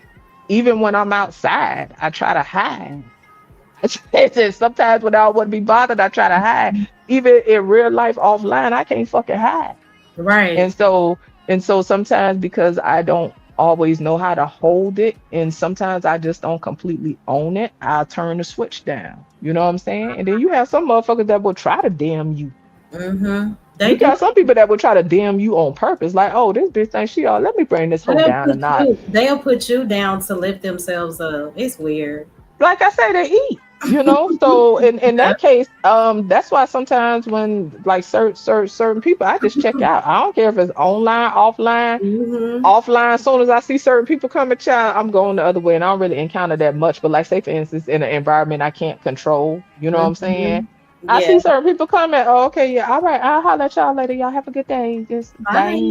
Yeah. I'm finna get up out of here because I already know because I see that's what I'm saying. Like, we have to be honest about our own triggers because I know. And it ain't a flex because I need to work on myself because I be like, girl, you grown as hell, you need to get it together. Like some stuff, girl, you don't even need to be responding to at this point. But I know you gonna step on a landmine and you gonna get that work. And then I'm gonna be out here looking unhinged and crazy as hell. And then I'm gonna feel bad because then I'm gonna be trying to prove, listen, I ain't crazy, but hold on, listen to me. No, but see, you trying to make like I'm crazy, and I'm not like, no. And then I'm gonna be fucking spiraling. So guess what, girl? Tap out. No, game over. I'm good. Bye. I ain't gonna do this with you. Well, Auntie, don't play with me. Real quick. So yeah, I got a question for the panel. Yeah. Wait, is Scam still there? Yeah, he probably still there. Yeah, I'm still here. Oh no, the question that I had kind of went towards the topic. I don't know exactly what y'all was talking about from the onset, but the question was like, as Black women, what are some ways in which you feel like invisible, right? In terms of like your struggle, your plight, and it could be anything like in real life or in these conversations. Like, what are some moments where you feel the most invisible versus moments where you feel the most visible and understood and acknowledged? You go first, Mo. Okay, you don't want to go? I gotta think about that one. Okay, no worries. For me, you said, when do I feel acknowledged and when do I feel invisible? Is that was that the end part? I got the wording right. Visible part was the first part, kind of like invisible, neglected, misunderstood, maligned type of, and then the second part is like, when do you feel the most visible, acknowledged, championed, empowered, seen, encouraged, all those good things. Okay, so when I feel the most seen is when I have the when people extend a level of grace and understanding that could be felt. You know what I'm saying? Whether they agree with me or not, right? Mm-hmm. But that level of grace is extended and felt through their actions and through this level of this demonstrative display that goes beyond just she just in her feelings and rambling. You know what I'm saying? Like, just I don't know how to explain it, but me personally, I can just really feel when people don't give a fuck about what I got to say. I can feel it. You know what I'm saying? Now, let's be clear. Sometimes I can be hypersensitive, right? So, with that being said, I have to check myself. Okay, Jay, is this accurate? Okay, what is this person displaying that's leaving you feeling like you're not seen right now? And then I could check it, right? Whenever I get super emotional, I could check it with facts. Okay, what is this person or this group? What are they doing to show that they care, right? Okay, Yeah. they may not be expressing it in the way that you want, but they're showing up. So on some level, there is an attempt to see you, right? But when I feel heard, when I feel and people show that they support me, Mhm. right? When I feel seen is if I have a need, whatever it is, if I have a need and a person make time for that, Mm-hmm. like I feel seen. When I feel invisible is when I'm dismissed as just being emotional, when I'm when I'm when my experience is made light of, or how I perceive it to be made light of. You know what I'm saying? That's like if I'm sitting here crying and trying to talk to you and I'm like foolish, dot, dot, dot, whatever, and I'm sitting here crying and you just walk off and be like, I'm finna go put the toast in the oven. Huh? Right. That's gonna leave me feeling invisible as hell, you know? Mhm. At times I have felt disregarded, like um as a black woman, right? And I'm sure that black men can relate to a degree, right? But Mhm. in regards to the whole angry black woman trope, right? Mhm. Being in an environment where I am, there's not a lot of black women. I typically don't see black people a lot. Yeah. Mm. So, sometimes I find it frustrating because even though I can't prove it, I know that I'm being put in a box of being an angry black woman, right? And so even with that, with what Venus was talking about earlier, right? Even for many black women, right? There can be a time in our lives where we experience this overcompensating in regards of trying to go over and beyond to prove I'm not an angry black woman. Yeah. It's like, okay, I'm sitting here looking at these other people and they could just be who the hell they is. Why do I have to Exactly. go over and beyond? I have a heavy voice, right? Just by default, my baseline voice is heavy, right? So why do I need to kick up the octave and all this kind of other stuff just to prove to you that I'm not an angry black woman, or because somebody isn't culturally diverse, then I have to overcompensate and prove that I don't have an attitude. I didn't mean it this way. I didn't mean it that way. Like, different things like that. On some level, that leaves me feeling unseen at times, right? Mhm. Because then, right, if I'm not careful, or if I'm in this low place, and that's not now, but then I would find myself waving my hands like, no, I'm not like that. No, no, I'm not like that. Yeah. It did become this weird ass cycle. You know what I'm saying? Of this constant needing to prove, needing to prove, needing to prove. You know what I'm saying? To the conversation earlier, foolish, it was about, and I'm just like paraphrasing and just putting it together, right? Like black women being put in positions where we have to operate in a certain way. We have to show up in a certain way because uh, kindness isn't necessarily extended, and this could be, a conditioning thing, this could be a cultural thing, this could be a familial thing, a household thing, whatever, right? We're put in positions where we have to constantly perform and be quote unquote strong and all this other stuff. You know what I'm saying? And can't relax, and then just find ourselves doing the most, just being unseen. Right. Just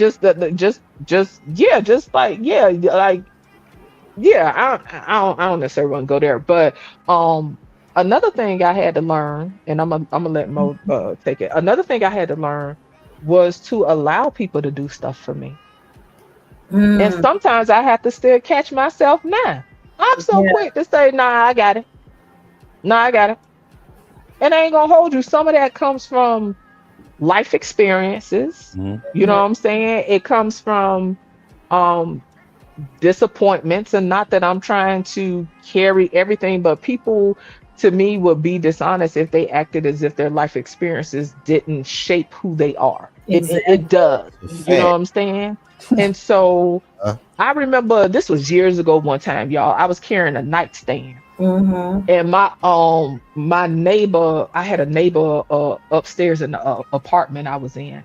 Mm-hmm. Y'all, I'm talking about I picked up that damn nightstand and I had that bitch in the air and I was just walking Ooh, like zoom, zoom, zoom. wow. And he was like, "You need some help?" And I'm talking about I'm just walking. No, I got it. Mm-hmm. I'm talking about I ain't even flinch. Now I make myself stop, y'all, and I ain't gonna hold you. It's been times where it been cringy as hell for me. And it's like, damn, why like you worthy of help? Like Wow. you're worthy of assistance. No, Mm-hmm. you don't have to do everything by your damn self. Listen, y'all. Listen. I work on my car and all kind of stuff if I can, because Mm, I'm so used to doing shit by myself. I yeah. get it. I am so used to doing stuff by myself. It ain't no fucking victim speech or nothing like that. It's just the Mhm. reality of what it is, right? And so Right. for the basic bitch thinkers, you know, that just, oh, you should have did that, you know, whatever little dumbass statements, like that's irrelevant. Mm, Um, yeah, I had to learn how to allow people to help me, you know. yeah. Like I don't care, like I don't care, like Mo, even if it's one bag with some damn popcorn in it. If Mm-hmm. if if somebody say you need help with that, I make myself say, yes, thank you. And guess what I do? I say to myself, don't apologize. Only thing you need to say is thank you and keep it moving. And you don't need Mm-hmm. to say thank you over and over. Oh, well, I don't want to bother you. I'm like, oh no, you good. No, Thank don't worry about it. No, don't. No, don't. Oh, sure, thank you. you. That's so All right, good. you have a good day. Thank you. Mm-hmm.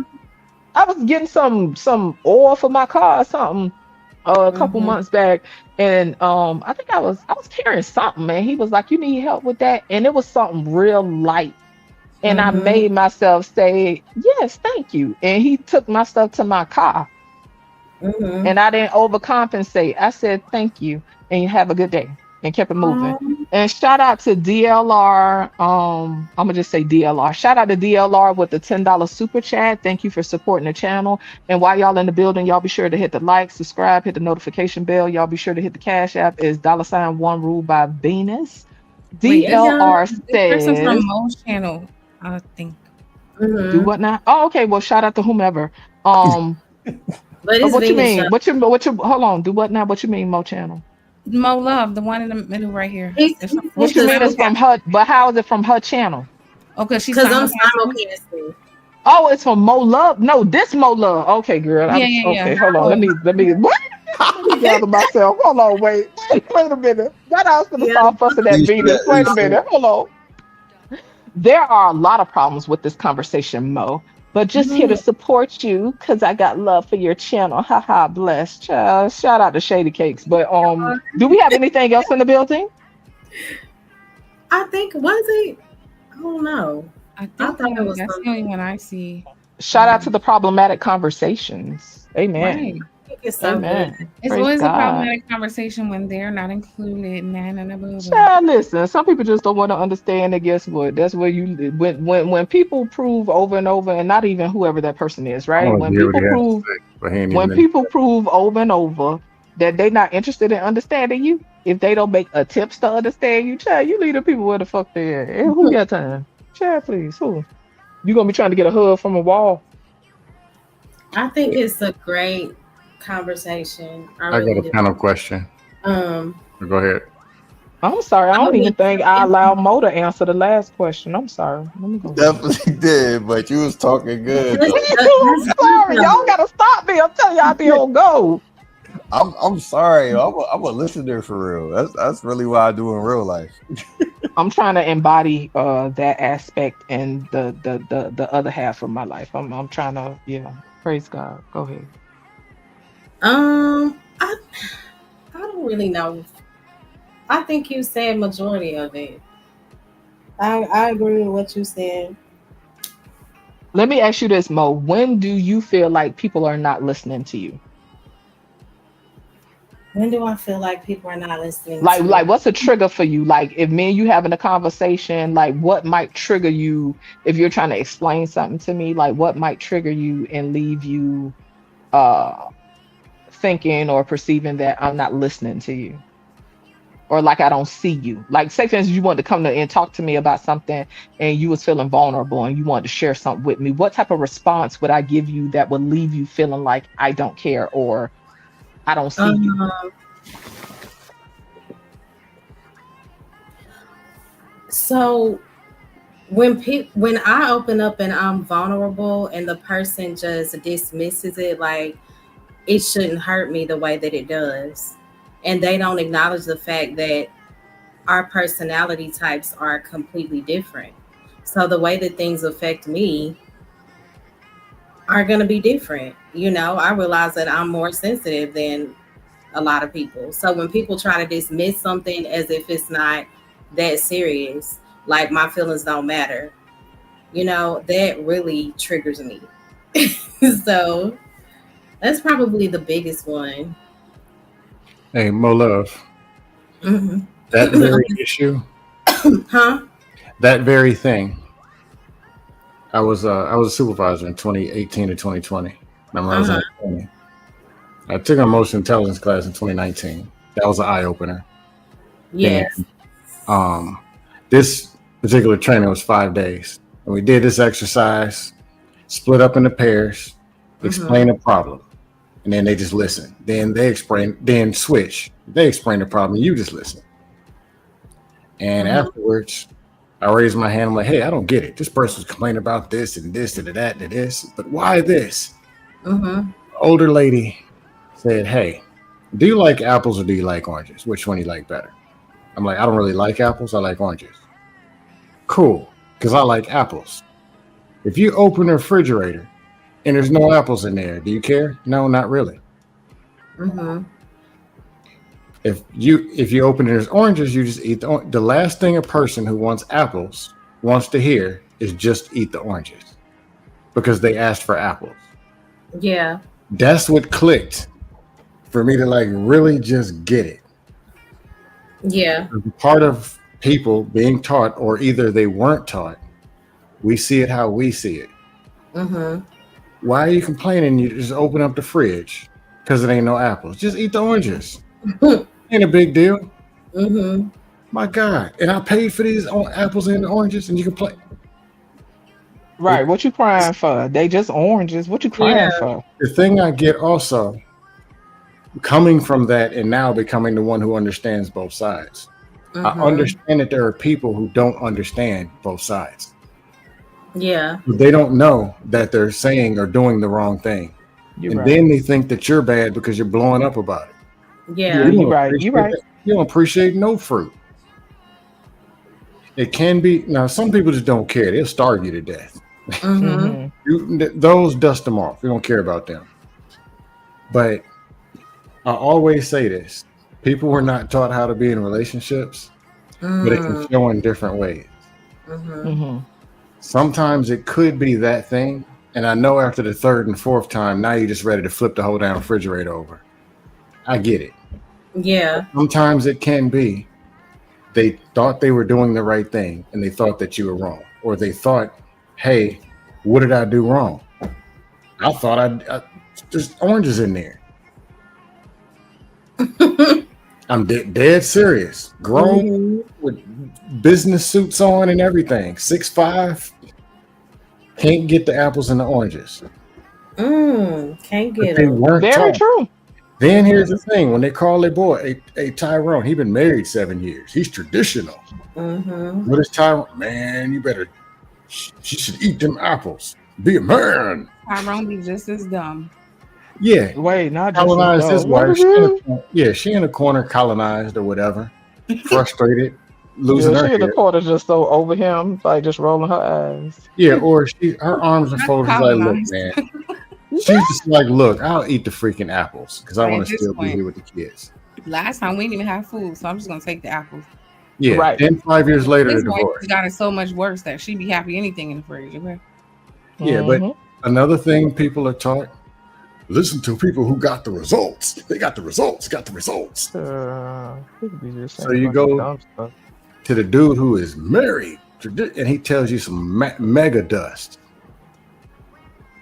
So sometimes it just be like that. That's one thing that always irked me, though. I Like, try to have grace on both sides. Now, when it's just Right. max dust, and hey, just fire off. It don't make no difference. right, right. But a person trying to understand or get it or frustrated or hey, I tried, and it's really thinking they did the right thing. I paid the bills. Man, I'm gonna protect.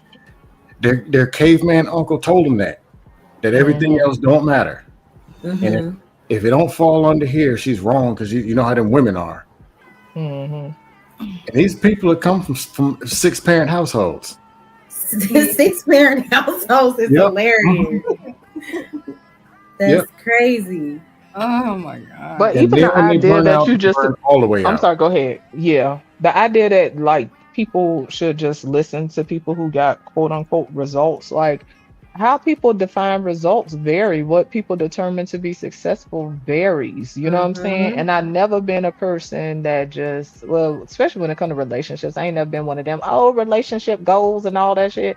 Like from young, I always knew, like, yeah, I see what they presenting, but these people have a whole Is it real? different, like they have, and they have a whole experience that I would never be privy to behind the doors of their home. And because I understand humans, I know that just because these people look cute out here don't mean nothing. That don't mean nothing. These people be speaking for other people like they know how people live. And like, let me bring it to even to these spaces, right? You'll have people telling women they need to be like this woman, or they'll have, or you'll have women telling men they need to be like this man. Man, you don't know nothing about how these people live. What is wrong People with are you? so weird on the internet. That They- when I tell you it's You don't weird, know nothing about this in how real these life. people live. These people could be whole deviants behind closed doors. These people could be up here whooping on folks for breakfast, lunch, and dinner. You don't know nothing about these people like that. Like It's so that'd be cute. weird to me. Not just Jay. They get every 3 months. It's a new content. Exactly. Every 3 months. Hey, what Oh, happened this to one, Big she a Toe? real one. She a real one. Y'all, listen, if I had a couple dollars for every time MF told me in the space I needed to be like somebody, and these was people that was on panels, and the people that they named, it's so funny, y'all, because y'all know me. I was sitting there looking crazy, and I'd be like, well, this motherfucker is such and such, and like, you know, I be having like these whole stories in my head of how I view the person, right? But they'll be saying, oh, you need to be like this person. You need to be. I said, well, first of all, you're weird, because if I take time to be like this person, this is why, see back to the, so with the little dumb talking points, right? This is how slow people is. If I take time to mold myself after somebody that someone else is saying is approved of, like you approve of this person, all I'm doing is being a chameleon. But these same little dumb people and they little dumb talking points be sitting up here grabbing up a bunch of chameleons. How long do you think that cat gonna stay in the bag? And Like, then how long do you think that somebody can play like somebody else? No, I'm gonna show up as myself, and although it might be a turn off to some people, those people are not for me. And that's listen, cool. The tradition, the comedians be funny though. we want to Yeah, chameleons are hilarious. That's But the hold on, women. y'all, I gotta say, be like- thank Oh, go you ahead. to Lena Love. Thank you for the cash app, boo. And Shout out to Lena. Lena. She always But that's so supports true, just Jay. Like, me. Wait, I hold on, always hold on. I'm trying to say thank you for the cash Oh, app. she going through some more stuff. okay. Oh, and Black Hawk, thank you for the cash app. Okay, Shout out to the supporters. Shout out to y'all. Shout out to Okay. supporters. Y'all get a get out of troll free pass. I was saying to Just Jay, that's so true. Like, why would you compare yourself to anybody else? Show up as you, and then that speaks to lack of identity. I was about to say it, that identity speaks crisis. to lack of identity. If I'm trying to shape myself in the image of someone else, I don't know who I am, because if I have identity, that speaks to vision. I have my own path. God has given me my own way, so I don't need to try to be like you. You get what I'm saying? So No, I that's a think that's fact. why we have so many followers. It's just weirdos. And I online. think it's a fine line, like in regards to the whole identity thing or whatever. At least for me, it is, right. And I guess it's how I hold it in my mind, right? Because I'm a person that's always open to learning something new about myself, or working on myself or whatever, right? And something that I've learned is like things, right? Like there's an awareness we need to have in order to shift into change, right? Like in order to shift ways of being, and in order to shift patterns and stuff, there's an awareness that you have to have, right? I Yes. also learned that sometimes, depending on how you hold it in your mind, right, Mm-hmm. it can be this because like, okay, I think I'm always open to developing myself, right? But I had to be mindful of always trying to fix something, always trying to fix something. If you always trying to fix something about yourself, you're implying that something is broken, right? I'm open to growth, but being open to growth doesn't have to move into somebody feeling like they are in constant need of fixing. And the only reason I say that, I'm not saying that we don't need to improve on things in our lives if that's what we want, right? Because there are things and areas I need to improve in, but certain things come with time. There's a certain maturation that needs to happen in order for change to take place anyway. There are certain experiences you have to get. There are certain connections that have to take place. To me, in the bigger scheme of things, right, there's a bunch of little different happenings that occur before change can truly take place. And I think for myself, right, there have been times where I've tried to force change, right, in my life. But if I wasn't in a place of receiving, whether it's biologically, emotionally, spiritually, whatever, I have to be in position. That you have to be in a position for change to take place. And what I found is the times that I have tried to force change, it came with a level of shame and a level of frustration, instead of being able to just be where I'm at. I'm not saying like just sit in some bullshit, right? But there's an acceptance that comes when you can say, okay, I have things I want to work on, things I want to develop within myself, but this is where I am right now, and I accept myself where I am right now. Some people don't know how to hold that, right? But for me, I found that I have to truly accept where I am in order to grow, because if I don't accept myself, I'm still rejecting. I'm still rejecting parts of myself. So how can I truly embrace change if I can't fully embrace myself? You know what I'm saying? Like we'll have ways about ourselves that we don't like, and I think that's people in general, right? Like we'll have some ways that we'd be like, oh well, whatever. But if I constantly push that away and not just, okay, Jay, this where you at with it? Okay, it served you at one point in time, but now you're trying to work on things and you're trying to change and move in a different direction, and where you at is okay. Just keep working, just keep being productive, just keep at it, but I think sometimes we'll put ourselves at a disadvantage because we'll try to reject that aspect of ourselves and wherever we at with a thing, That's so true. That's real. Yeah, I got a panel question. After this, guys, give final thoughts, please. I'm getting sleepy. Okay. Not Venus gonna fall asleep, child. Now she can fall asleep. Have y'all, or if I went and interviewed your last 5 menses and asked them, Mola, Venus, and Muse, or just Jay, did your last girlfriend know what you wanted and what you needed? How would y'all do on that test? What's the scale of the test? A, B, C, D, or E? Well, let I me say think I get a B minus, C plus probably. And I say that because of how I have came across. But one thing I learned years ago, I didn't know how to express my needs, and once I learned that years ago, I've never looked back, and sometimes I over explain what I need. It's just a I matter mean, of accepting whether or not somebody is going to meet that need. Okay, I'm sorry, no, break it down. You the, got something else? the other way around. Did you know what they needed and what they wanted? Your boyfriends or men's?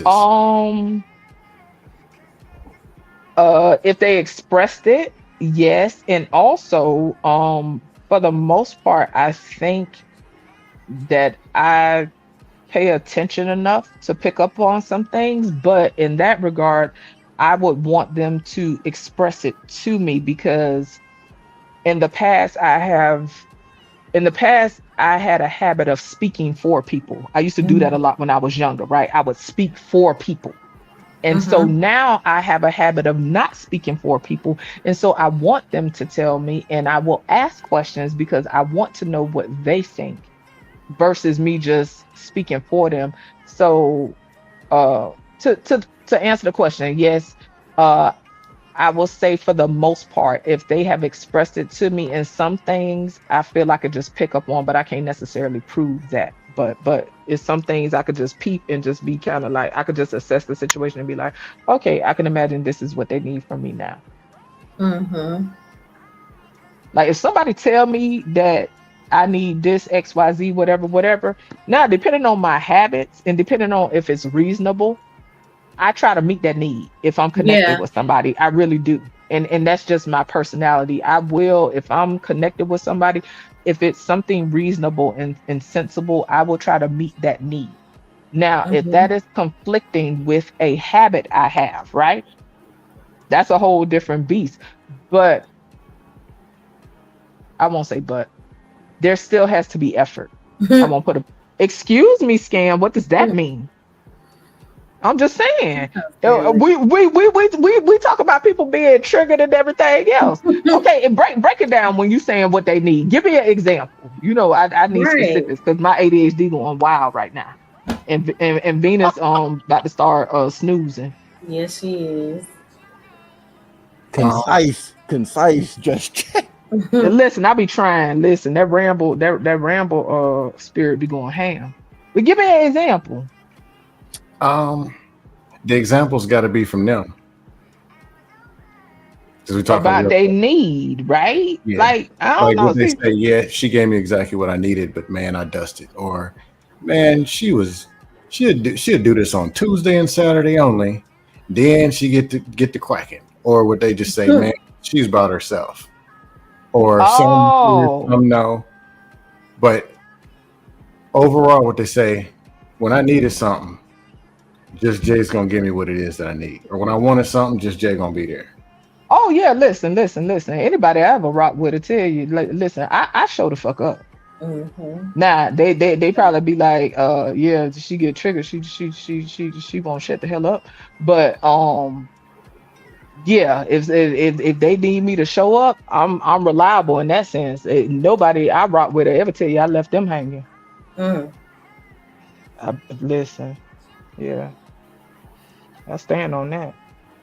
Definitely ain't perfect, but yeah, you got it, Mo. Do I think that I gave him what he? Okay. Like if there was 5 of them on the panel and I asked them, did Mo Love give y'all what y'all needed? The shade. What would they say? Needed and wanted. What would they say? I don't know what they would say, but I can admit there were moments because men don't always openly express what they need. I think hard for me to answer. Yeah, huh? I think that's why it was hard for me to answer. You'll just have a dude that say, "Oh, I don't like this. Oh, don't do that shit." But I haven't necessarily experienced dudes just really sit down and say this is what I need from you or whatever. I'm talking about on some genuine shit, Yeah, not on some dysfunctional toxic ass shit. exactly. It's like sometimes from my experiences, men need things.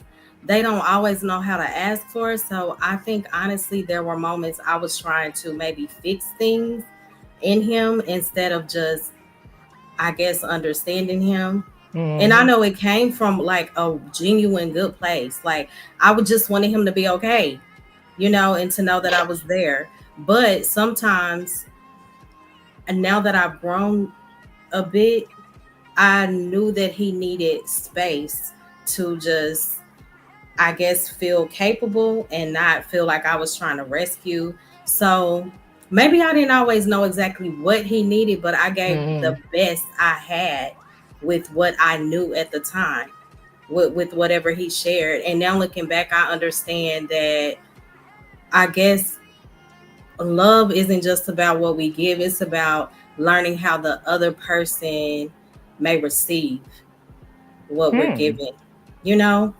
I'm gonna stick to a C plus then. Like since you worded it that way, I'm gonna leave my grade at a C plus scam. So I probably got a B minus, maybe a C. I don't know.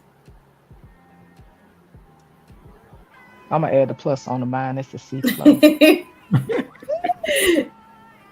No, Venus. but sometimes I think when we get caught up in our stuff, we like people in general, when we get caught up in our stuff, meeting our needs, what we want, trying to extinguish whatever fears or Hmm. whatever we have, we will lose sight of meeting the other person need. You know what I'm saying? Like you just said something Exactly. about space, right? Hmm. Okay, he might have needed more space and you didn't give that space, you know what I'm saying? Because you wanted to Yeah. extinguish whatever fears you had, you know what I'm saying? Like on Right. some level that still wasn't meeting his need, although it like the intention is what it is, right? It doesn't mean that it comes from a bad place, right? But it is Right. still not what that person needs in the moment. And that's Hmm. what's important about coming together and just having that exchange, you know what I'm saying? Because Yes. what the other person might need, you might not have no need for it. You know what I'm saying? And Mm-hmm. sometimes you may not just simply want to even give it for whatever reason. That's real. But yeah, yeah. Hmm. That was a good question. Venus. Hmm. Hmm? Wake up, roll over. You sleep. I'm sitting up at my desk. I don't remember your question though. Uh-oh. I was doing something. If we had a panel of 5 of Venus ex-boyfriends, Hmm. and we asked them, did Venus give y'all what you wanted and what you needed? What would they say? Or what would you score, like an A, B, C, D, or E?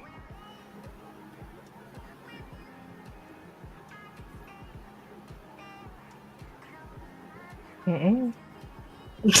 Just shitty. He's giving us Z. Wait a minute, I'm sorry. Venus, Z's wasn't an answer. Yeah, I definitely don't know give why. it a Z. I just picture her head nodding, y'all. I'm sorry. Wait. Cause that baby will go to sleep quick. I was staring off into the abyss, like, You pulled a night on I was not asleep. I don't know how to answer that question. Now, did I give them what they wanted and needed? Yeah. Yeah, until I didn't. Uh-oh. Damn. Uh-oh. Yeah. No, she turned it off. I was listening like a light, okay? Damn. I don't know. I don't know. I wish I had that quality sometimes. I don't know how to turn shit off. Yeah. It's just going crazy, honey. Don't take me for granted. Don't take my kindness for weakness. Don't keep fucking taking advantage of me. Mm-hmm. You get your feelings hurt real bad.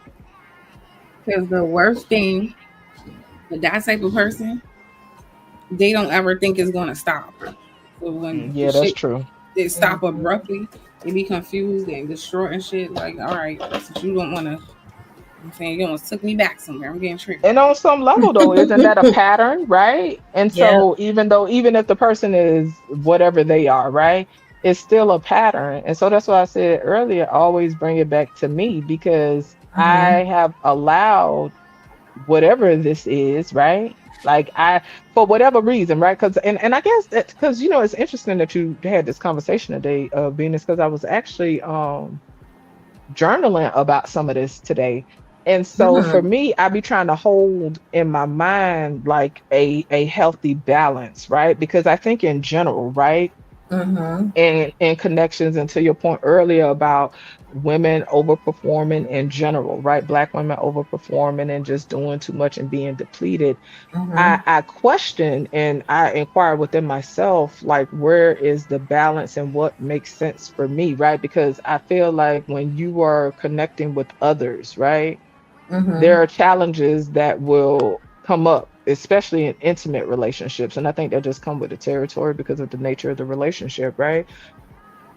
I guess for every person, their tolerance level or their threshold, and this is where they tap out, varies from person to person, right?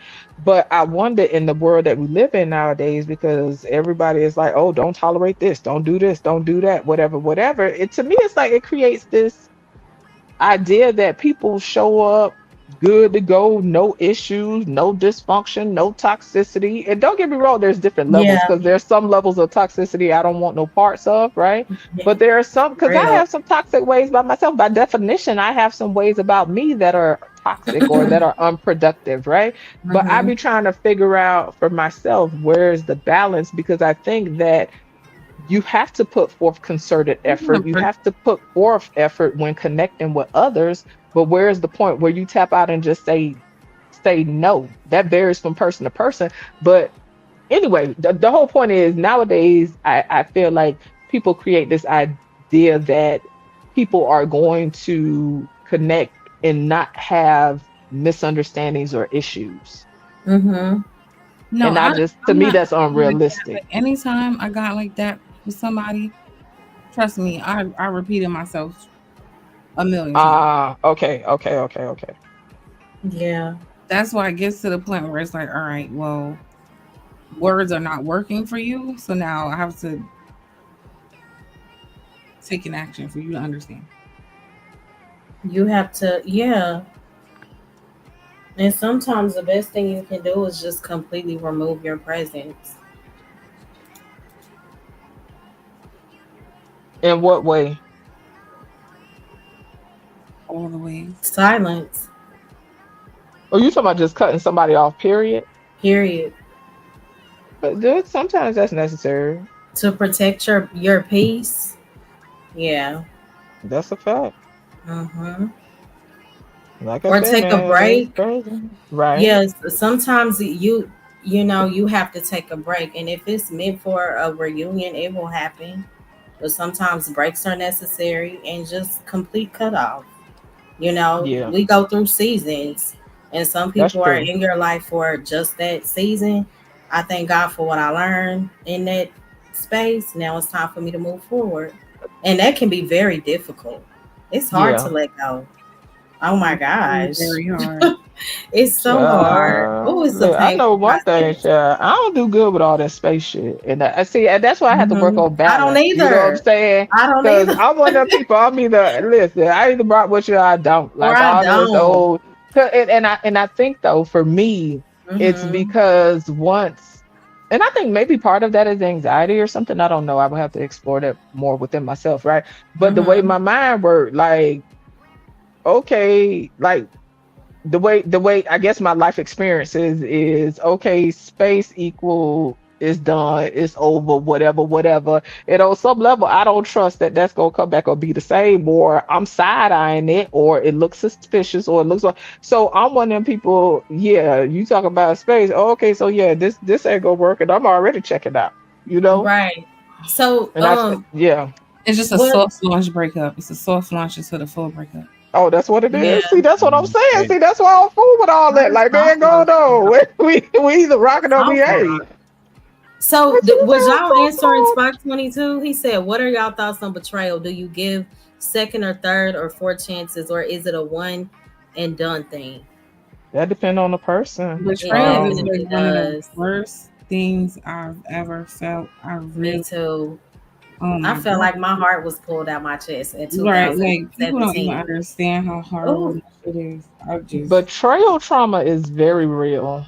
yeah. yeah. It is very, very real. And this is why a lot of us respond the way we do, men and women, to situations, circumstances, whatever, because betrayal trauma is very real. You know what I'm Mm-hmm. saying? You'll be jumping out the window. So, like, say if it's okay, so to relationships, a dude be trying to talk to Venus or whatever, he could say Mm-hmm. one word that remind her, that nigga over there.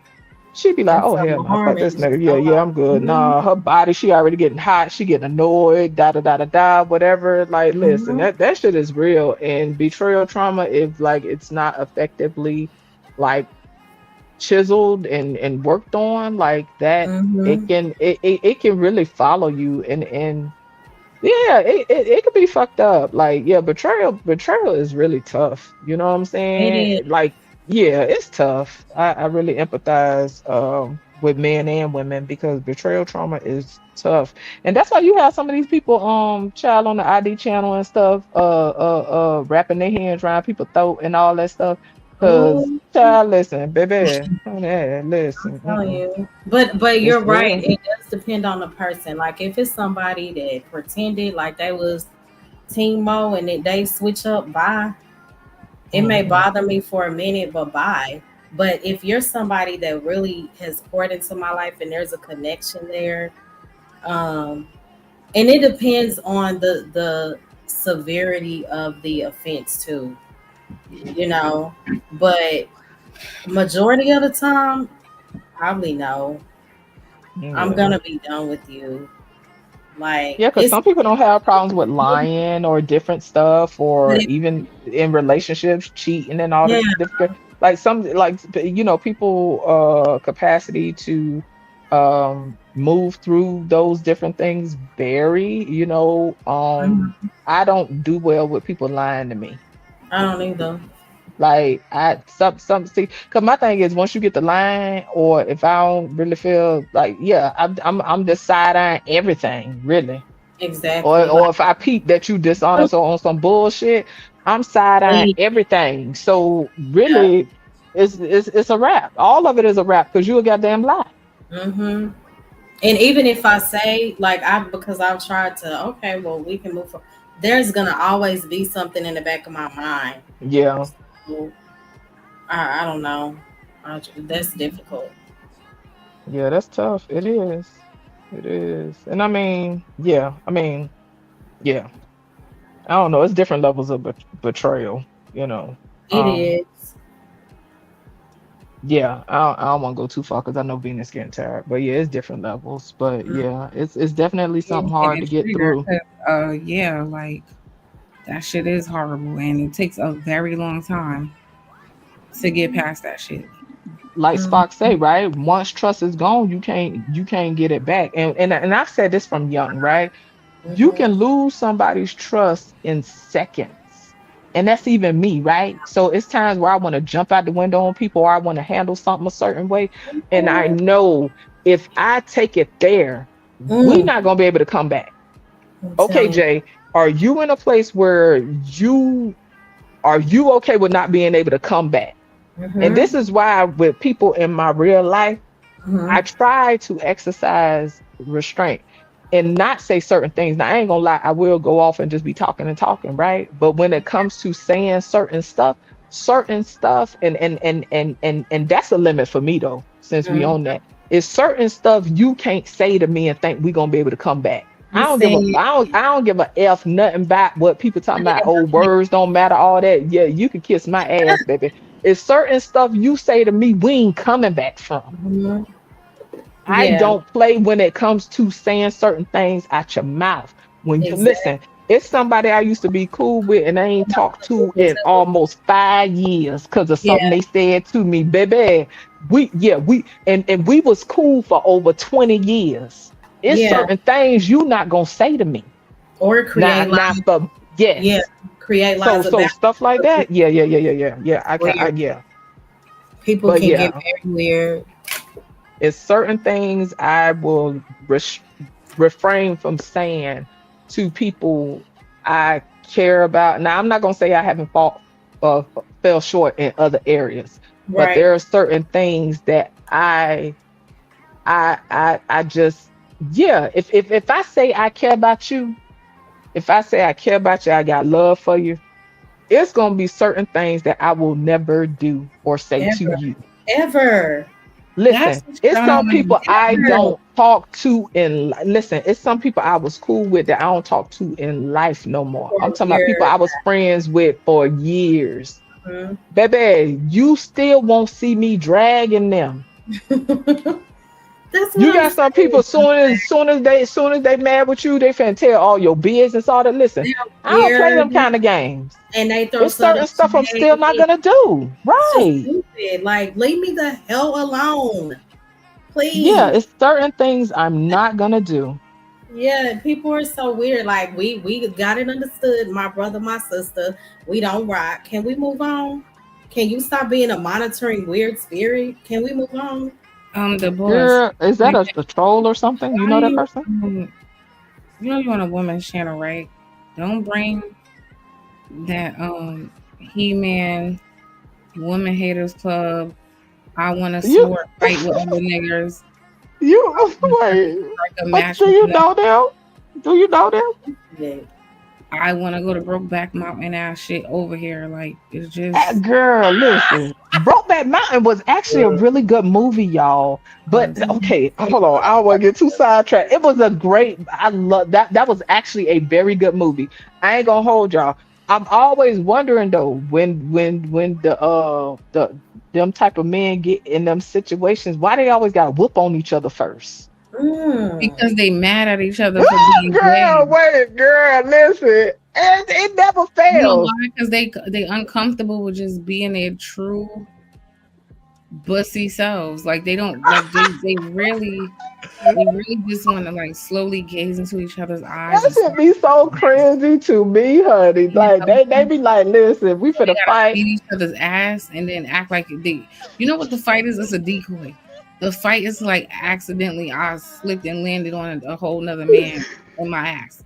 But It always, you know, when one of them try to put their little couple fingers on them and touch them, then they punch them in the face, and then they be squabbling. Then it's like, what is happening? Like, I wonder if that be happening for real. That's what I done seen on the movies though. They just get the whooping on each other, then they just start snatching each other's clothes off. It'd be kind of cringe to me, but I mean, I don't know. I guess it is what it is. My dust office is always open. I need to calibrate my dustometer anyway. So I mean, there's up there. that's Jay triggering me at night. Okay, I'm currently real life trying to get over a betrayal. This shit is crazy. You say triggering Mac Knight? What? I said Just Jay in here triggering me.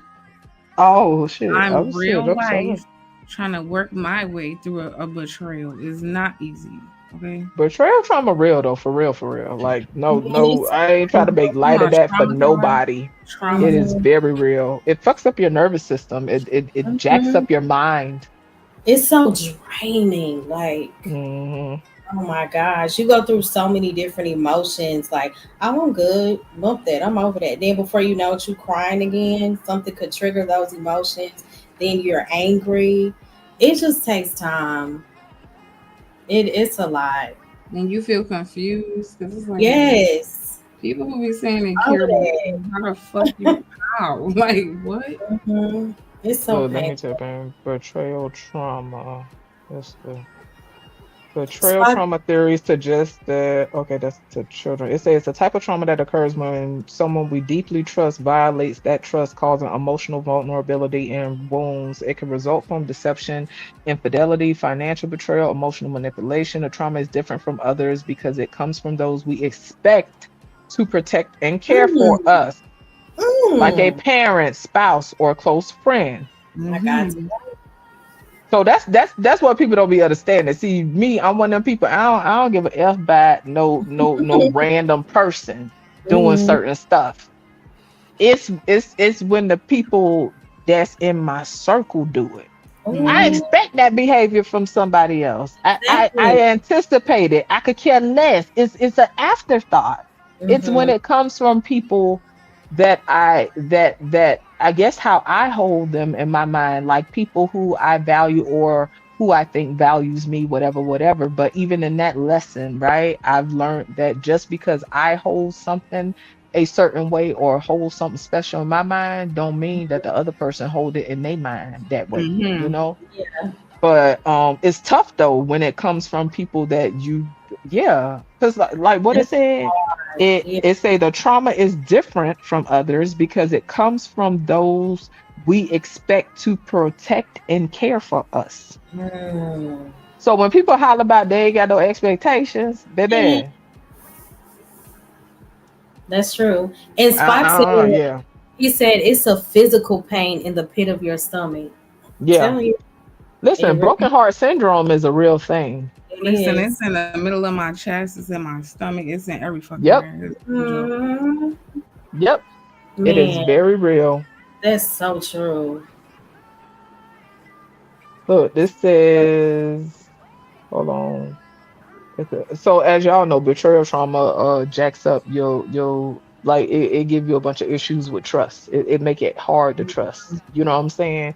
And like Mhm. Venus was saying, you be confused about a lot of stuff. Like in my mind, based on things I've experienced, like it just yeah, it just had my brain scrambled. Like and Yeah. and like Foolish was saying earlier, some people's nervous system is so jacked up because of things they've gone through.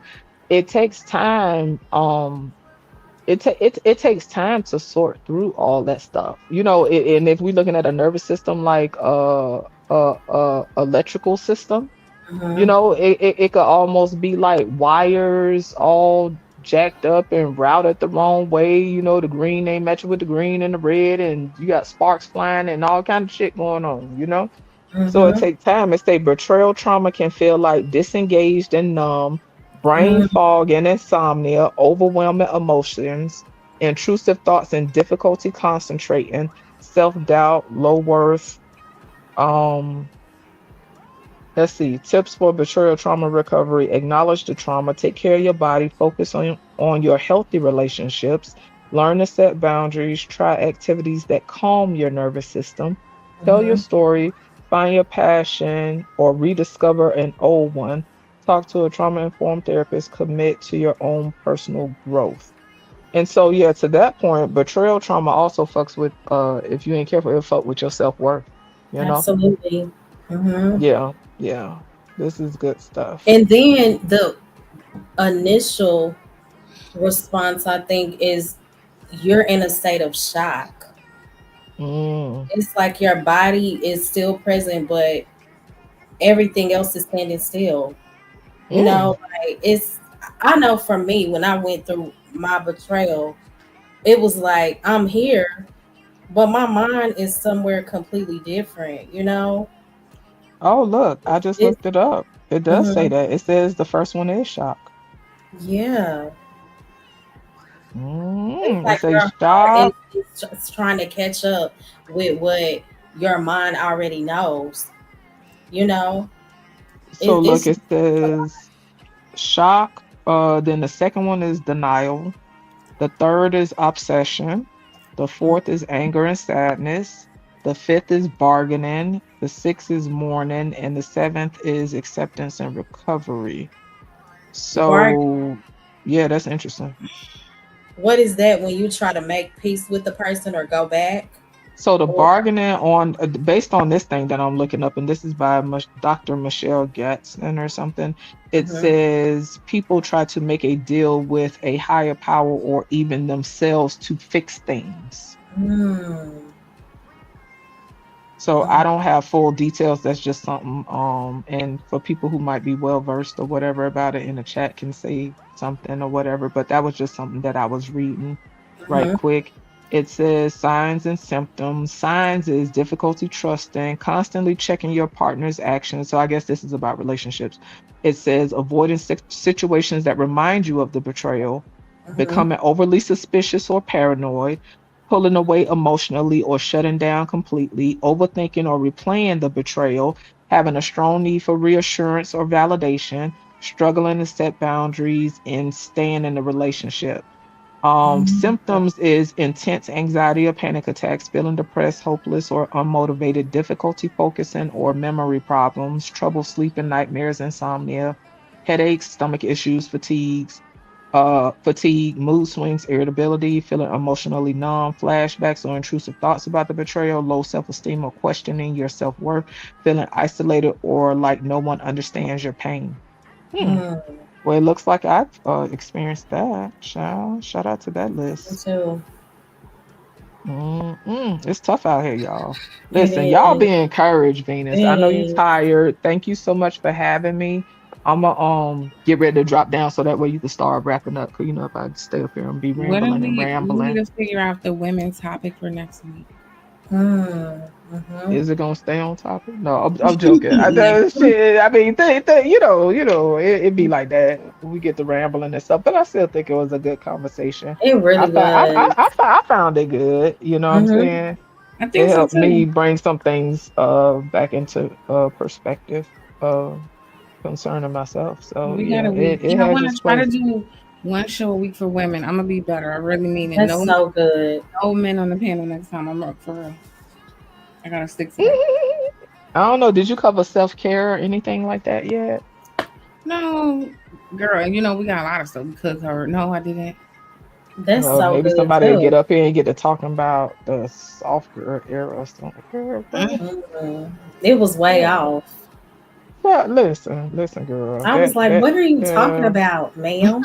Girl, listen, girl. That is not new, honey. That is not new, honey. It always goes straight to something racial, but I'ma just whatever. And that's been going on for some years now. So Okay. yeah. Yeah. Shout out to all of that. Thank you for Yeah, she coming up, legit foolish. pissed me off. I was trying to be nice, Yeah. girl. What you saying, Venus? I said, she pissed me. I be trying to be nice, but she really pissed me. You did good. You were No, you so did sweet great, to her. girl. Yeah. You get an A, child. Cause baby, child, listen. See, that's why I be trying to stay out of here, girl. Cause I can't tell you how many times I blacked out on that one there, honey. Man, when I'm I talking about heard it would just you, still just be somebody get up there. I'm like, man, shut up. Why you you even went up off on here? somebody about 6 months ago, I said, oh Oh, my me? gosh. Yes, ma'am. Lord Jesus, child. Who you went off on? I didn't just people Oh, one time. Yeah, who was it this let time? me put it in the bag. In the Oh, wait a bite. minute. Y'all gotta stop. I'm Wait put a it in the minute. bite. In the bite. I'm child, When I tell you, I listen. was like, wow, I replayed that a good 10 times. And they definitely deserved it because that motherfucker. Oh, Oh my gosh. oh, child, listen, I said, baby. Listen, ooh, listen, don't play with me, honey. Play with your man, mama. Don't play with me, honey. it went down. It's like, wow. And Mo, you done got the nicer version, girl. That's the watered down version, child. You see, Wow. child, listen. That's why you see me disappear, honey. I have to take evasive action Well, I for could the hear like sake of the my tweak sanity. in your voice, and the read was to a T. Girl, listen. And see, that's the thing. Although I talk a lot, I'm just saying I'm a lot of things, but a bullshitter ain't boy and a liar ain't boy. Yeah, I said, oh, that was heavy. You Child, gotta leave people listen. alone. That's the thing. Mhm. Some people be asking for it though. They They be begging do. for it. They be like, They please give do. it to me. And I ain't gonna lie, sometimes I don't like that I give it to them because some of them they love it, girl. They be They wanting to do. sit They'll there do. and rub they little asparagus tips and stuff like that. Like Mhm. they really be like, yeah, it be wild. Some they eat off of it. Cause I'm listen, let's telling be you. clear. Some people in they real life, Mhm. right? And this is where I empathize with some people, but I can empathize and say I don't give a fuck at the same time, right? You Mhm. got some people in real life that don't have connections, right? No. And they really like I said, it's an exchange. It's still a payoff because there ain't no way in the world some of these people on these panels and stuff like that and in these spaces is gonna convince me because some of them will do it on a regular. oh, I'm happy and I'm this and that and whatever. I was in somebody chat the other day and motherfuckers just keep talking crazy and I'm in the chat just like everybody else. They like stop talking to me, you fucking moron or something. First of all, bitch, your mama a moron, okay? And you a motherfucking lying ass moron because you keep telling people how This was you got a recent. lovely. Yeah, this was a couple days ago, but I ain't get to go off like I wanted to because I ain't had a wrench. You know what I'm saying? You didn't. Huh?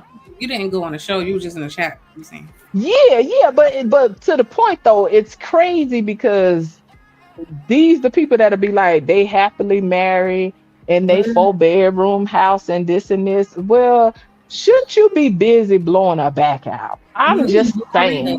Ain't no way in the world you finna keep telling me you happily married and you over here just whooping black women on top of the head constantly, and you ain't making no money. I'm just saying, I might give you, I might have a little bit more understanding if you was actually making money, but bitch, you do this for the free. Then let me know you ain't no, I don't care what nobody say, ain't no man and ain't no woman in these spaces gonna tell me that they is happily married with a woman or a man or in a happy relationship whooping on people, whooping on men and women all damn day. And then the thing is, people can be whoever they want online. Half these people saying they married or not married. Well, that's a whole nother thing, right? And that's something I had to realize. Like, these motherfuckers can tell you anything. These people ain't nobody verifying their life. I can get up here and get one of them voice changes and be like, yeah, such and such and such. Listen, y'all, check this out. This was some years ago. This is probably about maybe 3 years ago. Maybe 2-3 years ago. I suck with time, right? This woman got on Freezy panel talking about black women need to learn from white women or something. I still want to know who the hell that was, cause baby, before I knew it, I was on her ass like white on rice. What the listen, baby, ain't shit. That listen, you something wrong with you. Definitely, something's wrong with you. Becky took her husband. That's what the problem was. That's for me. Did Freezy go off? Cause he don't play about stuff like that. No, I forget how the conversation was, y'all, but this was some years, and I'm talking about she was like, well, you know, there's a thing or two that black women can learn from white women, and I think that we need to stop. The way she was talking, I said, hold on, wait a damn minute. And shout out the Pink of one of Freezy's cousins, Pink. I want to say maybe she was on the panel, so maybe this was about 2 years ago. Okay. But baby, we was like, what? And I was quiet for as long as I could, and then I just finally let her have it. For you to get up here on this panel, baby, talk about that I need to be taking notes from a white woman about what? Did she do what now? And know where she was? Pink is Freezy's She cousin. wasn't carrying up. Like that. Well, not Pink from the space. The I don't know if you remember that clip he used to show in the beginning where she be like, no captivity, da da da. Yeah. That her name Pink, not the Pink, not the Pink from the space. Okay. The other his cousin name Pink. Oh, But that other Pink was nasty. She what? The other Pink, yeah, she'll dust that ass off. Oh yeah. She'll give him that work. I ain't seen her in a minute, but I ain't been around. But yeah, these people, like you said, Mo, a lot of these people, you can't verify their life. I think a lot of people, like I said earlier, escapism. A lot of these people get in these spaces and they become whoever they want to be. Yes, you know what I'm saying? And it's an outlet for some people. 4-5 baby daddies. You've never been married, ma'am. Okay. Never. And them the type that'll be sitting there dragging other women. And you be like, wait a minute, so do what now? So you said I ain't shit because I'm a single woman. Wait a minute. If you haven't that school, it's just the fact that you feel the need to lie about it. That's weird. Yeah. But that go to show you, right? Our need as human beings for validation and approval, right? Mm-hmm. Because regardless of what people say, society affects us on some level, right? And our idea of how quote unquote successful we are and different things that we've attained. And this is why you have a lot of people now moving out of that space where before it was a time where somebody could say that's why you're not married and got a single and you're a single mother, and that would crush them, you know, like completely, like devastate them, right? And I'm not saying that it's not hurtful now, right? Because I think if people ingest it enough, it is poison. But that's why it doesn't affect people as much anymore, because like check this out, right? Even though people say that about women to shame women, Right. think about it.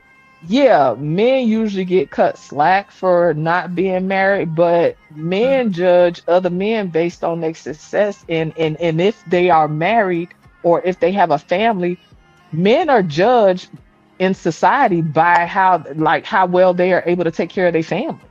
That's true. You know, and so we have different things that people use to shame, but a lot of women are moving out of that, and times are changing to where somebody can't just throw that at somebody, and now that's devastating, and they just completely depressed by it. Yeah. It's like you're gonna have to do better. But yeah, these people create whatever narratives they want to create, and I think for a lot of them it's simply escapism. I could get up here and lie and act like I got all my shit together. Motherfuckers go hollering about, my house clean all the time and this and this. And shout out to the people that actually is. But for typical people, that's not always the case. You know what I'm saying? Yeah. Now let's be clear. I ain't finna be cammed up if I know I ain't washed the dishes. Mhm. And if I got the laundry on the floor, I mean, it is what it is. I don't know. I don't mind being human and scam. No, That's since true. I've been in the space, my story ain't changed. And so motherfuckers who be changing their story and be lying have too much to keep up with. I ain't got Right. nothing to keep up with because my story ain't never changed since I've been here. I love that. Yeah, I'm just dusty, so I mean, I ain't got nothing. You're a troll. Dusty ass. Dusty ass. Yeah, but this is good. All right, it's time to bid you all adieu, because Black folk don't know how to give final words, first word, At second all. word, ABCs, 1, 2, 3s, EBT, WIC checks. Oh, the boss still popping that ass in the chat. Who the fuck is that throwing that ass in a circle? Can't stand these old weird ass, but bitch, get a life. Like, what the fuck? Hold on, let me slow down. You know them? Definitely. Do you know them? That boy, who give a fuck? He said, "I'm a sophisticated." That's what I'm saying. These people is weird. Nobody give a fuck. Tell you if I'm fast asleep in the bedroom. To listen to this blue star beat. Lay your body down. Your next time. Bro, y'all listen, people need to get a life. Like, I don't know, go blow it back out. We was already talking about this Brokeback Mountain shit. You know what I'm saying? They get aggressive, they get to want to whoop on people and shit, and just wrangle rumps all day. You say he was throwing his ass in a circle, so I just Yeah. No, that's what they do. They stay throwing it in a circle in these damn spaces. I don't know. These things just get them. I don't know. They be popping that ass, honey. I don't know. It'd be weird. I'm gonna leave it alone. Go to close out the show, Beans. Go to close out the show. I'm gonna leave it alone. I love how Southern people talk, not popping that ass. I even see Bomb Cherry. Hi, Bomb Cherry. Girl, you missed it. I've been here for a whole 5 hours, 19 minutes, and 34 Throw seconds. that ass in the circle. It don't even seem like 5 hours. That's how it is when you have a good convo. Done here, you probably cook dinner. You doing all type of shit. Oh, I was gonna make some palau today, but I didn't. I was doing my backyard for a good hour. Nah, that's Trini. Oh. This chicken with some pigeon peas and rice all cooked together and stuff. And people put different stuff in it. Just brown some sugar and brown the chicken and stuff whatnot. Listen, I think I'm coming back tomorrow or the I next thought day. you were vegan. What you said, Venus? No, I said I You think I'm thought coming who back was a tomorrow, vegan? if not the next day. And I gotta get to the politics because there's some wild shit going on. We gotta get back to the politics a little bit. I ain't gonna- Yeah, please do, because I really don't pay it no mind unless I hear other people talk about it. Because I just Nah, Trump is really. I'm just getting to it. Yeah, because you'll probably be talking some more, child. He just going wild. I don't know. Yeah. I think sometimes people I who gotta go tan too recruit much, my it white might nationalist. I gotta go find him. it might mess up people's brain when they have too much in that tan bed. I think that probably has done something. What happened, Bomb Cherry? She said YouTube is messy. I'm just a little older. You see. Not Bob need to stop. Wait a minute. Not Bob stay. Wait a minute. And I'm just a little old lady. Stay me. Listen. Bob ain't gonna lay down. I know that much. Bob trying to be funny, child. I ain't fooling with Bob. Bob ain't laying down. I know that much. Whatever it is, she ain't gonna lay down. Right. Why these crazy people be just like, what is this man talking about in the chat? I have no clue. You get a lot of trolls, Venus. No, I don't. Yes, you do. They can't. They only can. They those your people. Nuh-uh. I don't know the boss. I ain't have one either. All of a sudden, Somebody else popping ass. I've never seen the boss in my chat ever. all of a sudden here Yeah, you that's are. somebody else trolling, child. Anybody stud the boss, child. Hopefully they got they fix for tonight, child. 'Cause you know some of these people need that stuff so they could go to bed at night. And they lucky it's this time of night because if my girls was here, it'd have been a wrap for you.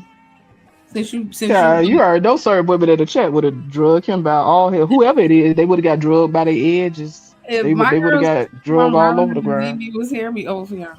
You just lucky Shout out to Sugar Bomb. they running the YouTube streets right now somewhere else, but you lucky it ain't here. They'd have been on you. Sugar Bomb probably on somebody else's head right now. Uh-huh. I found her too. You found Sugar Bomb? What, just now? Yeah. That is funny. She's on another dust panel. Yeah. Listen, You got the crew with her. listen. Sugar could drag with such what's the word? She could drag with such indifference. You know what I'm saying? She could laugh with you and drag it at the same time and keep it moving. It ain't no love lost, and she gonna come right back. Shout out to the people that used to block her in chats and pay to ban her for weeks at a time. Sugar Bomb baby, she gonna sit tight. You know how much money I've made Israel from like I would purposely go there, say some shit. Somebody pay $100 to block me out the chat for 2 weeks. I'll come back in 2 weeks and do it again. Then come back in 2 weeks and do it again.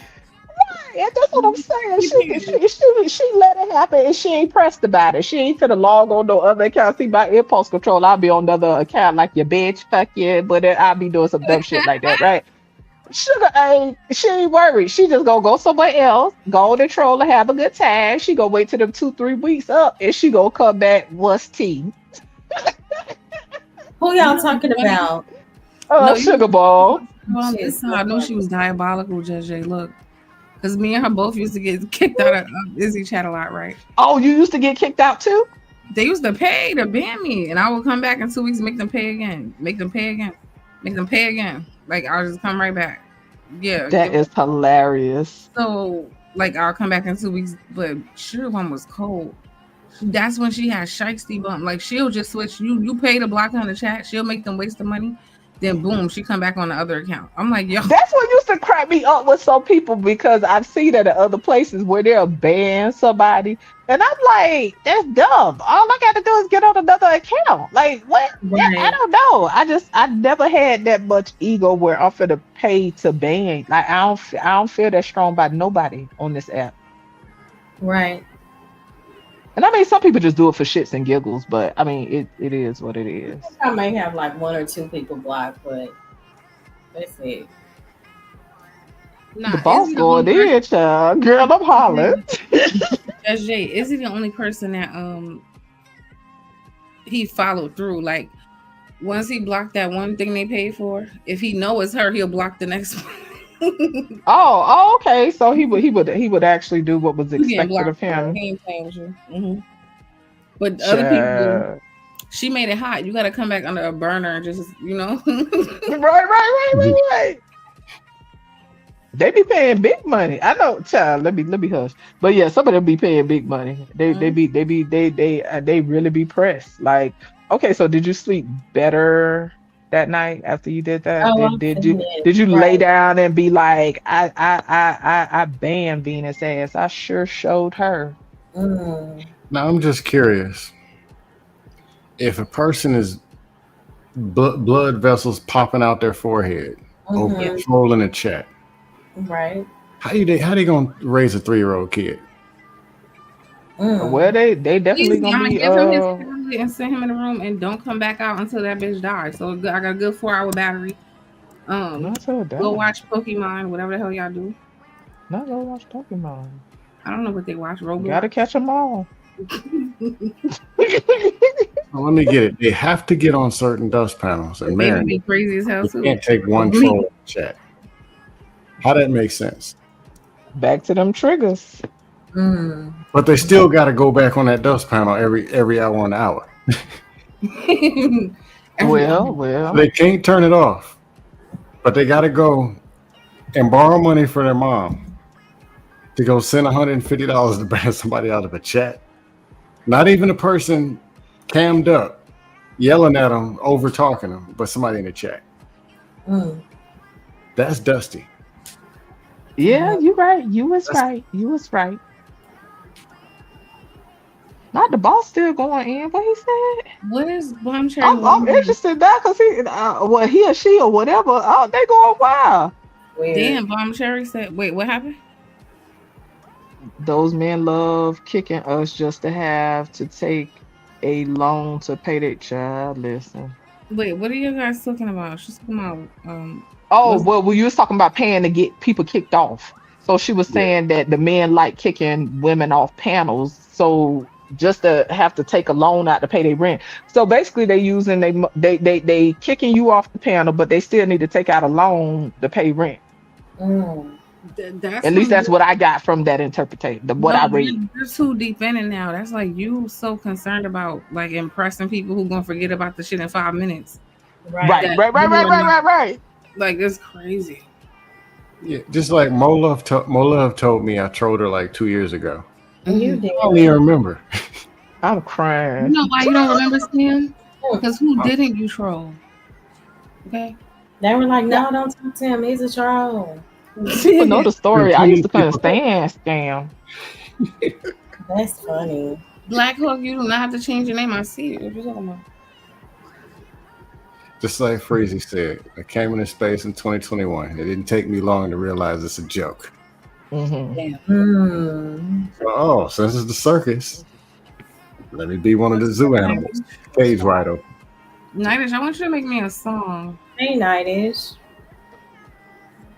That's what it be though, but I noticed though, like I had to learn that. Like I'm one of the people, I don't know, on some level I'm one of the people I hold shit. You know what I'm saying? So I had to learn like with this space, like to just let some shit go. Cause I ain't gonna hold you. Like if I could be one of them people that remember shit.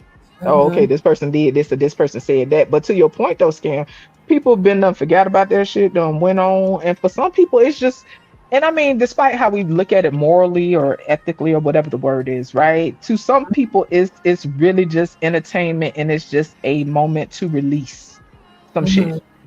Or get off some shit or be an asshole or whatever. Don't abuse me because you think it's funny to be abusive. And see, that's the thing. That's a trigger for me. Like, cause you got some people that's just toxic like that. They love to provoke people and they enjoy it. And I don't know. To me, that shit is crazy as hell. Gaslight, all of that. I don't know, Nightish. I gotta come up with some ideas. For next Monday, Tuesday? No, just he makes really good songs on. Nightish. Okay. And I want him to just make me one for my channel. I don't really have a theme yet. I'll let you know. I'm sorry, but the best theme music was "Welcome to the Dustosphere." Who was that? Black Man Unfiltered. The intro to the Dustosphere. Oh, I've never heard it. Dustosphere is hilarious. Oh, that's a show Scam had me on when I was his baby mama. That is funny. Oh, yeah, I never seen that. My favorite intros is the Dustosphere episodes are still around. What's the name of the channel again? What'd you say, Black Man Unfiltered? Yeah, if you look up Black Man Unfiltered and pull up the Dustosphere, it's about 10, maybe 15 episodes. My two favorite intros that I could think of offhand online. Oh, y'all want to see my baby that I have? I know what you're going to say, just Jay. Huh? I'm sorry. Y'all want to see my baby that I have with Scam? Sure. Okay. What you were saying, Mo? I think I know. I'm gonna take a get. No, say the song, and I'm gonna tell you if. Well, you already know what one of them is. You just probably don't know the other one, right? Huh? Is it Phrazy's Young Dro? Yeah. Man. Well, not the Young Dro. It's his initial intro, whatever that beat is. That's one of my favorite ones. Yeah. And then it's a dude that do commentary on like rappers and street type stuff. His name King AK-47. He got a nice intro. But Okay. yeah, those my favorite. Mm-hmm. And this AI getting out of control, child. That's what I know. Good. Listen, I told somebody this probably about some I'm weeks or a tired of- month ago. I was like, AI is gonna start, like, it's gonna get bad to the point where they gonna be AI is gonna be having people getting framed for crimes. And guess what? Absolutely. I saw it probably about a day or two ago. I forget like what it was, but I saw a video or something like that about AI being used to frame people. Yeah. I'm telling you, it's dangerous. Like this shit is crazy. They could take my face and they could show me robbing a damn store or some shit like that, and they ain't even nowhere around there. Like, listen, this stuff is scary, y'all. I've been saying that they gonna have to get the law involved with this AI shit because it's out of control. But anyway, let's go. It's Is that way Sherelle? Is that Sherelle? It looks like it. Who that? Yeah, it looks like Wait a Sherelle. minute, that bitch. Oh, okay. Did you have sex with Dr. Peterson? I'm not gonna do this. But Venus, Where'd he go? You gonna take care of your responsibilities. Where are you, Wait a Sam? minute, girl. And Luke, why are you telling our business? Not your baby head looking like a thumb. Wait a minute, girl. I'm about to cry. Woo!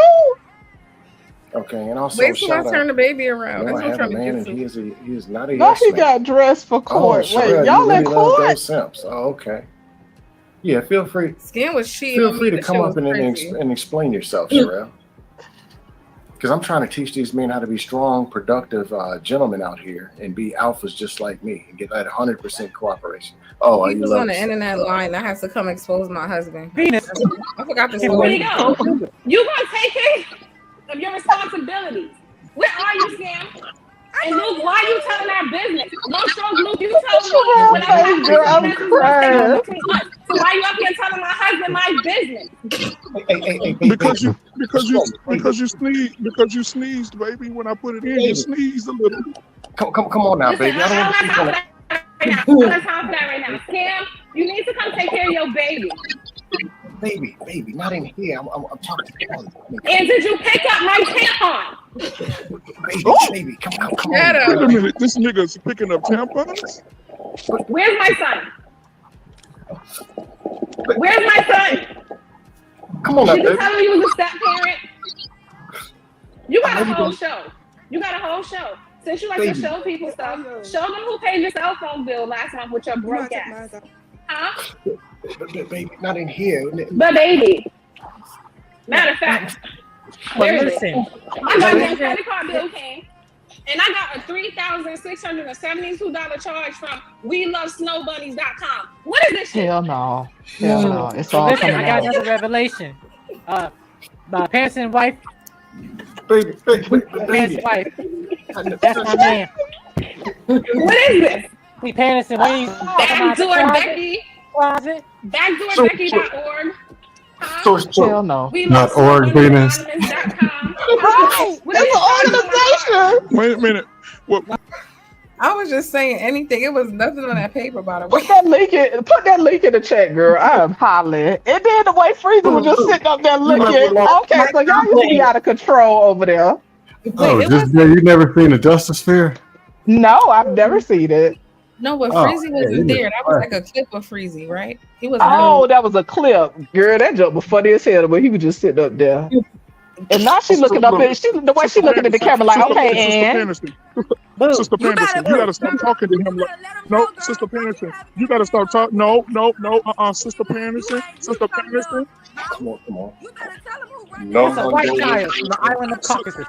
Get out of here. No, not Jedi. Just Jay, did you see? Just Jay, did you see the slip up? I picked up the baby. I didn't mean for them to see it was white, so I tried to hurry up and turn it. Look, watch. I picked the baby up. Okay. And Jedi back there talking about the island of Caucasus or something. No, Sister Peterson, you gotta stop talking. No, Sister Peterson. Come on. that's a white child from the island of Caucasus. Get out of here. No, no, That's no, for no. the This is island my of man. This is his baby. Where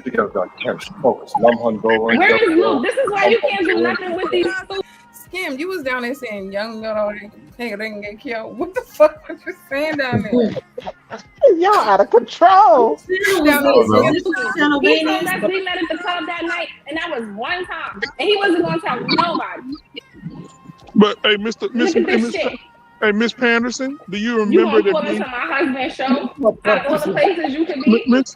Mr. Panderson, do you, Not the way she Miss birthing the Panderson. baby though. She about to shake that baby head off. but y'all not listen. Y'all not listening to me. Listen. That baby Miss got shaking baby Panderson, syndrome. you Lord remember that Jesus. sex in the Wendy's bathroom after church? And it hurts. Wait, what? Remember when me and you had Oh, sex? that's where that clip come from. That is in the Wendy's funny. bathroom after church? Say it, is it true? He said we had sex in a Wendy's bathroom after. So specific. Remember when me and you had sex in the Wendy's bathroom after church? I couldn't even keep. Say it, is it like, true? what? This man is a pookie, man. He's a liar. They came with a large fry. I would never. Not Dr. They came with Patterson, the a damn blubbering You know, I would mess. never. Just look at her child. Look at. Listen, Panderson, wife, I'll take care of you. I'll be your stepdaddy.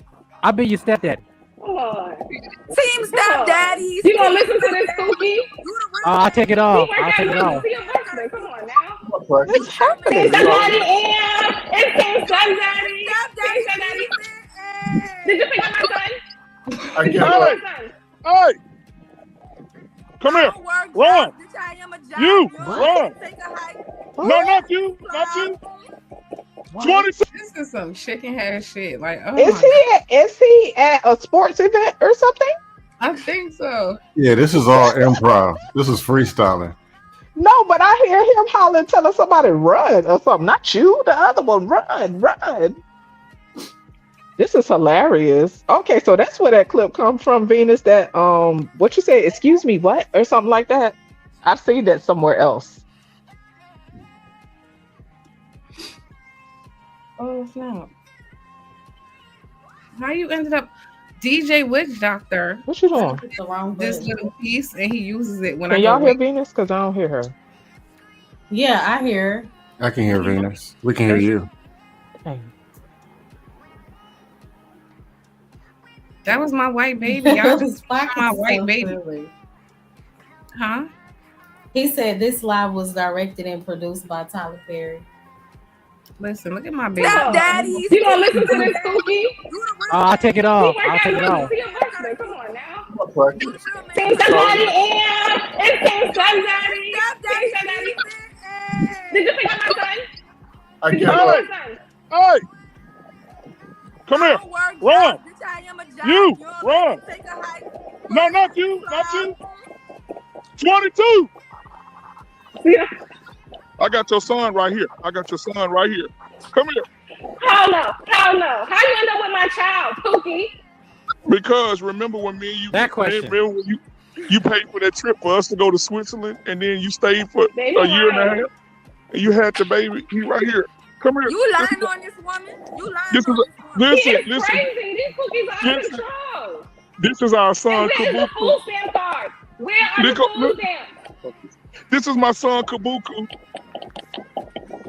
Kabuku. Wave Kabuku. Say we are free. We are free. Say we are free. We are free. Y'all all broke character. Scam. This is all a scam for y'all. Scam had us doing all type of shit. I was like, I'm done with scam, yo. Now I had backup. Well, I can't see nobody. Yeah, Jedi Mike had Venus, J Speed, Black Man. Yeah, even JT. Whose channel was it? It was on Black Man Unfiltered. Oh, But okay. it was Scam Likely show. Okay. So we had to be different characters and stuff, but I was kind of busy. I couldn't do it all the time, but it was fun though. Yeah, love me some Duster Sphere. What was your favorite episode? The one I was on. The YouTube content creator All Stars one was my favorite. Either that one or J Speed the sexologist. One of those two. I forgot, where is J Speed? He's still around. Oh yeah, I feel like I seen him like a month ago. I talked to him last week. No problem, Judge. I'm glad you enjoyed it. It was so good on the panel. It was good. Yeah, everybody have a good night. We're ending the show. Bye. Bye, guys. Night, people. So if I ended here.